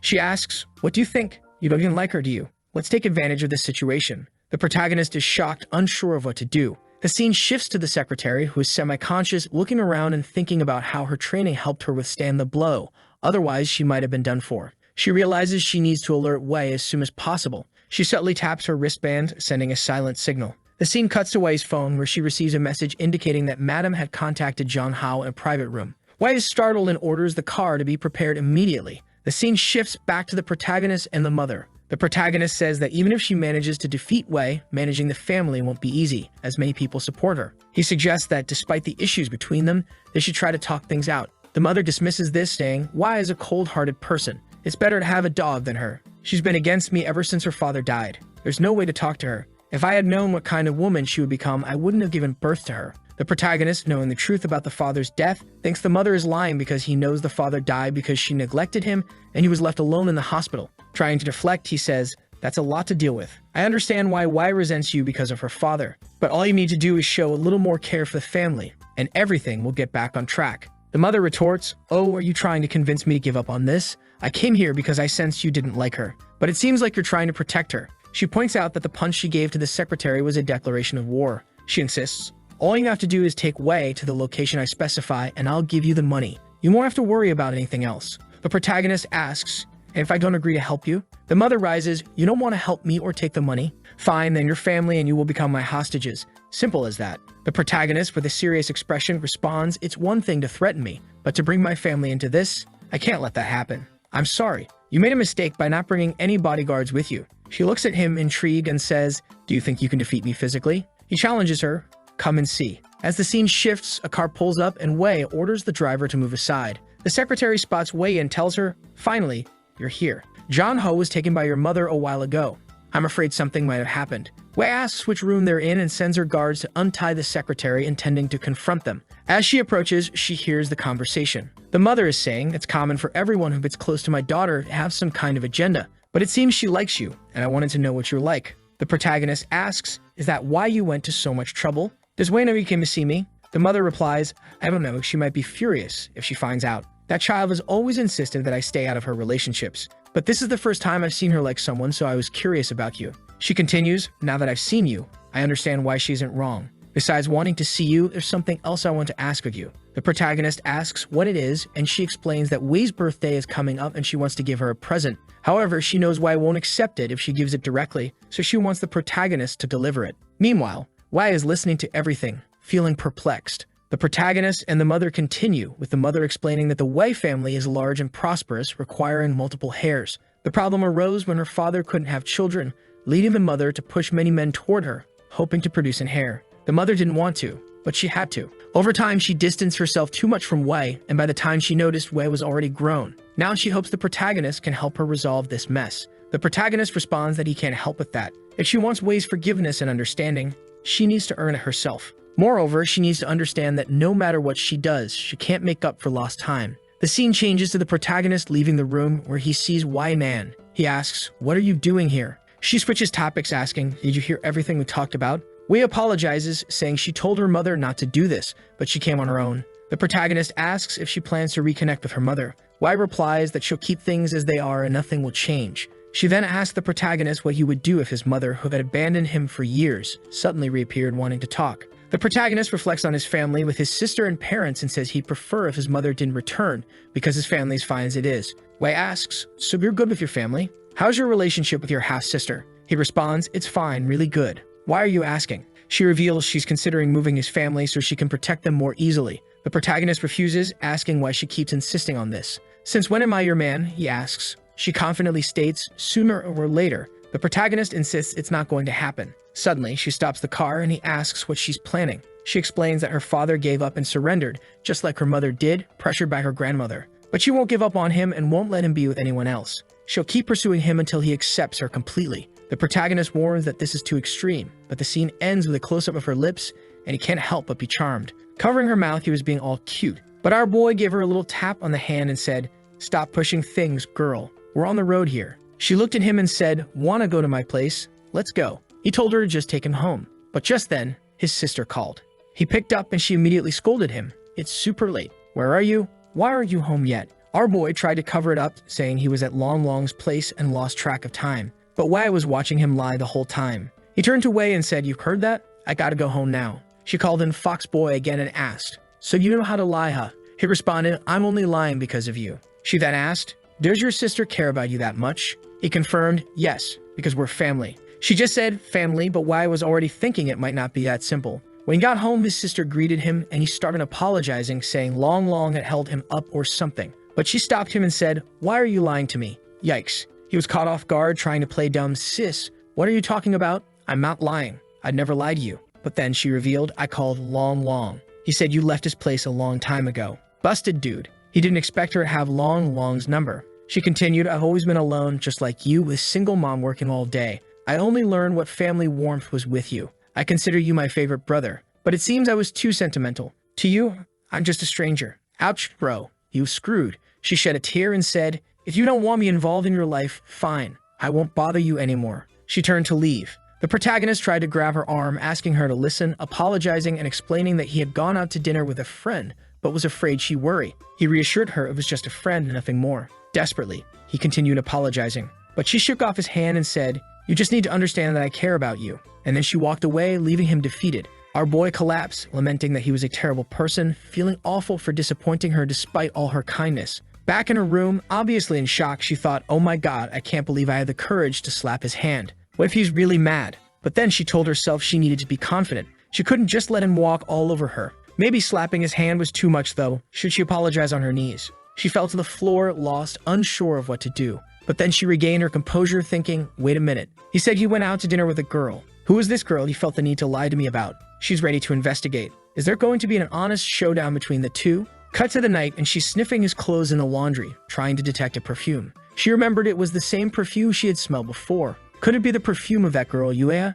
She's left pondering. The next day it seems they're going out. She offers him a chance to rest and sleep in the car if he wants. But he's just thinking he needs to find a chance to talk to her and explain the situation. They're apparently going to his father's cousin's house, and he's curious about what it's going to be like since he remembers the guy being pretty cool and handsome. However, his father suddenly says, "Who's that kid staring at us?" When the protagonist looks, it's Yuha, looking all cute in her outfit. His dad asks, "Who's that bold girl here, son?" He responds, "A classmate." He goes to greet her and asks if something's wrong, why she's there. She says she came to invite him to an art exhibition together. Meanwhile, his parents are thinking she's probably a potential girlfriend, impressed by her boldness to come to the door like that. And Big Sister is watching, ready to kill Yuha. The protagonist introduces his mom and dad to Yuha, who is visibly happy, apologizing for the inconvenience and introducing herself.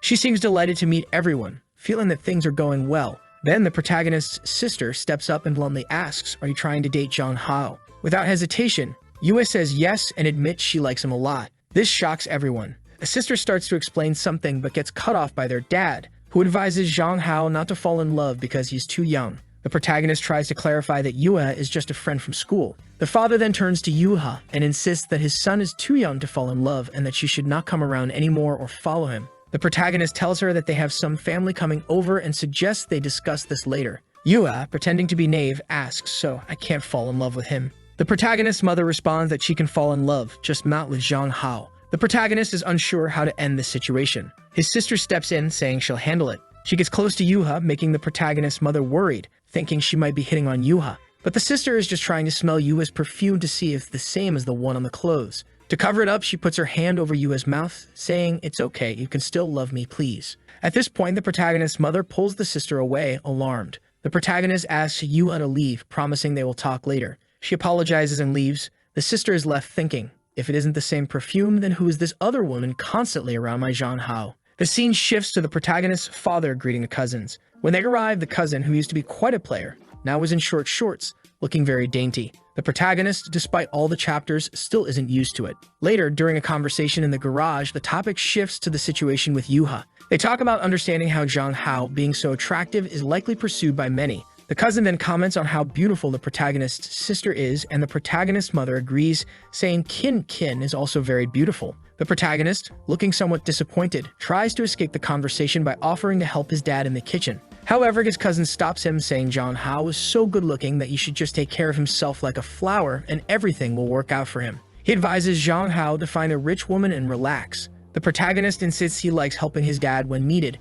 but his cousin keeps insisting that women nowadays are learning to cook just to please men, so he doesn't need to worry about that. Realizing his cousin won't stop bothering him, the protagonist suggests they go to his room to continue talking. In his room, the cousin notices how plain it is and asks if they're sure it's not his sister's room. The protagonist explains he likes his simple lifestyle, but the cousin says he needs to learn more about cosmetics and beauty. Immediately, the cousin asks if he has a girlfriend, to which the protagonist replies that he doesn't. The cousin then stands up and says, "See this outfit I'm wearing? My girlfriend bought everything." The protagonist seems unimpressed, obviously recognizing that his cousin is someone who sells out for easy money. The cousin then asks if his sister has a boyfriend. The protagonist replies that she doesn't, but a lot of people are after her, mentioning that she even had a stalker following her at one point. The cousin comments that he's heard she's not only very smart, but also quite attractive. The protagonist is shocked considering the cousin just mentioned having a girlfriend. At that moment, his sister enters the room and tells them that lunch is ready, so they should come down. The cousin winks at her, trying to be charming, and says they'll be right there. As they leave the room, the sister apologizes for her earlier behavior and expresses a desire to talk privately with the protagonist later to apologize properly. The protagonist, sensing something is up, agrees, saying he also wants to talk. They agree to chat after lunch. She urges them to eat quickly, showing her eagerness. The scene shifts to them finishing their meal, with the protagonist declaring he's done eating, and she responds similarly. However, just then the protagonist's phone rings and he answers. It's the woman from the antique store, informing him that the plate he had requested to be repaired is ready. He asks about the condition and the cost, and she informs him that his girlfriend already paid for it. Confused, he wonders who could have done this and quickly excuses himself, saying he has urgent business to attend to. His sister doesn't seem too pleased, though she tries to hide her frustration, reminding herself to keep calm and not push him away. She tells the protagonist not to be late or they'll worry about him. He assures her he'll be back soon and leaves, relieved that she doesn't seem too upset. After he leaves, the cousin makes a comment about how attractive the protagonist is and suggests he might be going on a date.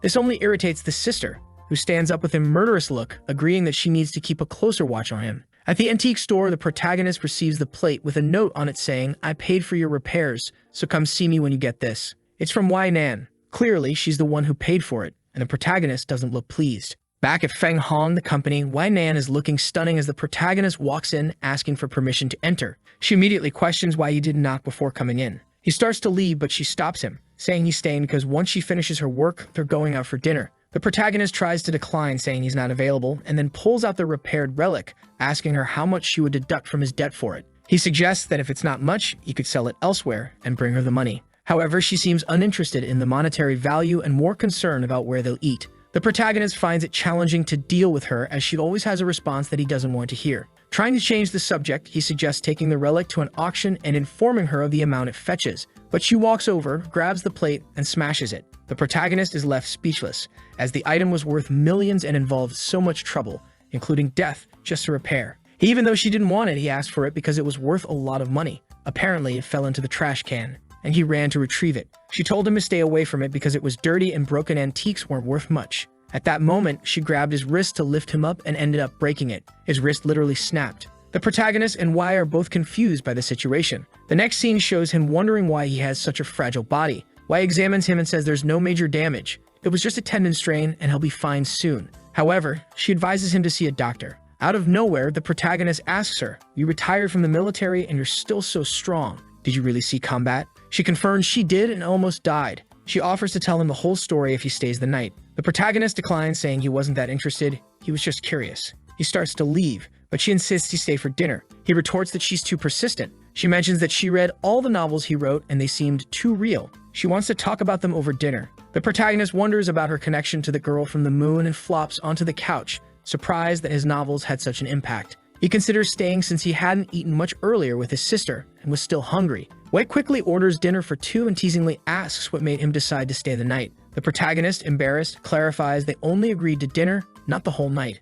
She then teases him about looking at her legs and accuses him of being dishonest with his eyes. He awkwardly explains that he was just admiring her expensive-looking clothes since he's from a poor background. But she quickly moves in and pins him to the couch. The protagonist, shocked, asks if she can't control herself. She insists she doesn't need to, as he's destined to be hers. He tries to laugh it off, saying she's reading too many novels and playfully squats her behind. She gets annoyed, accusing him of teasing her without following through. She questions if he's afraid. The protagonist, offended, retorts that he's not afraid of anyone and threatens to teach her a lesson. However, when he tries to push her off, she doesn't budge. He then notices the significant size difference between them. She relents, telling him not to get angry as he might hurt his hand again. As she stands up, the protagonist grabs her by the shoulder, throws her onto the couch, and tells her to stop annoying him, saying they don't match. She suddenly changes the subject, saying she's studying the reason behind the red moon and will explain it to him. The next chapter shifts to the protagonist's house, where his cousin wonders why the protagonist's sister doesn't like him. At that moment, Yuba shows up at the protagonist's house, and his cousin is contemplating making a move on her. She greets him, but he steps aside, giving her space to pass. The protagonist's parents appear and see her, expressing surprise. However, she immediately hands them apology gifts, saying the first is for Zhang Hao, the second for the father, the third for the mother, and the fourth for the sister. The father continues, insisting that she should stop hanging around Zhang Hao as he won't fall in love anytime soon. The mother chimes in, telling her to leave. Meanwhile, the cousin is shocked to find out that she might be a suitor for Zhang Hao. Yuva clarifies that she doesn't want to fall in love with Zhang Hao. She just wants to spend the rest of her life with him as great friends. The parents look at her skeptically, clearly thinking she's not being truthful. Yuna pleads, asking them to let her be friends with Zhang Hao and hands over a briefcase. The mother, feeling the need to set boundaries, decides to play the role of the strict parent and tells Yuha that she doesn't want to see her around Zhang Hao anymore and that she should stay away from him. The cousin, overhearing this, thinks he'll have a chance to comfort her after she leaves, but Yuna firmly states that Zhang Hao is special to her and she'll remain friends with him regardless of what they think. Meanwhile, back with the protagonist and Wei, she's recounting a story about being on a mission and receiving a fatal injury. Just as she was about to die, she saw the red moon and somehow survived. The protagonist is puzzled, noting that her experience seems entirely different from his. He asks if she might have been hallucinating due to her severe injuries, but she insists that wasn't the case. She explains that her wounds were beyond modern medicine's ability to heal, and that's why she's been studying the phenomenon of the red moon ever since. She mentions that during the second appearance of the red moon, she noticed the protagonist whose behavior didn't match anything she'd seen before. She found his novel similar to some dreams she had, leading her to believe that he might have some connection to the red moon. The protagonist, surprised by her experiences, watches as she begins to unbutton her clothes, stunned and asking why she's undressing. She points to her abdomen, explaining that it was there she received the fatal wound which destroyed all her internal organs. However, as you can see, she has no scars. She wonders why so many died that day, yet she survived, and asks him if the world in his novel truly exists. Realizing the only way to handle her is to cooperate, the protagonist agrees but sets conditions. He must be free to contact his family whenever he wants, and she can't isolate him for her studies. She gets upset at the suggestion she might imprison him, but he retorts that capitalists have a cold heart. With a sigh, he resigns himself to the fact that he'll have to deal with her for now and reveals, "I'm not from this world. When I saw the red moon, I woke up in this body." The scene shifts back to Yuha, standing under the sun, waiting for Zhang Hao's parents to accept the gift. It seems she's determined not to leave until they do. The father finally relents, saying, "Okay, since you seem to have no bad intentions, I will allow you to be friends." She responds that Zhang Hao is her best friend and she would never have any ill intentions. He observes that she appears sincere and accepts the gift, then tells her to return to her family. Later in the living room, the family examines the gifts she brought, gorgeous jewelry. Naturally, they suspect it's fake because nobody gives such expensive gifts. They're trying on the pieces, commenting on how realistic they look, almost like the real thing. The sister then enters and asks who gave them the jewelry. The mother explains that it was a friend of Hao Hao's who came by and they didn't know what to do, so they accepted the gifts. But they all believe it's probably fake. The cousin agrees, but the sister picks up a sapphire and upon examining it, says it doesn't seem fake. Judging by the cuts and details, it likely is a genuine sapphire worth tens of millions. As everyone stood in shock, especially the cousin with ulterior motives, the scene shifted back to the office. It seemed the protagonist had finished explaining to Wei everything that happened with the red moon and how he ended up in this world. Wei was lost in thought, contemplating the existence of parallel worlds. She asked, "So, in your world, do men chase after women, and is it normal for them to walk around shirtless, showing off their chests?" This led to the protagonist wondering what would happen if he went to the beach here. Would it be strange? He didn't dwell on it much, but thought about it briefly. He confirmed that everything she said was true, and that he's a normal man. When he sees a beautiful woman, he can't help but look a little longer. In his world, he wears shorts to the beach. Here, he's considered a wild man, so he's probably not a good match for her. Moreover, he might return to his world at any moment, and since she's a great woman, he doesn't want to hurt her. He suggests she finds a normal man. Ignoring his concerns, she asked if it would be normal for him to take off his shirt now and show everything since he's from that world. The protagonist replied, "Of course, in my world, if it's hot, guys take off their shirts." We imagined the sight, seemingly stunned, thinking about men walking around shirtless and how daring they must be. She then challenged him, "If that's the case, take off your shirt now. I want to see how it is. If you're telling the truth, You won't feel anything about it. Reluctantly, he started taking off his shirt, thinking he'd show her what a man from his world is like. But as he did, he noticed her intense, almost soul-sucking gaze, making him hesitant. At that moment, he recalled the goddess and wondered if he was assimilating into this world's norms and if his thoughts and behavior were changing accordingly. Meanwhile, Wei was clearly flustered, her hand between her legs, hearts in her eyes, trembling as she urged him. Well, are you going to take it off or not? What's wrong? You said it was easy.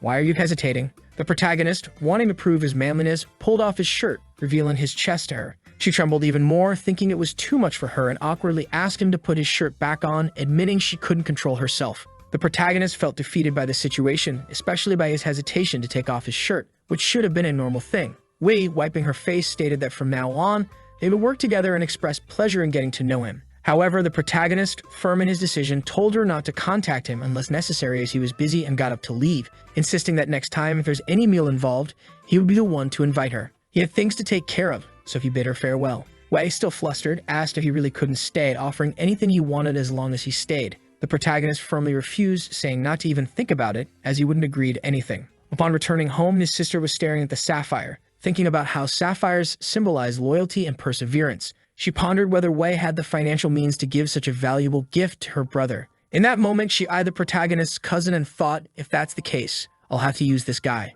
Sometime later, Zhang He was back home. His father, all worried, asked why the hell he took so long. That's when he mentioned all the jewelry Yua had left for our boy. Ken Qin commented that besides being very wealthy, the girl seemed to come from a rich family. The father made a serious face and told the protagonist that he couldn't like the girl just because she was a millionaire. Meanwhile, the cousin was fuming because he wanted to have received that necklace himself. Thinking about Yua, he swore to himself that he would win her over. After all, she was his ticket to wealth. However, he was already imagining the wrath of someone and thought that at least he had her waiting for him. The boy was daydreaming, thinking he had options to choose from, even though he believed that Zhang He, despite being handsome, wasn't very seductive. Sometime later, someone said they were arriving. Zhang He apologized, saying they couldn't accept the gift because it was too expensive. Suddenly, his cousin appeared, saying they had met again. Zhang He remarked that it was quite a coincidence that they had already seen each other. In the cousin's mind, all he had to do now was create a little physical contact and stumble like an idiot. Yuva seemed scared as he approached and promptly kicked him in the chest. She apologized, saying she acted instinctively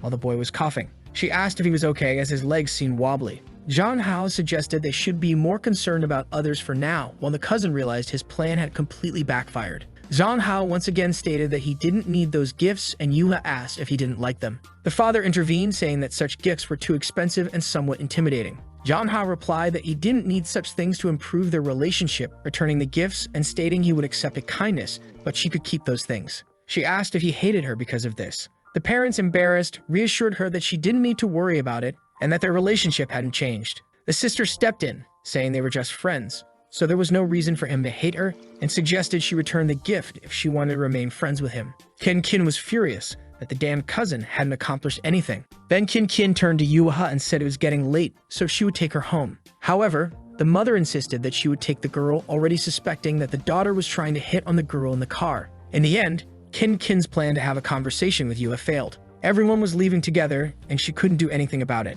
At that moment, Zhang He's cousin asked to add Yuha to his contacts. However, Zhang He, feeling possessive, quickly said that she wasn't that casual and wouldn't give out her number. The cousin realized he didn't stand much of a chance, and Yuha agreed with what Zhang He had said. Ken Qin, upset, told them not to get too close because it was dangerous. Zhang He noticed that his sister wasn't hiding anything anymore. However, the fool thought his sister was also in love with Yuha, already imagining that the girl was amazing for winning everyone over around her. Now he was motivated to make peace with his sister because she seemed very angry. The next day, his sister woke him up for breakfast. He arrived all sleepy, saying good morning. When he asked where everyone was, since it was just the two of them, she told him that the cousin and the others had left, so it was just them there. Our boy already knew that life at home wouldn't be easy. Embarrassed, she asks what he's doing, and he apologizes for lying lately. Meanwhile, the sister thinks her plan was to make peace, but she didn't expect it to be so easy. Now, feeling completely better, she says it's even better when he takes the initiative. She acknowledges that something sad happened, but emphasizes that the future is more important. She asks Zhang He never to hide anything again. He hesitates for a second, knowing he's hiding a lot of things, but simply says okay because he's not about to reveal any of it. He thinks to himself that after everything is resolved, he will confess the secrets. With that, the poor girl feels completely relieved, thinking he's so kind. At this moment, Zhang He says she no longer needs to hide that she's in love with Yuha. The poor sister is utterly confused. She starts laughing, thinking he's acting this way because he's jealous. She takes advantage of his foolishness to ask him not to bring Yuha around anymore. Otherwise, she won't be able to control herself at home. Strangely, he says it's been a while since they did a special training and asks for help. Kin, who has a problem with her sweat glands, agrees to help him. So she puts lipstick on our boy. And with that, she says that these events make all the sadness irrelevant. The scene shifts to Wei's secretary in front of her nursery. She thinks this must be the right place. Inside, a woman is on the phone and tells her to come in. As soon as she appears, she introduces herself and says she has some questions. The woman welcomes her and tells her to sit down. The secretary hands over a sheet of paper and says she wants to know everything that happened with these two people during their time there. She's trying to find out if the girl abducted the boy, and more importantly, what she did to make everyone in that place cover up the events. The woman starts trembling when she sees the photos of Zhang Hao and Kin. Hesitantly, she asks the secretary how she found out about this. The secretary responds that she doesn't have to explain anything and demands to know everything that happened. The woman, frightened, seems to hesitate but explains that she will never forget this person in her life. She recalls once asking Kin where she had taken Zhang Hao and, more importantly, what she had done with him. Kin replied that they were just playing together and questioned if that was a problem. The teacher said it was indeed a problem because she couldn't just take other students out of there as she pleased. She warned that she would have to speak with Kin's family to take action. But Kin asked if that was really the best option. The teacher was a bit confused, but the girl advised her that it might not be wise to escalate the situation.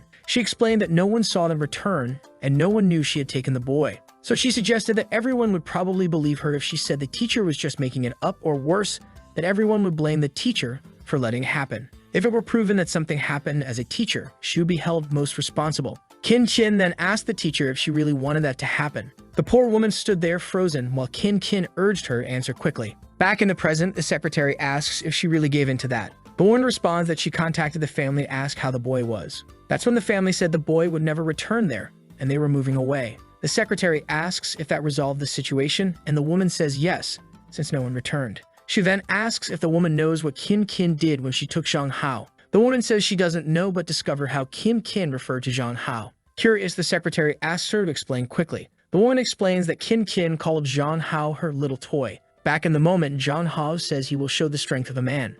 She is there, very sad and clearly not saying much. She then says she wants to tell him something and grabs his face. She tells him he is amazing, thanks him, and says she is ready. He asks if she really wants to continue with the strength training. Suddenly, she is caught off guard and confused. He says that if they keep practicing, she'll soon like men again, while the boy, like a bull, declares that now that he's here, he'll go forward. She's a bit scared, not expecting him to be so forward, especially since he has such an innocent appearance. Our boy starts sweating cold, realizing things are getting serious. He gave her a simple foot massage. Time passed, and the boy had put in a lot of effort. He then asked her to check if his heart was racing. That's when she thought that the training they did when they were younger hadn't been in vain. Now she knows she just needs to complete the next step to fully win over Zhang Hao. Our boy says they will continue. She sees that he's standing there preparing for something and asks if he's talking about this. He tells her not to be nervous and to relax. But now she's the one who's scared because there's unlikely to be anyone else intervening. She's panicking, not knowing how to react, while Zhang Hao thinks she's cute when she acts like this. He then smiles, saying that he's finally going to do it, but obviously, he feels something strange.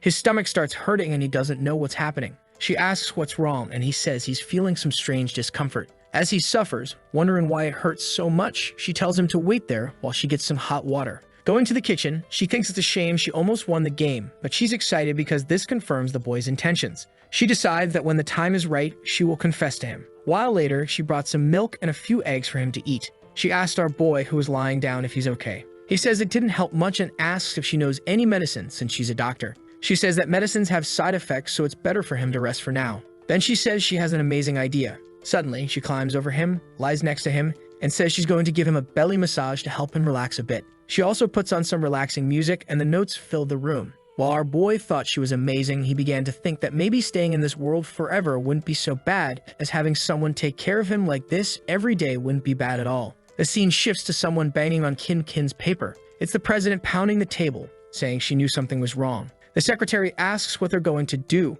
but then she remembers that Zhang Hao had set a rule that she couldn't contact his family. She hesitates for a second, unsure of the best option, and says she'll have to make a call first. A while later, Zhang Hao was sleeping and Kin said he was very cute like that. Suddenly, he received an unknown call. She immediately hung up, relieved that he didn't wake up. She picked up the phone thinking she had to be careful because it could disrupt things. But then she got scared. The message included records from when she was younger. She immediately realized someone was investigating. Grabbing Zhang Hao's head, she gave him a kiss on the cheek, saying she wouldn't let anyone take him away. The scene changes to a restaurant. Someone calls out to Wei, asking why she's investigating. It's obviously the big sister. Wei tells her to sit down because she ordered her favorite flavor. Kin Shin quickly asks who she is. Wei immediately says that she likes Zhang Hao and that it's best for the sister to stay away. Kin said she didn't expect it to be Zhang Hao's stalker and warns that, unfortunately for Wei, Zhang Hao prefers her. But Wei pulls out the photos and warns that the boy would be very sad if he saw all that, indicating she has proof that she's been stalking him since he was younger.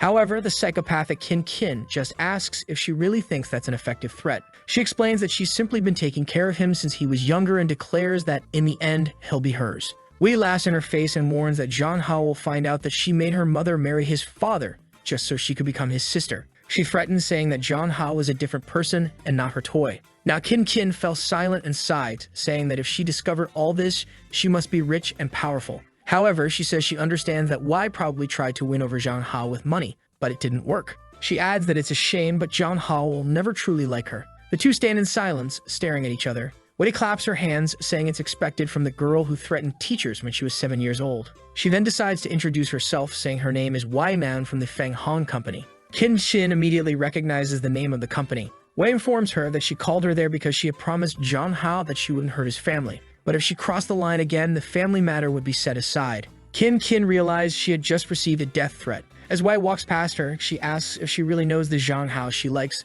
leaving the girl in silence. Kin punches the table in a fit of rage. The scene shifts back home. Zhang Hao is slowly opening his eyes. He gets up and sees his sister beside him working on the computer. He asks what's going on, and she just wants to know if he's still feeling uncomfortable, mentioning that she brought a hot water bottle for him. She then says that while he was sleeping, she read the entire novel he wrote. She found the world he described to be quite interesting and realistic. Embarrassed, he says he only wrote those things to stand out among others and make more money. His sister remarks that it felt too real, and that the protagonist really seemed like a real girl. She warns him not to confuse fiction with reality because real life is different, handing him the hot water bottle and saying it will make him feel better. She then hugs him, telling him that if he has any problems, he can always tell her because she's worried about him. The scene changes to the next day at school. Standing next to Yuha, he's thinking about how strange his sister was the day before. During the day, she seemed normal, but when she came back at night, something had changed. Yuha hands him something and he thanks her, saying he'll keep it instead of the jewelry. She immediately says she has another gift and offers him some lunch. Embarrassed, he tells her she doesn't need to be so considerate. However, she says she just wants to be nicer to him. He tells her it's okay as long as she doesn't keep giving him expensive jewelry. She then asks if his family hates her now because of it. He reassures her that's not the case and she doesn't need to worry. But she expresses that she often feels like she makes people's lives worse when she interacts with them. She questions whether she's just a friend who brings problems, but he tells her not to worry because he values their friendship. She then says that even if his family doesn't like her, it won't affect their friendship. Zhang Hao explains that his family likes her, they just don't want them getting romantically involved. Yubat explains that she feels like his sister, on the other hand, doesn't like her at all and seems to want to keep them apart. Zhang Hao has no idea what happened, so he just thinks she's being insecure. He stands up, telling her she doesn't need to change or try to please anyone. She will still be his friend, and she doesn't need to rush to prove anything. This cheers her up a bit, and she explains that recently she at least learned to swim. He says if that's the case, they can have fun over the weekend. The scene changes to a sunny day. Our boy was walking around the city when someone called out to him. It was Yuva, all dressed up. Our boy felt better, wondering why she had dressed up so much. He tells her they can start their outing. With that, she pulls out a giant notebook full of things she wants to do with him. Our boy wonders why she seems so prepared, and she starts listing a bunch of things they need to do today, mentioning she even bought tickets for a movie called Season of Love. He says he's confused because he expected her to want to watch a war drama. However, she says no, she chose this because she's sure it's his favorite. With that, he takes her hand, saying it's okay, and that he'll be happy no matter what she chooses, thanking her for being so thoughtful. She just holds his hand in agreement. With that, they head to the cinema. Yuva stands there, a bit lost. Zhang Hao asks what's wrong and tells her to snap out of it. She brings the popcorn, looking a bit awkward, saying she didn't expect there to be so many people there. The scene then cuts to the two of them watching the movie. Our boy hands her a juice. Zhang Hao comments that she seems happy, and she explains that despite the crowd, there's plenty of space. As she enjoys the juice, he receives a call. That's something, huh? Our boy makes a face, clearly not pleased, and without a doubt, he declines the call. Yua asks what's going on, and he says it's nothing important, thinking that since she's so happy, he'll make the most of his time with her. Our boy is just watching, thinking the movie is awful because it's clearly upside down. Then a little hand grabs his. He asks if she wants popcorn. She says no, so he hands her the juice, saying that must be it. but the girl is nearly exploding with embarrassment. She says she saw in a guide that this is the step before a kiss and asks if he agrees. Jeonhao plays it cool, asking if she learned this strategy from Yuan. She says no, it's just that they haven't done this in a while. And now our boy is about to explode. She says she likes him a lot and that they could be a couple. Our boy tries to explain that he likes her too, but not in a romantic way, and she can't be so dependent. She explains that she's just following the guide she read, which said girls needed to take more initiative. With that, she pulled his face, while he was worried because it was a public place. She said she would save money and leaned in to whisper something to him, who was about to explode, unsure of what to do. Then he held her hand and suggested they focus on watching the movie. Time passed, and I'm not sure what happened, but she looked exhausted, talking about the guide. He said he had to see this guide and her strategies, then grabbed her hand to read it. She was a bit confused. He glanced at her plans, then lightly hit her head, asking why she didn't just ask instead of acting like this. Embarrassed, she said she just wanted to be there with him, and he could do whatever he wanted. Jeonhao thought she was always extremely careful, but then confiscated her little book, saying it was time for some real fun. The scene changes to an sports internet cafe. The poor girl stood in front of the computer, unsure of what to do. He asked if she'd never been to an internet cafe before, and she said her family doesn't allow it. He then asked her not to tell anyone or he'd get in trouble. With that, the boy started playing, already scoring a pentakill. She said she was trying to understand, but it was too difficult. He explained that he just wanted her to have fun, saying that since she already had good grades and a good family, the only thing he could do was help her be happy. He then opened another game, apparently a shooting game, and explained the controls for moving the character and aiming for a headshot. He congratulated her, thinking her family must be very good for someone who just started playing. He also thought that given her interest in weapons, this type of game was obviously a good fit for her. After a while, he said their time was up. She asked why he didn't put more money in so she could play more, but the boy warned her not to get addicted or she'd spend her whole life on it. As they walked down the street, they were chatting until he mentioned that her phone was ringing. She answered and seemed to agree with something. It seemed like she was talking about leaving, but in reality, she wanted to keep playing with our boy. He thought to himself that he would help her have even more fun today. With that, they played the drum game, the dance game, and the shooting game. Later, as they were heading back, she said it was one of the happiest days she ever had. Jeonhao told her not to take it too seriously because it's something they could do anytime, and she was all smiles, saying she understood. As they were walking, a car suddenly passed in front of them. As soon as the door opened, he knew trouble was coming. He thought it might be Anao, but it was actually Yuya's butler, who turned to our boy and said her parents wanted to meet him. Her mother, it seems, was looking into information about Jeonhao, smiling, though it wasn't clear if it was out of joy or anger, knowing that her daughter had been ignoring messages while having fun. Meanwhile, Jeonhao had no idea they had planned a party for her at the mansion, but she preferred to stay with him. At the door, the butler told him not to worry,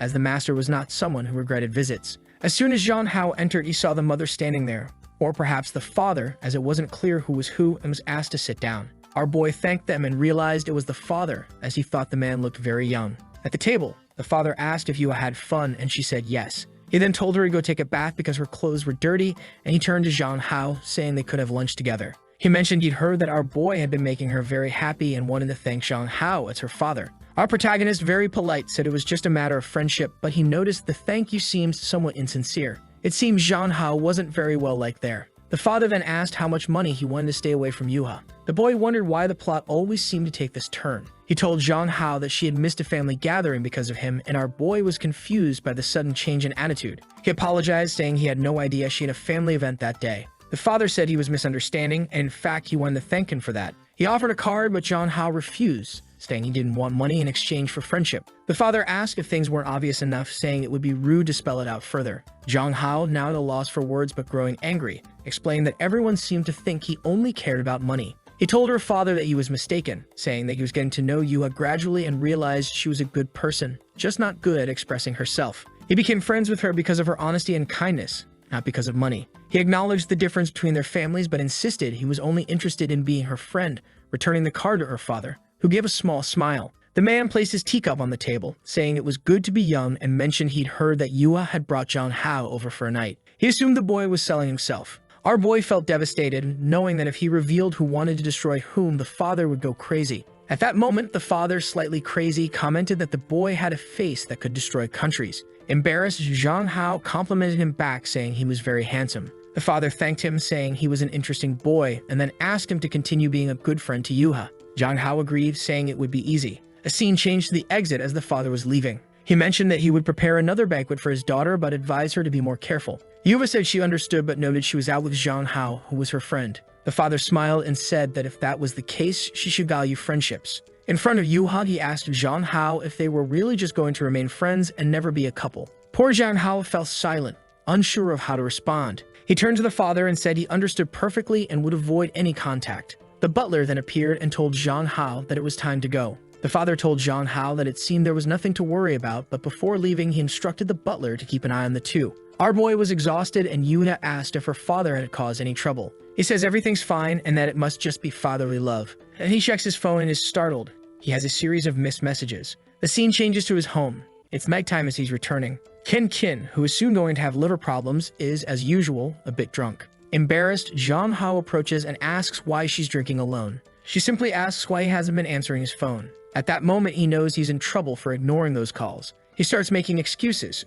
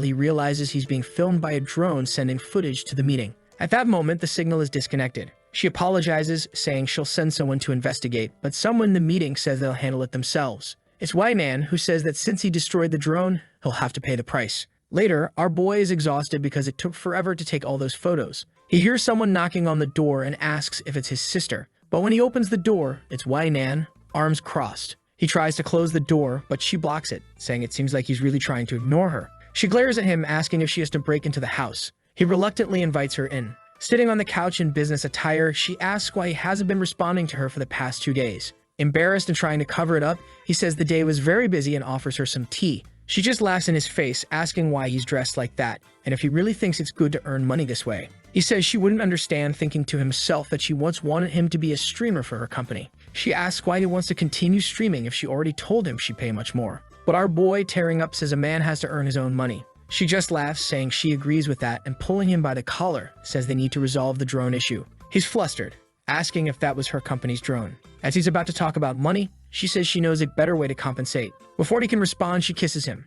She helps him catch his breath and tells him that the outfit suits him well. Our otaku boy jokes that she would look good with cat ears. She asks if he wants to see her wearing them and warns that he'd have to kill her first. Out of nowhere, the boy becomes energetic and gives a playful drum tap. She looks confused, and with 50 kilograms of muscle, he lifts Wei. She comments on his courage to lift her in such an embarrassing way. He admits he has courage but can't hold her up for long because he's already trembling. He asks her to get down and she says he might collapse to the ground. She then remarks it's a shame he failed the counterattack. Our boy is disheartened, realizing his body is indeed very weak. Wei tells him that in terms of strength, he stands no chance. She helps him catch his breath once more. Half an hour later, our boy is exhausted and worn out, while Wai-Man, still radiant, talks about the red moon that only appears after a solar eclipse.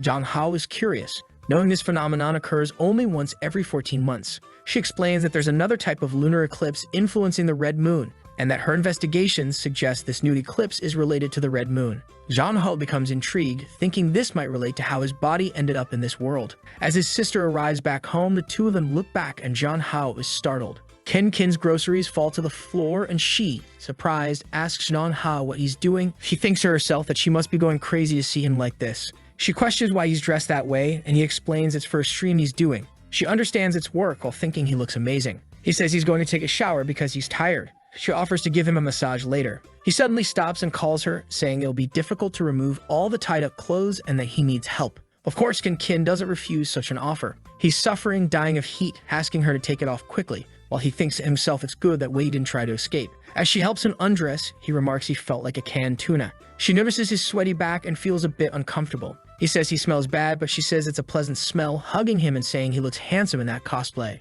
She teases that if he did more cosplay, she might stop liking women.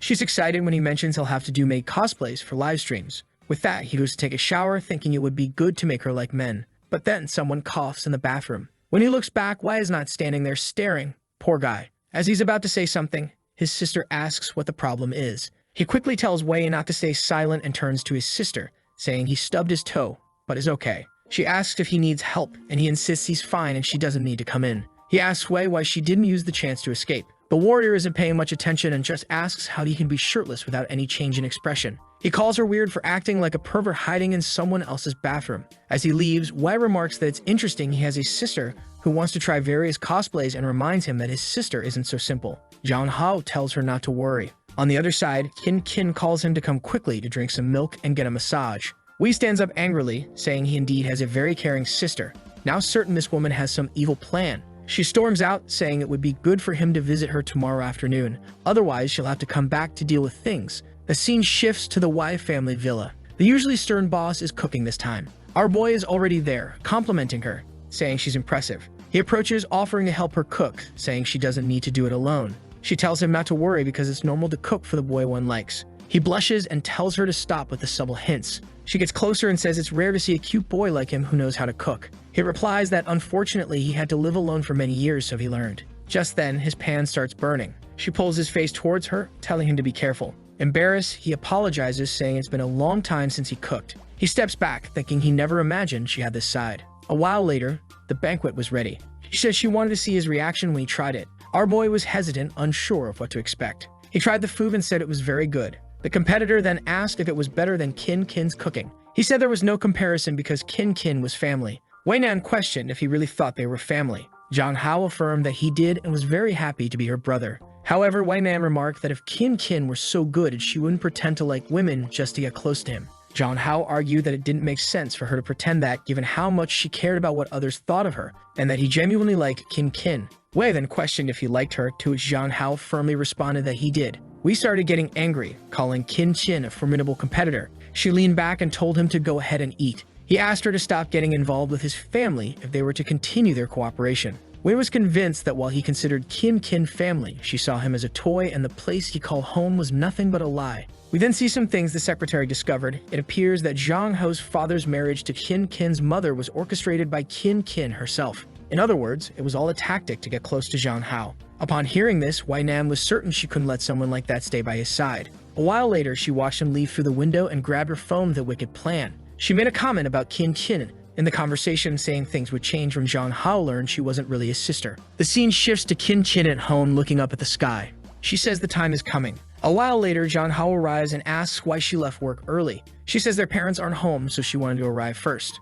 However, she feels disheartened when she sees that Yuha is also there. Yuha greets her, and Zhang Hao says she doesn't need to be so formal. Kin wants to know why he brought someone home without informing her. He apologizes, explaining that he's doing this because of Yuha's social difficulties. Excited, Yuha says she even changed her shoes. Zhang Hao invites Yuha to go upstairs, and Kin says she'll bring some food, though she's fuming inside, thinking that this girl is ruining her plans. In the room, Yuha compliments the smell, which confuses Zhang Hao. Zhang Hao offers to give her whatever she wants. At this moment, Yuha starts rummaging through a drawer, pulls out a pair of smoking Pikachu underwear, and says she'll take that. Just then, Kin enters the room with some juice. She sees the underwear and looks disheartened. Poor Zhang Hao tries to explain, saying she shouldn't misunderstand. Seated with both of them, Kin says she understood perfectly what was happening. Zhang Hao tries to explain that Yuha is just socially awkward and not a pervert. Kin decides the best plan from now on is to reduce the amount of time the two spend alone together. She invites Yuha to her room, saying she wants to show her something cool.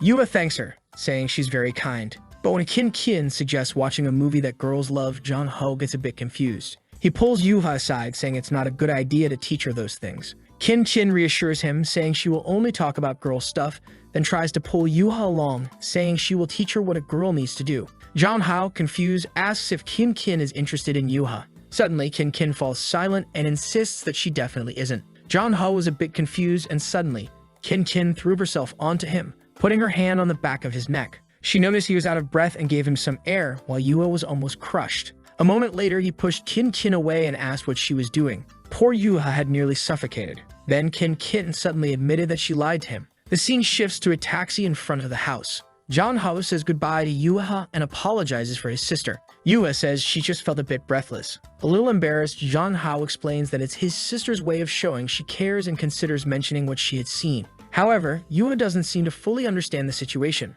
He dismisses it and tells her to be careful on the way home. As the taxi drives off, Yuha rummages through her bag, finds the gift Zhang Hao gave her, and wonders if he really prefers Kin Kin, who is now standing at the door, just staring at him. Zhang Hao, a bit startled, turns and calls out to her, but then he remembers that Yuha didn't say anything and realizes she might not have lied. He asks Kin Kin if she really doesn't like women. She stands there in silence without responding until, a bit embarrassed, she admits she doesn't. She then shockingly confesses that she lied because she likes him too much. She tries to explain that she likes him so much that she knew no one would understand, so she acted this way. Now that he's discovered the truth, he's a bit confused, saying it's a bit strange. She steps out into the rain, saying she understands it's weird but just wanted to be close to him, and reveals that she doesn't want to lose him again. Zhang Hao tells her to calm down or she'll catch a cold and asks if she's referring to their childhood. She says yes, but knows he doesn't remember much, while thinking to herself that she'll do anything to stay with him. She then reveals to him that she has secretly always been close to him, from elementary school to now, and has never left his side.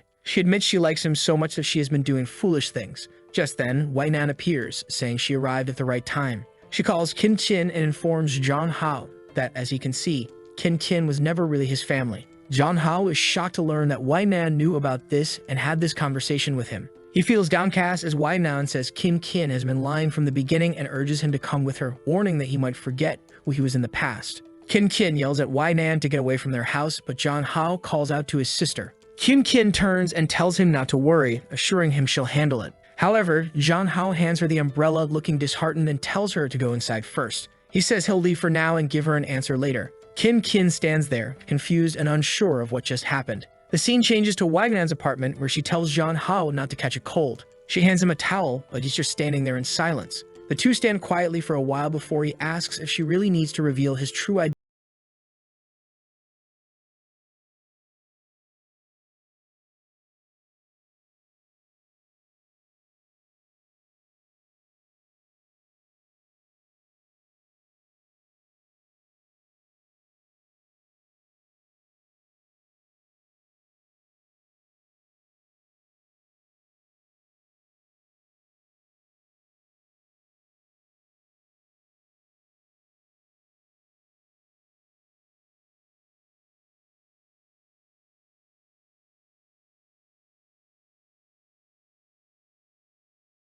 Nan approaches and says that normally those being pursued never really understand. She takes out a cigarette and says she'll try to explain clearly, noting that in his world, it's usually men who pursue women. In this case, all she did was try her best, going to great lengths to follow and interfere in his life, affecting his social status and even his family. Wei Nan asks if what she's done is perverse or not. Sun Hao stands there, poor thing, unable to say anything. Wei Nan extends her hand, saying that if he comes with her, he can forget these problems and study the Red Moon. Sun Hao, scared, says he can't think straight and needs to go home first. She offers to take him, but he insists that it's okay and he can manage on his own. With that, he leaves without saying anything more. On his way home, he keeps thinking about how strange and frightening his sister is, having done all those things. What he finds odd is that fragments of his memory suggest she's not that kind of person. He has no idea which version of himself she likes, and this kind of thing can only be discussed face to face. The boy returns home to find her standing in the rain. She is desolate, still unable to recover from the shock. Even when he approaches, she can't understand anything until he offers her an umbrella.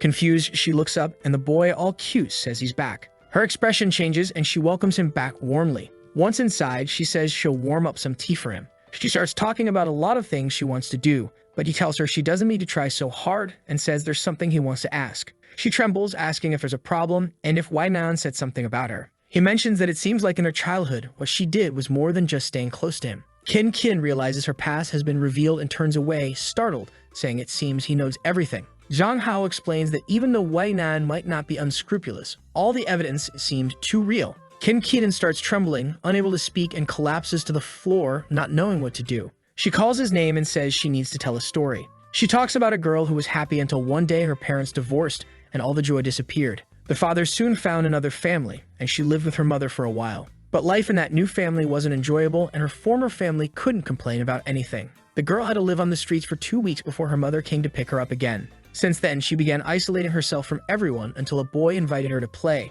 She ignored him, but he kept following her, suggesting they have lunch together. She remembers the other boys telling him not to talk to her, but whenever he saw her alone, he approached and invited her to play, always cheerful and smiling. That's how the boy entered her heart. But then an accident happened, and the girl made a mistake that caused the boy to lose his memory and be sent to another school. The light in her life disappeared again. However, instead of giving up, she decided to secretly protect his life. Eventually, she realized that the distance wasn't enough, and that's when she began the plan of using her mother to become his sister. Crying, she admits she knows it was wrong and that the plan was a disaster. Jong Hao wonders if this is how she feels about the real owner of this body. She apologizes, calling herself possessive, and reveals that she is, of course, the girl in the story. She says she expects him to hate her for this, but all she ever wanted was to have him to herself and not share him with anyone else. The boy starts to think that even though they aren't related by blood, she really takes good care of him, and he also likes Kin. She says if he really thinks she's disgusting, she'll stay away and never bother him again. But then the boy says she doesn't need to apologize. He understands how valuable she is, and that's enough for him. He tells her they can be together because he likes her too. What a thing for him to say. Now she's going to go crazy. She hugs him, saying that no matter what happens, she still loves him. And our boy, awkwardly, tells her she's getting snot all over his shirt. With that, she gives him a UFC-style hug. She threw the boy to the ground and, as always, helped him catch his breath. As he lay there, he thought to himself that this felt like a first love. The time they spent together was sweet. Being around her always made him happy. She always wanted the best for him. She mentioned that her life felt like a dream, and she was incredibly happy. Meanwhile, he felt increasingly guilty, knowing that her connection was with the past Jong Hao, not with him. She then said she would go downstairs to prepare dinner and call him when it was ready. He was left deep in thought, realizing that he was taking advantage of her feelings. He wondered how she would react when he told her the truth. He called out to her, and she turned around to ask what it was. He hesitated, especially when she smiled and asked if the baby was having a problem. Feeling foolish, he said it was nothing important and told her she could go make dinner. Obviously, he lacked the courage to tell her the truth. The scene changes to Fenghong Enterprises. Jong Hao is there again, and Wei Nan comments that their meeting was very good. Jong Hao doesn't seem very enthusiastic and asks her to get to the point. She crosses her leg and says she wants to ask him something. She asks how the conversation with his sister went. Jong Hao uncrosses his leg and says they're doing fine. Wei Nan questions what he means by fine and accuses him of deceiving her since she knows the person his sister likes isn't the current Jong Hao. She suggests that eventually Kin will discover he isn't the person she truly fell in love with, and who knows what she'll do then. Hesitant, Jong Hao says he can't predict the future. Wei Nan, observing his troubled mental state, thinks that if things continue this way, she'll have to take matters into her own hands. She changes the subject and talks about his career as a streamer, presenting a proposal. She mentions that he's in the top 3 on the platform and should realize there's a limit to being an internet celebrity. She hands him a paper, suggesting that if he really wants to make money, he should have his own products. It's a clothing brand idea. He asks if this is just her idea. She says she doesn't care about other investors, but she has never lost money. She explains that her research on the Red Moon has been costing her, so this is the least he can do to help her recoup some losses. Jong Hao agrees not to pay with flesh and blood, but if it's a matter of time, he can help a bit and promises to repay her for all the help she's given him. He then asks what style of clothing she has in mind, and she tells him to be independent and create his own style. Later, as he leaves, she thinks to herself that with her strategies, it will be easy to manipulate him. Her plan for now is to keep him busy with his career, as he's the type of man who enjoys making money. This way, he'll be more independent from Miss Kin, and she can use her influence to pull him away from his sister. Later, Jong Hao returns home. Kiki asks if he's busy and tells him not to spend too much time on that clothing company. Jong Hao reassures her not to worry because they're helping him a lot. However, she knows very well that this clothing company is undoubtedly connected to Wei Nan. She calls him over and says that now that they're together, he doesn't need to work so hard because she will support him. Just then, their mother appears and says it's time to let her brother sleep, starting to notice that something is strange. Jong Hao thinks that lately she has been taking good care of him. Even though they've been spending less time together, she always cheers him up. If he wanted, this life he's living could last forever. The scene changes to the next day.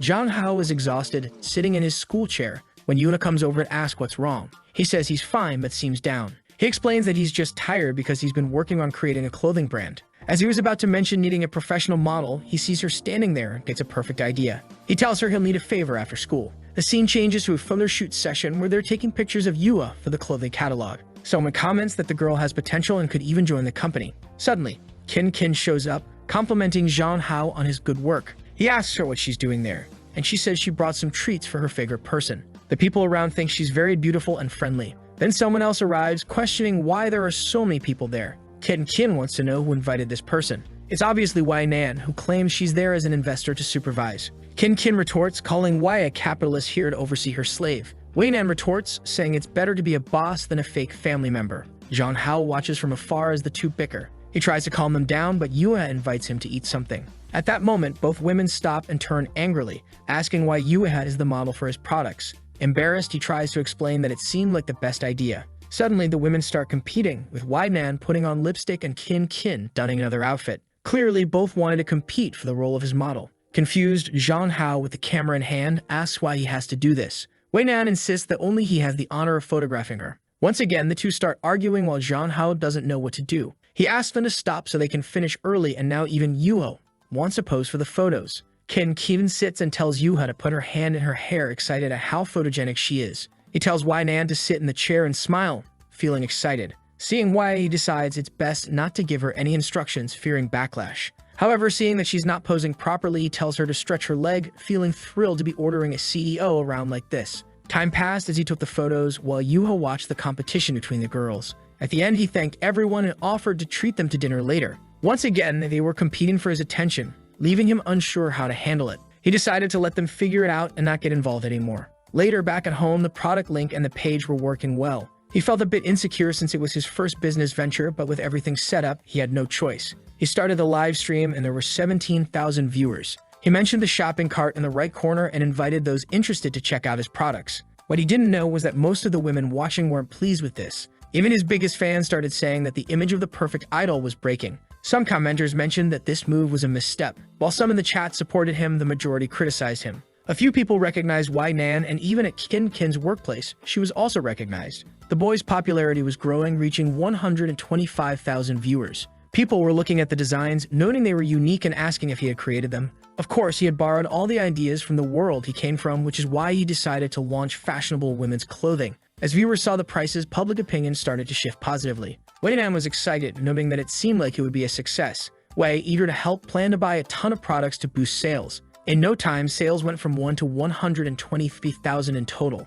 Zhang Hao was confused by what was happening. He knew there was a chance for things to go well, but this was over the top. Later, he was online and noticed many posts about him. People were even sharing the clothes he wore, claiming it was the new fashion trend. He just wanted to watch some videos to relax, but all he saw were ads for his own products. He couldn't believe that in less than a day, everything had sold out. He concluded that the girls had probably done something. The atmosphere wasn't great when the three were together. Someone approached and asked what he was complaining about. Zhang Hao, embarrassed, wondered when she had arrived. She gave him a hug and guessed he was confused because his company had done well and he wasn't sure what the next step should be. He turned and said he wasn't prepared. She reassured him that he didn't need to work so hard and that she would support whatever decision he made. Embarrassed, our boy thanked her and mentioned he was planning a celebration party and invited her. She accepted but said she would take a bath first. In the bath, she pondered why he was throwing a party to celebrate. She was sure that Wei Nan and Yue would definitely be there. She realized she needed to clarify her relationship with Zhang Hao to keep the others away. She knew this would make things harder for Zhang Hao and decided she might follow a more aggressive plan. A scene changes to the celebration banquet. The girls are all there waiting for our boy, who arrives with his sister, saying they didn't need to dress up so much. The three women immediately start to dislike each other, and he suggests they find a table. Even while serving food, they compete, likely to see who would serve him first, leaving Zhang Hao unsure of what to do. He decides to drink a bit while the two are at each other's throats. Eventually, he was outside to throw up, realizing his body is weak and sensitive to alcohol. Someone brings him a towel. He thanks them while wiping his mouth, only to be shocked when he sees the girl from the Red Moon, who says it's been a while since they've seen each other and calls him Dear Zhang Hao. Surprised, he asks if she is the goddess of the Red Moon. She confirms and pulls him by the chin, commenting on how well he's adapted to life in this world. She praises his successful business and a partner who loves him dearly. However, she asks if he hasn't noticed that he's becoming more like a native of this world. She warns him that he will assimilate at this rate and reveals a secret. Human souls can merge. Confused, he asks what she means by merging souls and insists that he won't assimilate. She says the choice is his and that they'll meet again when all this is over. As he yells for her to wait, she disappears in front of him. Now he's confused about this merging of souls and assimilation. Yue appears and asks if he's okay. He says he is, and she informs him that the two women are fighting inside. He suggests they go back inside before the two kill each other, but he doesn't mention the Red Moon or another world. A while later, Zhang Hao's life had returned to normal. He didn't have as much time to spend with Kin, but their relationship was more stable. 2 months later, autumn arrived. Yu and Yuwon complained that it was too cold like winter. Janha was nearby, just looking at his phone, when she approached and asked which girl he was talking to. He told her to respect his privacy and long said that as a celebrity, he wouldn't talk to just any girl. Yua then arrived and greeted Janha. Later, back in class, the teacher announced the school's 50th anniversary was coming up. She said there would be a dance involving a boy and a girl, and everyone would have to participate. After the pairs were formed, they had to practice for 2 weeks. The teacher informed Zhang Hao that he would be the leader since he had experience dealing with the public. Immediately, all the girls in the class wanted to be invited to dance with him. Within a second, a discussion broke out and he was surrounded. Frustrated, he shouted for everyone to step back. He went to the bathroom, thinking how exhausting it was to live like this. He thought about who to ask and soon decided on Yuha. However, she turned him down. He was taken aback as it was the first time this month he'd been rejected. Feeling down, he sat in a corner. Yuha tried to explain, saying she didn't want to draw attention and feared being too uncoordinated, causing him embarrassment. Suddenly, he called her name and told her she couldn't live like that. He said that people who give up without even trying will never succeed. He admitted he didn't know how to dance either, but was willing to learn and asked her to trust him one more time. The scene changes to their first practice. Someone, likely the teacher, told them to relax. The teacher, sweating, instructed Yua to put her hand on John Ho's waist and stop being so shy. He reassured her, saying there was no need to be so nervous. She apologized for not being very good, but he told her it was fine as long as she kept practicing. The tired teacher said that was enough for today and that they would continue the training tomorrow. John Hao observed her, exhausted, thinking it was funny how flexible she was in fighting, but he felt like someone was always watching them. Yua then called him, saying her locker seemed stuck because it wouldn't open. They found that something had been put in the lock to prevent it from turning. Later, they called a school employee, but John Hao realized that someone had targeted Yuha. The next day after physical education class, Long praised John Hao and asked how the dances were going. Then he noticed something in Yuha's shoe. He pulled her aside and a bunch of tacks fell out. Seeing this, he knew she would have hurt her foot. He shouted, asking who had the nerve to do such a thing. His two friends were furious, calling it ridiculous, while everyone around remained silent. John Hao wondered if this was related to the dance. He knew someone's intention was to make Yuha quit, and he was determined to find out who it was. The following morning, he approached Yuha and asked if she had offended anyone recently. He advised her to be careful. Suddenly, he saw a bucket heading towards her head. In a heroic act, he put his head in the way, taking the hit himself. A drop of blood fell on Yuha's face, but John Hao, seemingly unfazed, asked if she was okay.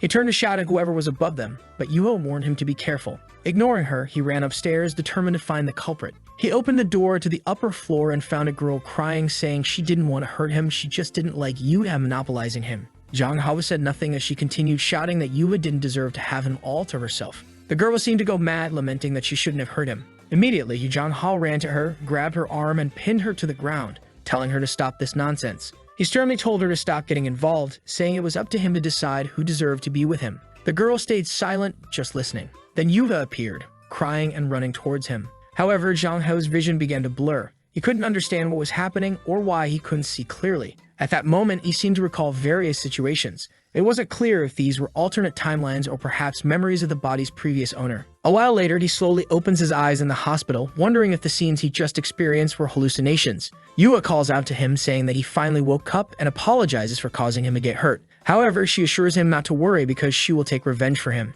She even says that the other girl will pay dearly. At that moment, Zhang Hao sits up, insisting that he's in good health and that they should get back to practice. He advises her not to seek revenge as it would only cause more trouble, reminding her that she promised to impress everyone. For the next 2 weeks, they continued practicing. Zhang Hao even hired a professional dance instructor. Yuha gradually became more confident. However, during one of the training sessions, she received a call from her mother. Zhang Hao pondered over it, since he had only met her father so far. During the call, her mother revealed that she had already spoken to the teacher to prevent Yuha from participating, urging her to quit to avoid embarrassing the Min family in front of important people. Yuha tried to explain that people depended on her and that she had been practicing for a long time. Her mother insisted it would be better not to disgrace the family. The poor girl was at a loss for words until Zhang Hao took the phone from her hand. He first apologized for his behavior and then pleaded for her to let Yuha participate, explaining that she had been working hard and would not embarrass anyone. Suddenly, Yuha grabbed the phone and shouted that she would not give up, saying goodbye to her mother and ending the call. She turned to Zhang Hao and apologized, insisting that he had to participate. He thought to himself that she was impressive when she was serious. The scene shifts to the day of the performance. The announcer declares it the school's 20th anniversary. Yuha's mother is present as his wife Nam, attending as a renowned entrepreneur from the city. The school representative announces the start of the event. The curtains open and a tango tune plays. The two participants exchange a quick glance and start their dance. Yuha's mother watches while Zhang Hao feels confident about her performance. The audience praises them, and Wai Nan looks displeased. Yuva's mother begins to wonder what caused such a change in her daughter, who she remembered as not being so confident. Suddenly, the stage lights go out. Zhang Hao is confused because this wasn't part of the plan. The audience questions if this is part of the performance. The school representative calls out to Zhang Hao. He asks what happened, and she explains that there was a problem with the circuits, which would take 20 minutes to fix. He protests, saying it would be foolish to leave the audience with nothing to do for 20 minutes. They would all leave. He worried that Yuha would lose the chance to impress her mother. A friend next to her mother remarked that her daughter seemed lost in this emergency, while the mother just watched to see what would happen. The teacher was about to announce a 20-minute intermission, but Zhang Hao grabbed her megaphone and confidently declared that they were always prepared for anything. Meanwhile, backstage, Long Long was trying to come up with a solution. Then Wai Man appeared, asking if they needed help. At that moment, Wan called for Zhang Hao, who saw that Wai Man had found a light for them. Though it wasn't perfect, it was the best auction at the time. Without power, the instruments weren't working, so they had to perform without them. The situation suddenly turned into a slice-of-life scene.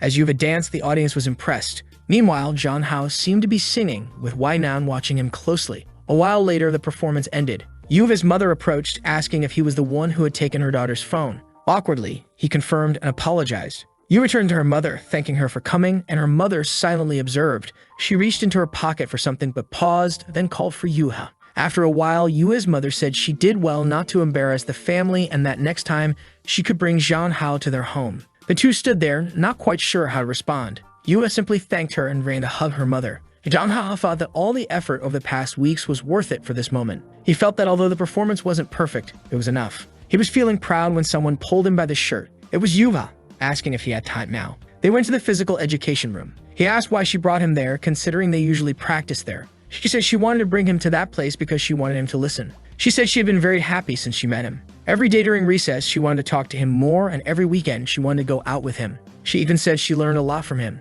But because of his appearance, she felt she was losing control. She said that when she saw other girls talking to him, her heart ached and she had nightmares. She began to approach him, saying she thought it was some kind of illness, but then she took his hand and said she was certain about her feelings. She asked if they could be together. Now he was in trouble because everything she said was extremely serious. He considered her a good option because of her personality, but there was someone else on his mind and he couldn't deny his feelings. He thought to himself that this wasn't a very manly way to be decisive and he couldn't act like this. So he called out to Yuva, apologized, and said he couldn't accept her love. She was devastated for a second. He started to say that he already had someone else when she interrupted and hugged him. Confused, he asked what was going on. She said that even if he didn't like her, she would continue to like him, regardless of what he did. This didn't seem very healthy, but she said she would wait for him, and holding his face said she had been waiting, so nothing would change. With that, she helped him catch his breath, apparently for a long time. Near the window, Wei was there, noticing the situation and thinking instead of feeling jealous, wondering what was happening. Later, Zhang Hao told himself that he needed to be more honest with his sister, Kin.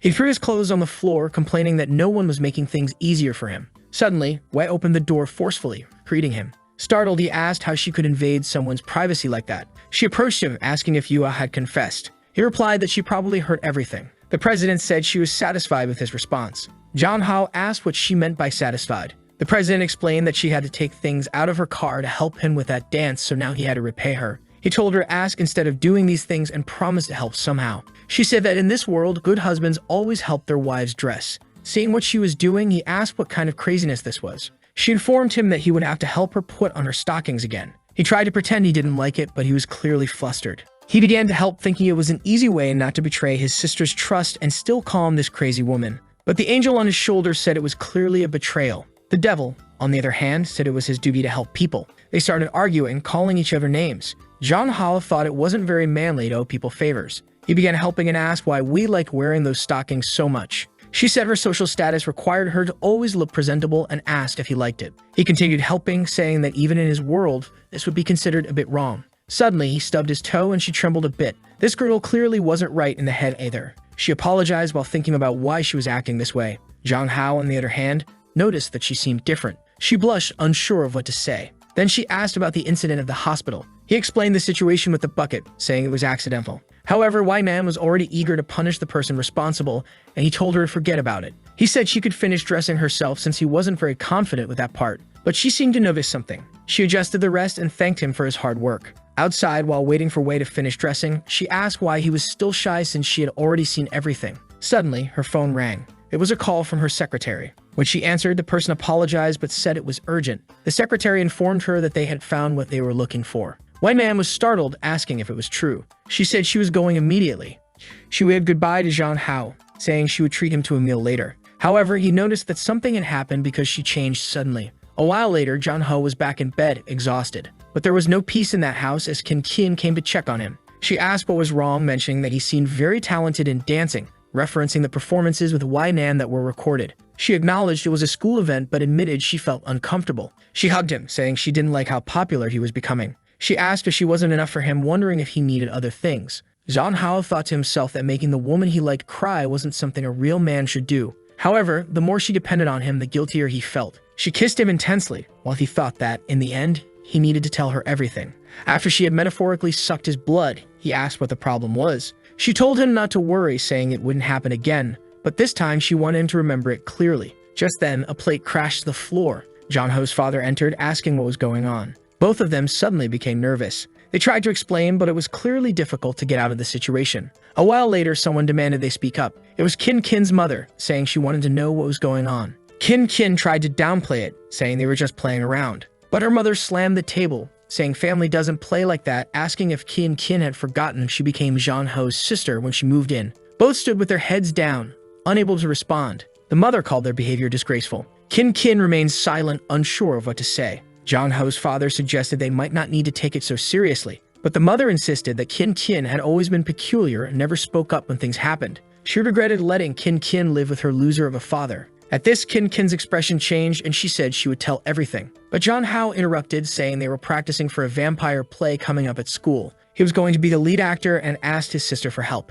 Their mother looked confused, asking what this was about. Qin Qin just watched quietly. Their mother, believing Zhang Hao to be an honest person, thought he probably wasn't lying and told them to be more careful in the future. Zhang Hao knew that if he hadn't stopped Qin Qin, she might have started a war at home. The problem wouldn't go away until he resolved everything. In the following days, Zhang Hao focused on his live streams and work. Using the memories of his past life, he excelled in school. With all the support he received from Wai Nan, he became a top streamer. Everything was going well except for one thing. He began to remember the past when Qin Qin was pulling his arm. He recalled her promising him the stars and the sky, asking if he liked her too. And the current Qin Qin being startled, asking if he wasn't the real Zhang Hao. With that, he woke up. It was obviously a nightmare.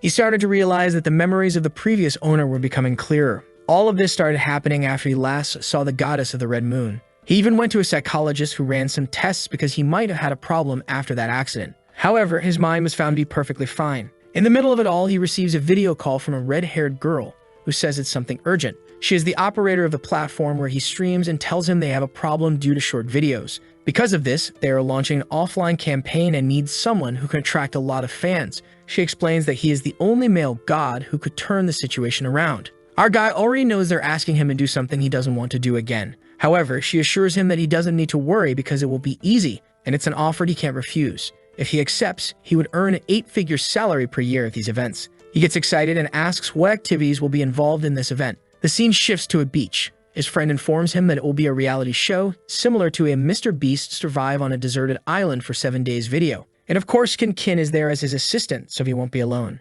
Seeing this, our guy says the island doesn't seem so bad. Then someone calls him, it's Yuha, who found out about the event and obviously came to see him. But where there are 2, there are 3. Naturally, Wai Nan is also there, asking why everyone is watching the show she set up. As they start arguing again, Zhang Hao stands there, unsure of what to do. The organizer calls everyone to a meeting to explain the rules. The group gathers around a table, and a blonde guy announces that he will be the host of the show. He explains that Miss Wai Nan will be a special guest. He goes on to say that participants will pair up and compete to see who is the strongest. The first round will have 2 events, volleyball and capture the flag. In the second round, everyone will be taken to survive for 5 days on a deserted island. Those with the best rankings in the first round will be able to select the best survival items. Some papers with the rules are handed out, but Wai Nan tears them in half, saying there's no need to worry about that since it will be easy. The blonde guy tries to explain that it would be better if she read them, but she just asks if he's really going against her word. Not wanting to offend her, he quickly says no. Of course, several streamers from the platform want to pair up with Miss Wei. Zhang Hao thinks it's obvious since she's probably one of the organizers. Then someone calls out to him. It's 3 other girls from the platform who say they would make a great pair with him. He feels a bit awkward, unsure of how to respond. Meanwhile, a blue-haired guy comments that Zhang Hao has nothing but a pretty face. He approaches Zhang Hao, saying he looks like a beauty from 1,000 years ago and points out that as a gamer, he earns much less than Zhang Hao, who sells his face and body every day. Our guy decides to ignore him, simply saying that the blue-haired guy has a lot of fans too. But the guy continues, saying he heard John Hao ruin the career of one of his friends. John Hao wonders if this is another idiot seeking revenge. The guy then proposes a bet to John Hao, stating that the loser has to stop streaming for a month and put loser and subordinate of the other as the title of their live stream. The guy was confident, thinking for sure that Wai-Nan would partner with him. At that moment, Wai-Nan approached and called for her teammate. The fool, blushing, thought she meant him. However, Wai-Nan grabbed John Hao, saying she would partner with him. John Hao asked why she got involved in the competition, to which she replied that she was there to help him. However, he said that he was a man who didn't need anyone's help to win, but she just called his name and mentioned that call she had received earlier. She said they found another person who, like him, came from another world. John Hao was shocked because he had no idea about this. Wai-Nan explained that this person knows Yuha from another world and seems to have something special. But first, they would verify the authenticity of everything this person said. John Hao wondered what would happen if there really was another person like him. Then she caressed the boy, telling him not to worry since she was taking care of him. Suddenly, someone cleared their throat nearby. It was, of course, Kin, saying that the sun was very hot and he needed sunscreen. So he left with his sister, telling Wai-Nan to prepare for the competition. Wai-Nan watched as Kin once again led him away. A while later, the blonde announced the start of the competition. The first event was volleyball, and naturally, John Ho's team would compete. Both teams were on the field, and he told them to get ready. Our guy was up against the blonde and the baldy. Wai-Nan tossed the ball up and served with such power that the ball twisted. The poor guys on the other side didn't stand a chance. A few plays later, they were on the ground admitting defeat. The blue-haired guy from earlier, who had also made it to the final, commented that John Hao had been carried by his team. He approached asking if John Hao even knew what volleyball was and warned him that now he would learn the difference between them. With everyone on the field, the match began. The blue-haired guy threw the ball up and jumped about 30 meters to serve. John Hao was shocked, and Wai-Nan realized it was almost professional-level skill. The ball came crashing down, and Wai-Nan told John Hao not to try anything. However, the ball hit him square in the face. The announcer remarked that it seemed the blue team's strategy was to injure John Hao. Wai-Nan asked if he was okay. The guy on the other side was laughing, saying accidents happen. Of course, Wai-Nan told him to shut up, but he responded that he would show them what cruelty really was. The game continued with the scores staying close. Wai-Nan tossed the ball up, and this was their chance to win. She aimed at the exhausted guy on the other side, who accidentally managed to block it with his arm. Both teams jumped to intercept. Suddenly, John Hao, channeling a scene from Haikyuu, told her to trust him. Instead of spiking, she gave the ball a light tap, and John Hao awkwardly jumped 30 meters. Though clumsy, he managed to hit the ball with his face, at least landing it on the ground, thus winning the round. A while later, everyone was attending to the worn-out John Hao. As usual, they were competing for his attention while he was unsure what to do. While they fussed over him, the blue-haired guy recorded the scene, stating he would embarrass John Hao. Later, while John Hao was walking around, everyone seemed to be talking about him. He sensed something was off and wondered what was going on. A girl beside him suggested he check the search results. The top result mentioned Anchor and John Hao winning 1-3. He wondered how this had happened and saw a photo from the previous day, realizing that someone from that place was sabotaging him. This would obviously damage his online image. The blue-haired guy approached, saying it looked like a paparazzi had caught him and that people like that should be jailed. Then Wai-Nan bumped into him. She got a list of everyone who had arrived on the island and warned that whoever it was, she would make them disappear once she found out. The blue-haired guy trembled. John Hao thanked her, but said it was trivial and reminded her that it was a public place, so she couldn't threaten people like that. She blushed, saying he was being too presumptuous. Meanwhile, the others wondered why Wai-Nan was acting that way. Then Kin and Wai entered the room. John Hao turned to ask what they wanted. Kin ran to him, asking if he was okay and saying she would handle it. She said she already had a good idea of who it was and would investigate it by tonight. The guy seemed scared, wondering why his sister was there. Then Wai Hao mentioned calling her grandmother to bring in some people from the military. John Hao, alarmed, said it was an exaggeration and unnecessary. He thanked them for the support, but thought he couldn't rely on them like this. He already knew who the troublemaker was and just wanted to let him date his own grave a bit more. And so the second day of the event arrived. Reporters were all eager to interview John Hao, obviously wanting his opinion on the leaked photos. He decided to explain and said it wasn't as complicated as everyone thought. He clarified that two of the people in the photos were Yuha and his sister, who were there as his assistant and camera woman, respectively. The other person in the photo was Wai-Nan, who was also participating. He explained that they were discussing the day's game and showed his phone, explaining that their faces were hidden because the intent behind the photos was clear. However, he had no hesitation in clarifying the situation and said he believed the only way to combat these rumors was by being honest.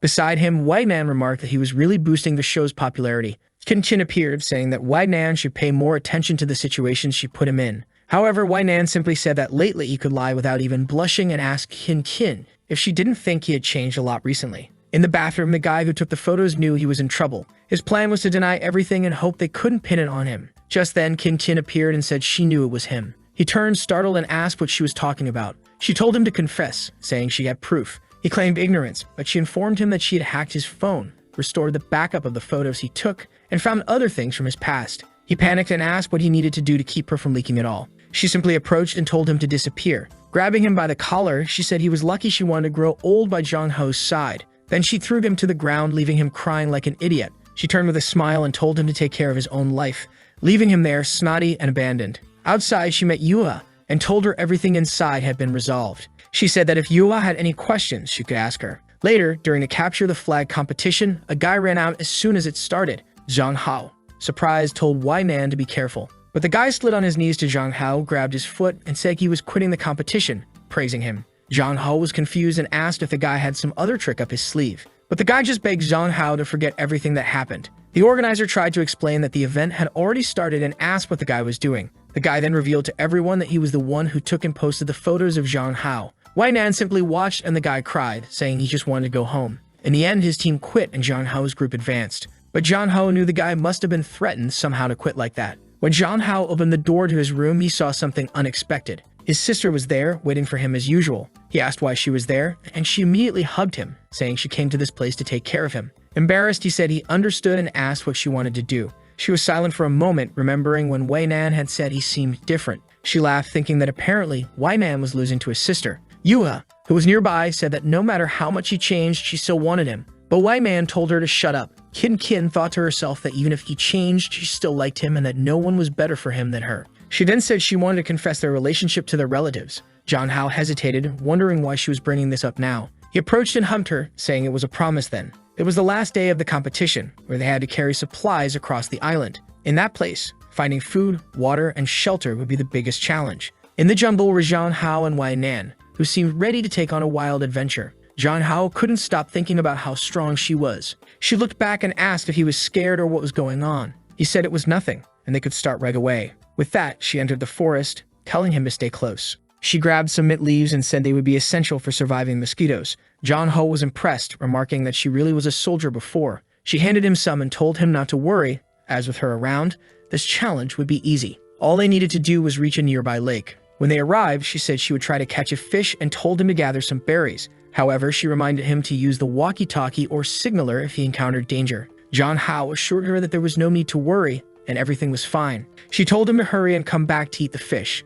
As Zhang Hao wandered, he thought that after this event they needed to distance themselves. A while later, he returned and called for her. He explained that he didn't know which berries were edible, so he brought them all. She praised him and said she had also found something useful. But then her expression changed and she told him not to move. He was confused, unaware that there was a snake near his hand. Unfortunately, he ended up touching it. The snake turned towards him, ready to strike. Wai Nan immediately jumped in to protect him. Taking the bite herself, she quickly pulled the snake off and threw it away. Zhang Hao asked if she was okay. Her knee was bleeding and she had been bitten on the arm. Zhang Hao thought she was in serious danger and knew she needed treatment. He pushed her down and told her not to move. A production crew member informed the organizer that it was a non-venomous snake, so there was no serious concern. The organizer suggested sending support but not to arrive too quickly, as the bite was on her shoulder. Zhang Hao saw no issue with helping to remove the venom. However, Wai Nan was confused by his actions. It was too late though, because the boy was a professional lifeguard. She wanted to tell him that wasn't the proper treatment for a snake bite, and the event crew even had to cut the live stream temporarily.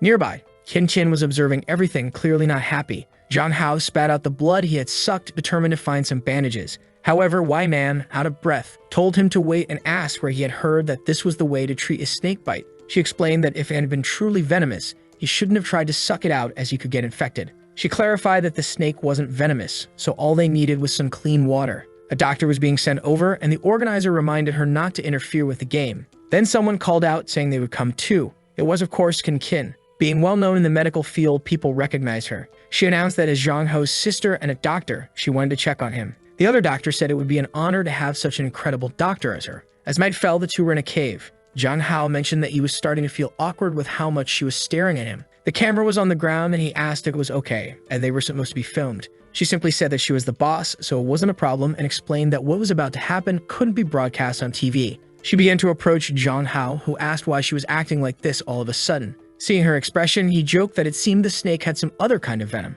However, she was 10 times stronger than him and threw him to the ground. Unfortunately, there was nothing he could do.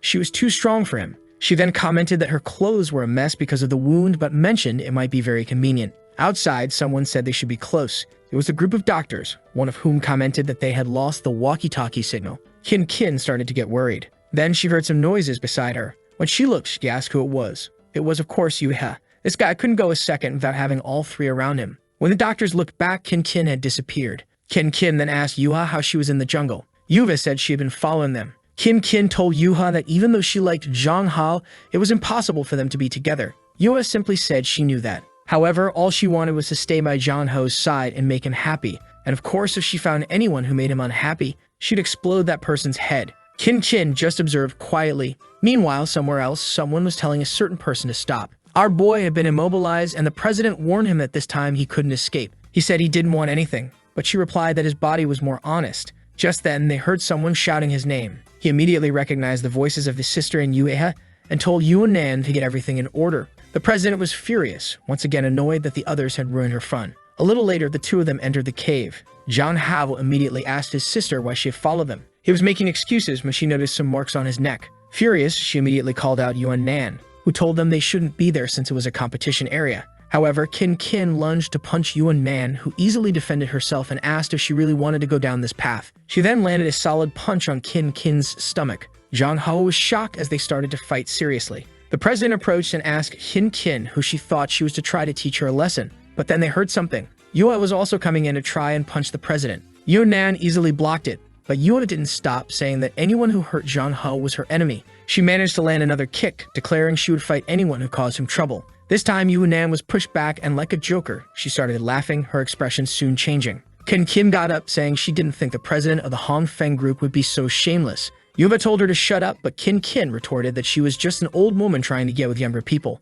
Enraged, Yuan approached, saying she would make Kin shut up, and slapped her across the face. Zhang Hao couldn't believe what was happening. He stepped forward and apologized for his sister, asking Yuan to control herself because no one there could match her. She only replied that his sister did everything to satisfy her desires with him. From the ground, Kin told Hao that he didn't need to apologize. Slowly getting up, she said it was all Yuan's fault. Zhang Hao noticed that his sister's mouth was bleeding and was alarmed. But Kin declared that woman would never touch Zhang Hao again. Yuan, feeling provoked, said it seemed Kin wanted to die. But just then, Zhang Hao told her not to do anything because he was already Kin's boyfriend. The two women were shocked, and Kin, of course, gave a little smile. He explained that this event was just a farewell and that he would never speak to Yuan again after this. He added that they were never compatible, and now that he was with Kin, it was all over. The scene shifts to the doctors walking through the forest. They discuss among themselves why Kin seems to be acting alone, but the blue-haired guy notes that from the tracks on the ground, she isn't alone. They see a fire in the cave ahead and assume that's where the group is. Back with Zhang Hao, he told Yuan once more that he wanted her to stop interfering in his life. But Yuan just told him to shut up. She didn't care about the spells Kin had used on him. After dealing with Kin, they would talk. Zhang Hao tried to reason with her, saying this did make sense. Kin admitted that Yuan was strong, but insisted she wouldn't give up on Zhang Hao. Just then, they heard a sound behind them. When they looked, they saw two doctors hiding behind a pillar. Embarrassed, one of them awkwardly commented that they seemed to have arrived at a good time. Outside, she said that if Yuan was okay, they could take her back to the starting point of the island. But the president warned them not to talk about anything they had seen there. The doctor agreed, saying she wouldn't tell anyone about it. But at that moment, her expression changed. An arrow struck the back of the doctor, passing through and startling Wainan. Someone was approaching from the side, and she had no idea who it was. The person nearly slashed at her, but she dodged just in time. It was the blue-haired guy from earlier. Zhang Hao came in with a kick, telling Wainan to back off, and he sent the guy flying. At that moment, she sensed another arrow coming and threw herself to pull Zhang Hao aside. He was in shock, realizing he had almost died. From the shadows, someone emerged, saying that Miss Wainan had grown rusty. It was a woman in camouflage clothing with a tattoo on her waist. Wainan asked why they were alive, and Zhang Hao wanted to know if she knew them. She confirmed, saying they were a group of extremist terrorists and that the snake tattoo represented the Ouroboros organization. She mentioned having had fun with them once before. The woman replied that that wasn't the case, and that because of their past, they would have to fight to the death. She explained that they had been waiting for the perfect opportunity, and this event in the forest was just what they needed. Of course, they weren't going to miss this chance. Kin shouted, telling them to wait, and announced that she was surrendering. She said that if their issue was with Wainan, the rest should be let go. and she promised never to speak of this incident, even offering the large sum of money. The woman acknowledged Kin's intelligence in trying to remove herself from the situation, but said they were professionals and couldn't leave any witnesses behind. Wei Nan told them there was no negotiating with these people and said that when the fighting started, she would protect them and they should try to escape. However, John Hao thought that escaping wouldn't be easy. They had 4 people, but the attackers were well armed and might have others hidden. With that, the order was given to advance. Everyone rushed towards Wei Nan, and Kin threw herself at John Hao, telling him to follow her. However, the blue-haired guy came up behind Kin, asking where she thought she was going. John Hao jumped in front to protect her, punching the guy's hand before he could slash. Kin wondered how he had such skills, and John Hao told everyone to stop fighting and flee with him. The woman seemed impressed. Meanwhile, the organizers were relaxing with drinks, talking about the man getting promoted to director if everything went well. Unfortunately, the group was still surrounded. As they were about to enter the cave, Wei Nan questioned if John Hao thought this was a good plan. He said he wasn't sure, but it was better than guaranteed death outside. The woman told her team to finish them off as they were done for. Wei Nan turned and told them to go in first, warning that it would be dangerous if everyone turned their backs. John Hao hesitated for a moment, but she urged him to stop wasting time and get inside. One of the attackers lunged at her, and Wei Nan went to face them, telling the others to flee.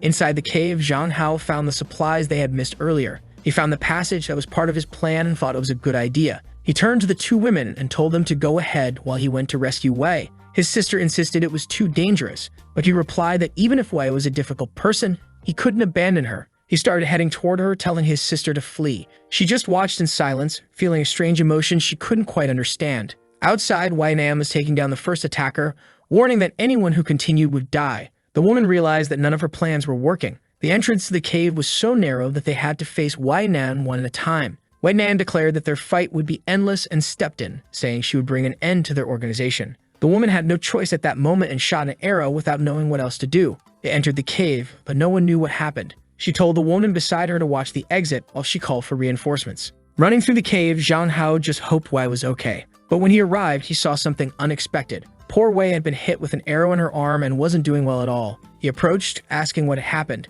and she wanted to know why he came back. He simply said there was a passageway and he was going to take her now. However, she told him to flee because they could still be caught. Ignoring her, he picked her up, saying he was getting her out of there. She blushed, questioning why he came back if he wanted to end contact with her. He shouted that was nonsense and told her to forget it, saying he was going to take her alive out of that place. For the first time, Wei Nan felt the sensation of being protected. On the other side of the cave, Kin and Yahello were anxious because they weren't returning. When they finally approached, Kin called out his name. John Hao said he was back, but Wei Nan wasn't in good shape. Yahello looked happy, but Kin seemed somewhat desolate. He turned to Kin, asking her to check Wei's wounds. Hesitant, she diagnosed that it was bleeding a lot but wasn't fatal. Kin tore off a piece of her shirt, and Wei asked why she was saving her like this. Kin replied that John Hao had worked so hard and she didn't want to waste that effort. She said that since they weren't out of danger yet, once she finished the bandages, she would get John Hao out of there. Wei Nan agreed that was the best option since she was the target of those people. She mentioned the Red Moon research and told John Hao to talk to Secretary Jin.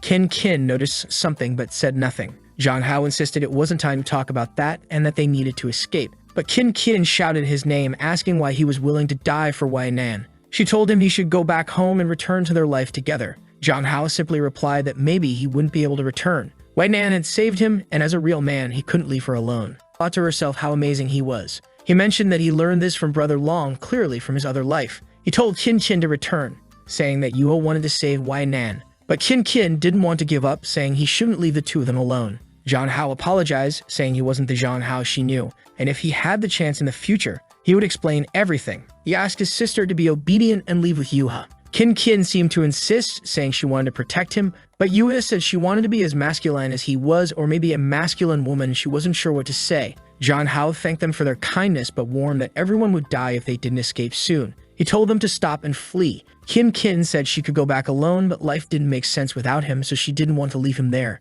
She wanted to stay with him. At that moment, someone asked what kind of romantic drama was unfolding. It was the woman from earlier, who asked if they were tired of the cat and mouse game. John Hao realized this time they had brought many more people. The production team was waking up after drinking a lot and began wondering what all the noise outside was about. Looking at the sky, they were shocked to see a lot of helicopters approaching the forest. In the middle of it all, John Hao was lying on the ground, everyone having been immobilized. The moon was red, and the woman questioned why everyone liked that boy. She began to draw her weapon, saying that if they had more time, she would try something else. But just as she was about to end the boy's life, the blade stopped a second before. She turned and commented on how wonderful Wai Nan's expression was at that moment. She said it was ridiculous that such a cautious woman was in this situation because of that boy. Poor Zhang Ho was unconscious on the ground, unable to do anything. Wai Nan began to cry, saying that if the moon hated letting him escape, she would do anything it wanted. The woman laughed, asking if she really would do anything. She mentioned the brother Wai Nan hadn't let leave alive and declared that this time no one would escape.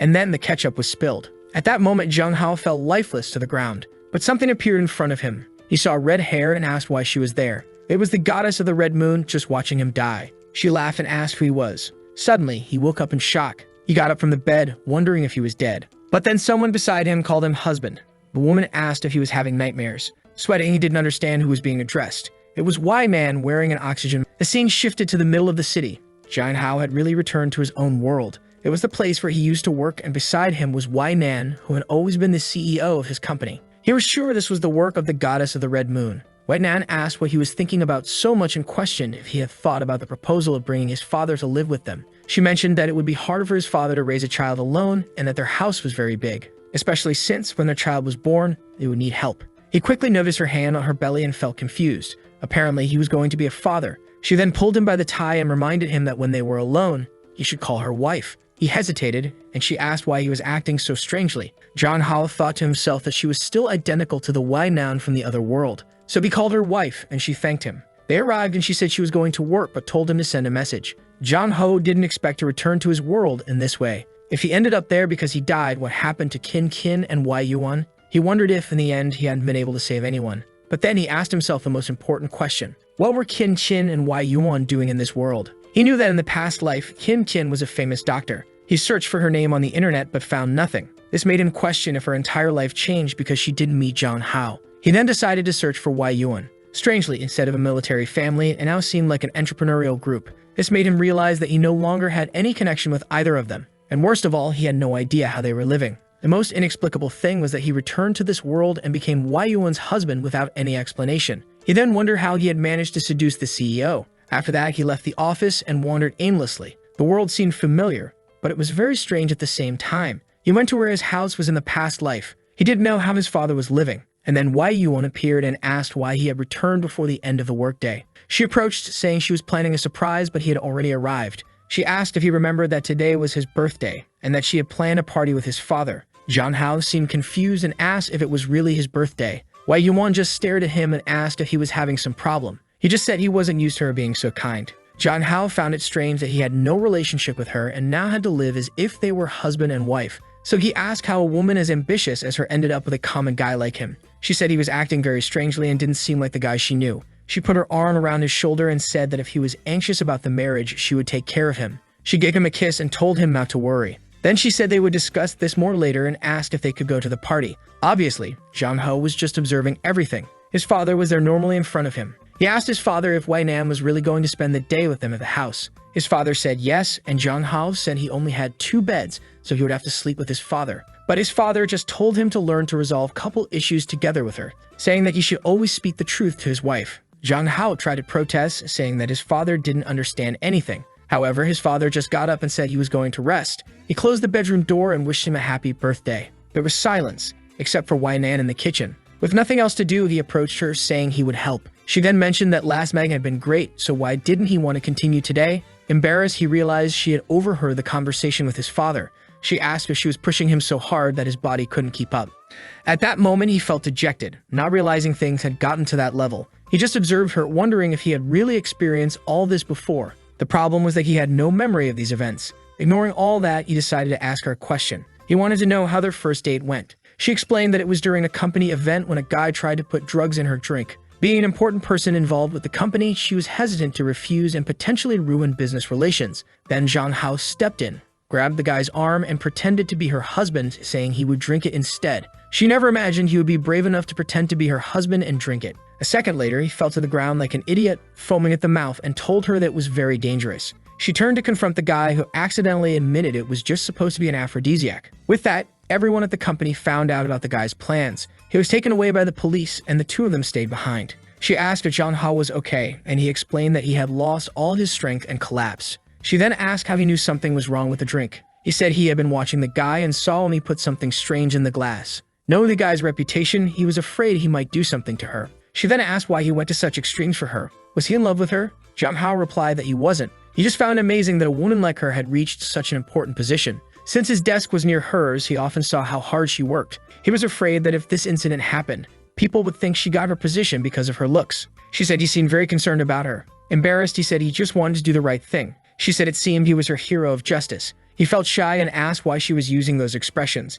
She laughed and asked if there was someone he liked. After that day, they started talking and gradually got closer. Suddenly, Jung Hao hugged her. As he leaned in, she asked what was wrong. He thought to himself that he could tell all this was true and felt good about it. He realized that having Y man in this world was amazing. However, he then called her name and asked if she believed in parallel worlds. She was taken aback for a moment and asked why he was talking about that. He explained that she might not believe it, but he had a dream so long it felt like he was in another world. In that place, she also existed, but their relationship was more like friends. What connected them was his biggest secret, but there were also two other people who were important to him. Because of him, these people went through various dangers and might have even lost their lives. He failed to help them and couldn't tell the truth, leaving him confused. She suddenly turned, grabbed his face, and said it was okay for him to tell her because she was the person he should trust. But she didn't worry about other worlds because she wanted to live the rest of her life with him in this one. However, she said she didn't want him to live with regrets because that would make him happy. If he needed time to resolve those issues, she wouldn't mind. At that moment, he noticed a red light around her, but she leaned in and said this was the first time he had shown interest in others. Then, she attacked him before he could respond. At that moment, he seems to remember something. She tells him that he must understand that no matter what world he's in, she will always find him. He starts to question what is happening and why he feels the presence of the red moon. Suddenly, he feels something strange and disappears in front of Wei Nan. She comments on how quickly it happened, but now it's her turn. A voice asks if this is her choice. Approaching Wei Nan, it remarks that it believes she was the most possessive of them all. It touches her shoulder and says she should have chosen to stay there with him forever, but now she'll have to compete again. Wei Nan replies that if he returns, she believes he will make the same choice as she did. Furthermore, even if she has to compete, she will give her best. The goddess says she likes this attitude. She warns that it's a rare trip to come to this world, but they will never see each other again. With that, she disappears. Wei Nan thinks to herself that it might have been nice to stay there, and then she too begins to vanish. I don't know what's going on, but everyone is disappearing and reappearing. Once again, our protagonist wakes up in another place. He asks his wife why they can't leave. That's when someone covers his mouth. This time it's Yuva, who says the pervert is dead. He's confused, wanting to know where Wei has gone. However, Yuva just tells him not to move and to be honest. He asks why his classmate is on top of him. A while later, observing Yuha on her phone, he realizes it's another trick of the blood moon. This timeline is many years after the previous one. He knows everything is extremely chaotic, but he must stay calm. Clearly, he is being teleported between lives he could lead only to be sent back to despair. At this moment, Yuha extends her hand, apologizes, and says she accidentally restrained him. He says it's fine, noticing that now she's a police officer. However, it seems that in this world, she doesn't know him. She tells him to hop on the bike because they're going to the station. Our protagonist thinks she looks older and cooler. At the police station, she apologizes to the captain, saying she caused problems for their department. He scolds her, reminding her that their job is to serve the public. However, she's always anxious and disrupting operations, so she needs to learn to stay calm. She continues apologizing, promising it won't happen again. In the office, everyone comments that it seems she only got that position through connections.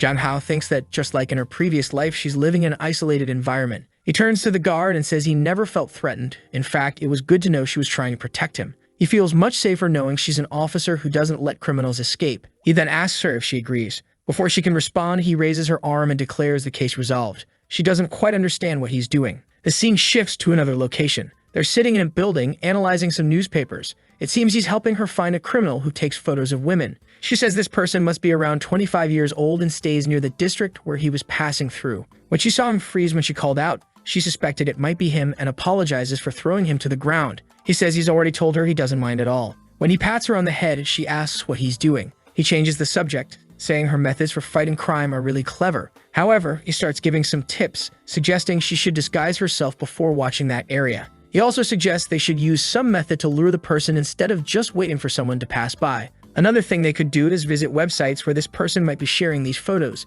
He quickly covers her eyes, saying that's something a child shouldn't see. They soon find a person who assures them that all the photos are taken without anyone knowing. Jung Hao then turns to Yuha and says it's time for the final step. They just needed a trap. The next afternoon at the train station, Jung Hao expressed his discomfort with using someone else's bait. That's why he donned a woman's cosplay, feeling embarrassed about walking around like that. But he told himself that being a real man, this was just a piece of fabric to help a friend. Then Yua came over, grabbing him and telling her friend to come along. Jong Hao wondered why it felt like she was testing him and missed the old calm and obedient Yuha. The problem was that everyone on the train was staring in shock. Yua was glaring at everyone around, and Jong Hao knew this wouldn't work if she wasn't discreet. They'd been on the train for a while, and it was strange that no one had tried anything. He saw a school kid talking about playing a game and figured it wasn't them, a guy complaining about the stock market, clearly preoccupied with other matters, and a calm old man who didn't seem suspicious. Frustrated, Jong Hao wondered why no one had taken the bait. Yua tried to reassure him, saying they could try again if needed.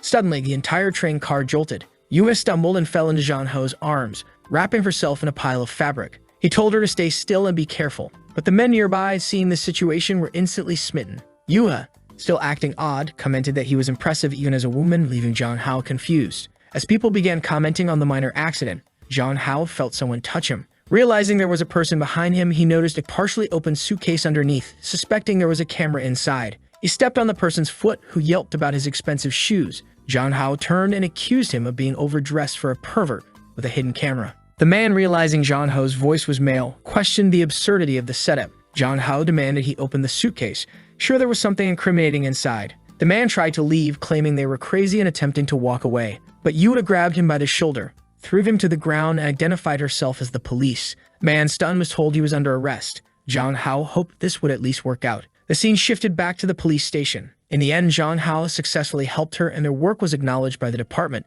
Later, they were at a shopping mall, where Jong Hao was frustrated that pictures of him dressed as a woman were spreading online. Yua joked it was his fault for not being ugly and thanked him again, saying that as expected, she couldn't do anything without his help. Jong Hao tried to reassure her, saying she was smart and just needed to work on her social skills. But Yua insisted that wasn't what she meant. She clarified that she couldn't do anything without him, moving closer to him to explain further. Jong Hao grabbed her cheek, asking if she was drunk. She denied it, and he told her to stop saying such things.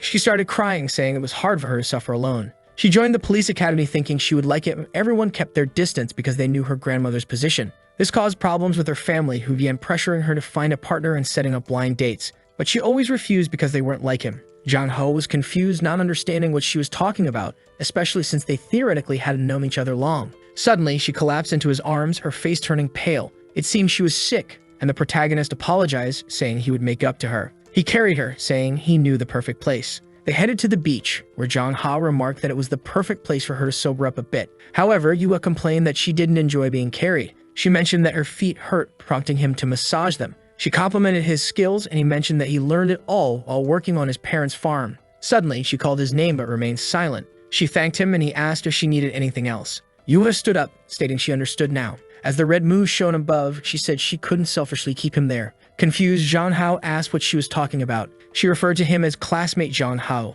telling him he had somewhere else to be. He was at a loss for words, realizing she knew they were in the same class, something she shouldn't have known. It dawned on him that the red moon was at play again, and then he vanished. Yua reached into her pocket, pulled out the pendant he had given her, and said she would miss him. The goddess appeared, commenting that the girl from the Lin family seemed very fragile and not too smart in her decision. She warned that Yua would have to compete with the other two without any real advantage, especially considering that it wasn't guaranteed Jong Hao would return. Yua insisted that as long as the goddess kept her promise, they would prevail. Meanwhile, Wei Nan stood beside a body in a hospital. She saw Yua stand up and congratulated her on her success. She then turned to Qin Qin, saying it was now her turn, but asked her to understand that it was his life they were dealing with. Qin Qin hesitated for a moment, but then affirmed that she knew what she had to do. Jong Hao felt like he was falling into an abyss and wondered what was happening again. He was puzzled as to why he had first gone to Wei Nan's world and then to Yuha's. The strangest part was that both seemed to know something, almost as if they were certain he was leaving. He questioned if they had also traveled through time.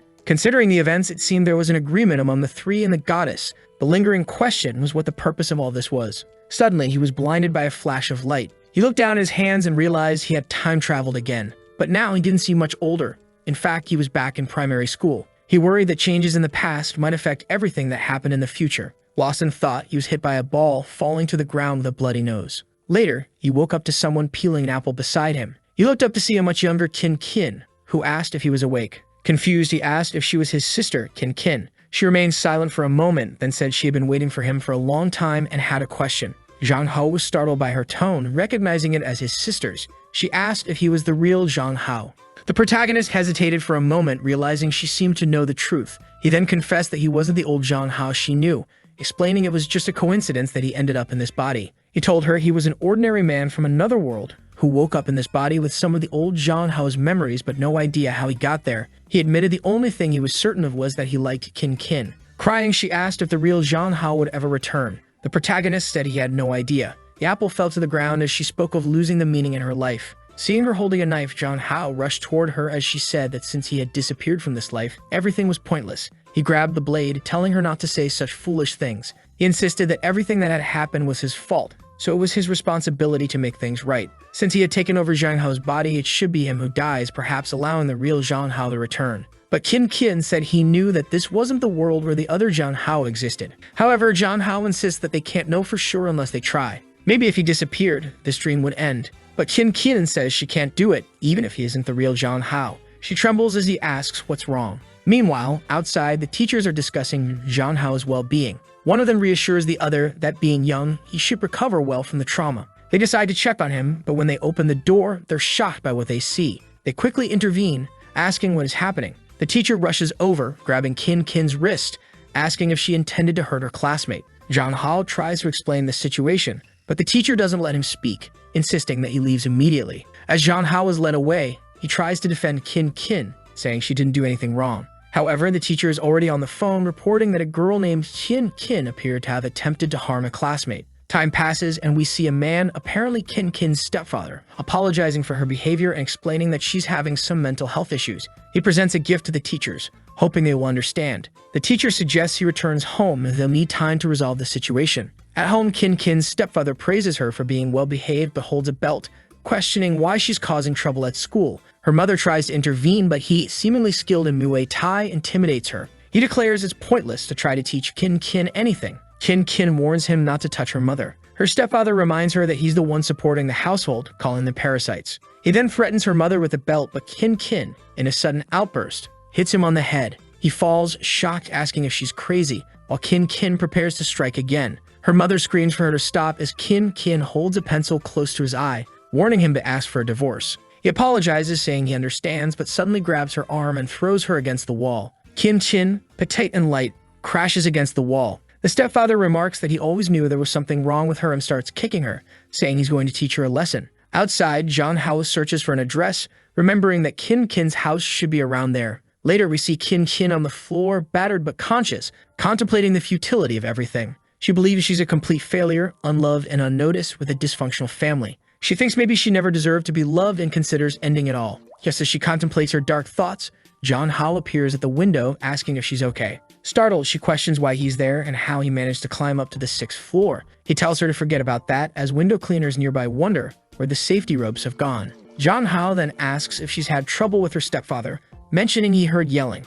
She tells him to mind his own business, saying if he's not the real Zhang Hao, he should stop saying useless things. However, Zhang Hao insists that he can't ignore it, stating that a real man always does what's right. Later, Kin Kin steps out of her room, seeing her stepfather with a swollen forehead. From a distance, she watches them. The man sarcastically comments on her impressive ability to pick the lock. He then extinguishes his cigarette, saying she needs to be disciplined again, and moves in to strike her with the belt. However, a hand interrupts. It's Zhang Hao apologizing for the sudden visit. The man recognizes him as the kid from the incident and asks what he's doing there. Zhang Hao says he heard that his friend would be away from school for a while, so he came to visit. He didn't expect to find such an animated house. The stepfather claims that nothing is happening and questions how a kid like Zhang Hao has this kind of strength. The stepfather assumes Zhang Hao wants some form of compensation and asks what he wants. Zhang Hao simply asks that the man leave Kin Kin and her mother alone. If he doesn't, everything he's done in that house will be reported to the police. The man starts laughing, questioning if Zhang Hao came to play the justice messenger. He doubts anyone would believe the words of a child who hasn't seen anything and argues that those with economic status control everything,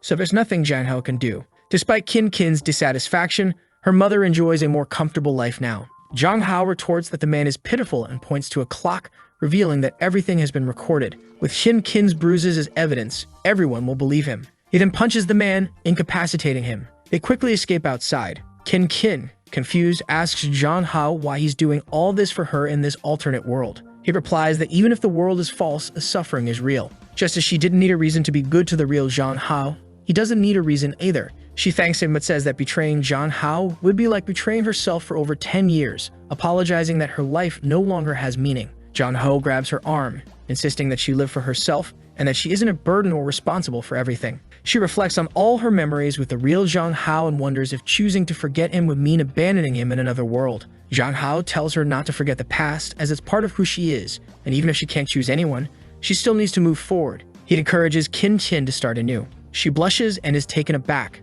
A hand appears, affirming everything Zhang Hao said is true. She hears a familiar voice and turns to see the real Zhang Hao, confused, looking at his own hand. Qin Qin asks if it's really him. He confirms it, explaining that he's always been present, observing everything, even though he couldn't do anything. Seeing her so sad gave him the strength to speak up. He urges her to start living for herself as she has done so much for him, and apologizes for not understanding her actions in the past. He recalls the time when she scared everyone by hitting them, and she held him, reminding him of their promise to always be together. He remembers feeling scared and telling her he hated her and didn't want to stay with her, preferring to go back home. He yelled that he never wanted to see her again. Now the real Zhang Hao apologizes, admitting he was too immature to understand everything. He acknowledges that in the end, it was his actions that hurt her. Qin Qin cries, calling out his name, while the current Zhang Hao watches silently. He remembers the moment she collapsed and said she would leave. He found her disgusting, but he had told her not to worry. Now he finds himself face to face with the real Zhang Hao. He pleaded, asking not to reject Qin Qin, warning that this would be their last conversation and that if he turned her down, she would probably end up alone. He emphasized that he was the only one who could save her now. At that moment, the goddess of the Red Moon remarked how boring the situation was, saying no one was interested in watching this family drama. Everyone was startled, and Zhang Hao asked what she was doing there. He wanted to know the purpose of all these games and why she was putting in so much effort. Suddenly, she floated in the air, blew in his face, and asked if he was angry. She said she had no obligation to explain but would make an exception for him. She recalled that during the event on the island, he had come very close to dying. However, he was her favorite toy, so she didn't want him to die so easily. She tried to wake him up, but unfortunately, he fell into a deep coma. That's when she discovered a very rare phenomenon: two souls in the same body, harmonious yet contradictory. Finding this very interesting, she decided to play a fun game. She allowed the three women who loved him to invade his dreams and try to win his heart without him realizing it, to see if he would choose to stay in that world or return to reality. This could have led to their identities being revealed and conflicts arising, or they could have been envious and tried to force him to stay in that world. She thought it was very interesting because she expected everyone would want to monopolize him. What she didn't expect was that the three women would come to an agreement to bring him back. She then started pulling his cheeks, asking if he had some kind of magic. One of the Zhang Haos interrupted, saying it was enough, and asked if she could take him back. She agreed but warned that his time was running out. They were startled and asked what she meant by that. She reminded him that she only had powers during the periods of the Red Moon. Just as she had brought him from another world to complete the first wish, she warned that he might die immediately upon returning since she was extending his lifespan. She questioned if he was finally experiencing hallucinations and headaches due to the shared memories. Confused, Zhang Hao asked her to explain what would happen. She said that probably the two souls would continue fighting until both disappeared. Qin Qin shouted, saying she wouldn't accept the real Zhang Hao disappearing again. The real Zhang Hao said that sending a soul to another world for that person to die was the same as murder. The goddess laughed at their mention of murder and said that when a toy breaks, she just replaces it. Zhang Hao wasn't sure if she lacked the energy to help or just didn't care. What he understood was that the longer he spent in this body, the more hesitant and indecisive he became. The truth was, if both souls stayed in this body for too long, he would go insane and lose his sanity. The problem was that the goddess was just toying with him, and he had nothing to negotiate with against her. To him, it felt like a dead-end situation. A crack appeared in the sky, and she said she was tired of explaining. She was going to send them both to enjoy their last moments. The protagonist told Zhang Hao to stop crying and just listen to what he was about to say. He told him to reverse everything he did. If he raised his left arm, Zhang Hao should raise his right. If he lifted his right foot, Zhang Hao should lift his left. Zhang Hao acknowledged, and they began to make movements reminiscent of Dragon Ball. The goddess wondered what kind of idiotic plan this was. Zhang Hao said that the reason for all this was love for Qin Qin. Both wanted to be good to her, so they couldn't fall into the abyss of guilt. The protagonist said they would have to merge, and Zhang Hao asked how. The protagonist told him not to hesitate and just shout at the right moment. With that, they performed a fusion move from Dragon Ball, saying they loved Qin Qin. The goddess laughed, finding it hilarious, but suddenly smoke appeared in front of her. The Zhang Haos had merged. She wondered how that was possible. The unified Zhang Hao wonders if it was a success. Qin Qin, struggling to comprehend what's happening, feels overwhelmed. However, Zhang Hao hugs her and asks if she's okay. He quickly explains that he is not just one Zhang Hao, but both, with the memories and experiences of both lives. No matter what happens, he will always be there for her. The goddess of the Red Moon, intrigued, remarks that this plan is quite interesting, trying to combine two different people into a better one. She mentions that she has brought many people into this world, but all men eventually lose their minds. is the only one who has achieved a perfect union without succumbing to desire. Jong Hao then speculates if she has been hurt by someone, suggesting she always targets men and ruins their lives because some man broke her heart. She snaps at him to shut up and stop meddling in her life. A red aura surrounds him and Kin, and Jong Hao tells the goddess that she will find a good person. She threatens to come after him again and restart the cycle. Jong Hao thanks her and says he'll be waiting. They can play together next time. The goddess is left puzzled by this bold boy's offer. Sometime later, Jong Hao wakes up in a hospital.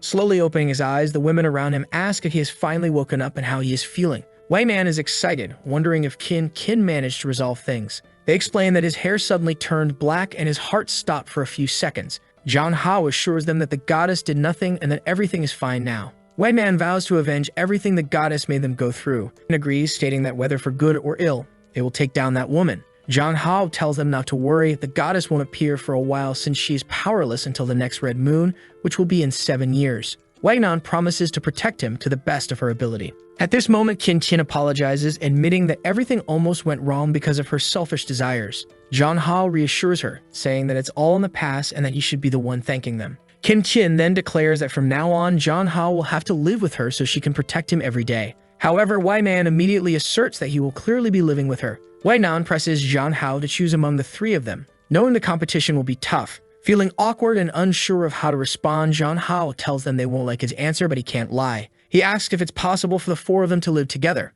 The three women fall silent, shocked by his suggestion, and then berate him, asking what nonsense he's talking about. Kin grabs him, worried that he might be confused due to the accident, and points out that the public opinion would be scandalized by such an arrangement. White Man firmly states that she would never share him, especially not with someone as treacherous as Kin. Tensions rise, with Kin seething with anger, declaring she will deal with White Man. However, Wei suggests that Kin could stay close as a servant or a good friend. Once again, they start arguing, and Jong Hao wonders how they ended up back in the same situation. Says she doesn't care as long as Jong Hao wants it too. She's willing to stay close to him and give him her love no matter where they are. She then announces that she's going to make a final move, leaving him confused. Opening a book, she starts a marriage vow, promising to stay with him in sickness and in health. The two doctors are taken aback by her determination. Concludes by saying that she has chosen the person she wants to spend the rest of her life with. Jong Hao stands there speechless. He reflects on how much he has changed from the person he was in the other world. Whenever he was down, Kin was always there to help him. Wei, on the other hand, taught him things and perspectives about this world that he never imagined. And Ayu has always been someone he can rely on and trust. To him, all three were like bright lights showing him the way. He understands that his request is wrong, but he wants them to consider it. He can no longer choose one and leave the other sad. They could be together, but the price would be that they would never be able to legally marry. White Man narrows her eyes and asks if he thinks he's in an anime to be making a harem. She says that if it were any other man, he would have already been thrown into the river. However, she says it's not impossible as long as he agrees to one condition. In their private space, the other two cannot appear. She must be the first and also the first to have a child. Kin pushes her away, reminding her that the boy is still in school and assures Jong Hao that no matter what happens, she will protect him from everything. However, it's clear that this is part of her plan to gradually monopolize him for herself. Meanwhile, White Man argues that there must be a hierarchy in a household, and as the most successful, she should be the head. Kin refuses, stating that she has lived with Jong Hao the longest. While they argue, Ayu innocently mentions that they are the only ones the same age. With a sigh, Jong Hao coughs, and they ask if he is okay. He says he feels awful and would only feel better if they stopped fighting. They all jump onto the bed with him, and he thanks everyone. The scene jumps to 2 years later on a certain island. Someone looks at a paper and tells them they're being watched. It's Jong Hao, and someone brings him something to eat. Of course, it's Kin, reminding him to replenish his fluids. From a distance, White Man calls out to him, saying it's time to start their daily exercises. Jong Hao asks Kin if she wants to join the exercises. Ayu then suggests that after the exercises, they could practice some one-on-one fighting. Jong Hao reflects on his quest to understand the meaning of being a true man. He thinks it involves knowing what you want in life, pursuing it, and always taking responsibility for your choices. Looking around at the scenery, he says everything seems great and advises us, the viewers, to start being the protagonists of our own lives. The story then fast-forwards a few years. Jong Hao's parents are puzzled by a letter in their hands. There's a mixed-eyed child standing before them. In the letter, Jong Hao apologizes for disappearing for a while but says that they are all doing well. He explains that the child is their grandchild. The butler who brought the child says that Jong Hao will return in a month to greet everyone. The father comments that their son is quite peculiar, going on a trip and leaving a grandchild behind, while Jong Hao's mother wonders who the child's mother is. Curious, they ask the butler, who unfortunately has no idea either. Suddenly, Y-Man's mother appears at the house. Everyone asks what she's doing there. She says she's there to see her grandchild, noting how cute the child is and how much he resembles her daughter. She affectionately pats the baby's head, mentioning that the baby will need to inherit the company since her daughter abandoned it. Just then, Nayu's grandmother appears at the door, demanding they let go of her grandchild and threatening to call the police. Y-Man's mother retorts, pointing out the child's resemblance to her daughter, but the grandmother counters, insisting the baby clearly resembles Ayu. As they bicker, Jiang Hao's family watches in silence. The baby suddenly starts crying, causing the women to feel embarrassed for arguing over such a matter. Jiang Hao's father reminds everyone that Jiang Hao mentioned he would return in a month. They all agree there's no rush, and they can figure everything out later. For now, the most important thing is to take care of the child. The goddess watched everything, remarking that another person had been born with different abilities. She thought that when the time was right, she would have even more fun with all of this. At the airport, the three women told Jiang Hao that it was a bit irresponsible to leave their child behind like that. However, Jiang Hao reassured them that he trusted his family, so there was nothing to worry about. Though they seemed displeased and wanted to complain, he hugged them all, saying there was nothing to worry about and that it was time for them to enjoy themselves. Their honeymoon together was about to begin. Even though they couldn't have a proper wedding, they should still go through all the rituals. And with that, they were off to leave a like on this video that helps Mamoru make more juicy content for his viewers, activate the cheeky little bell, and I'm out.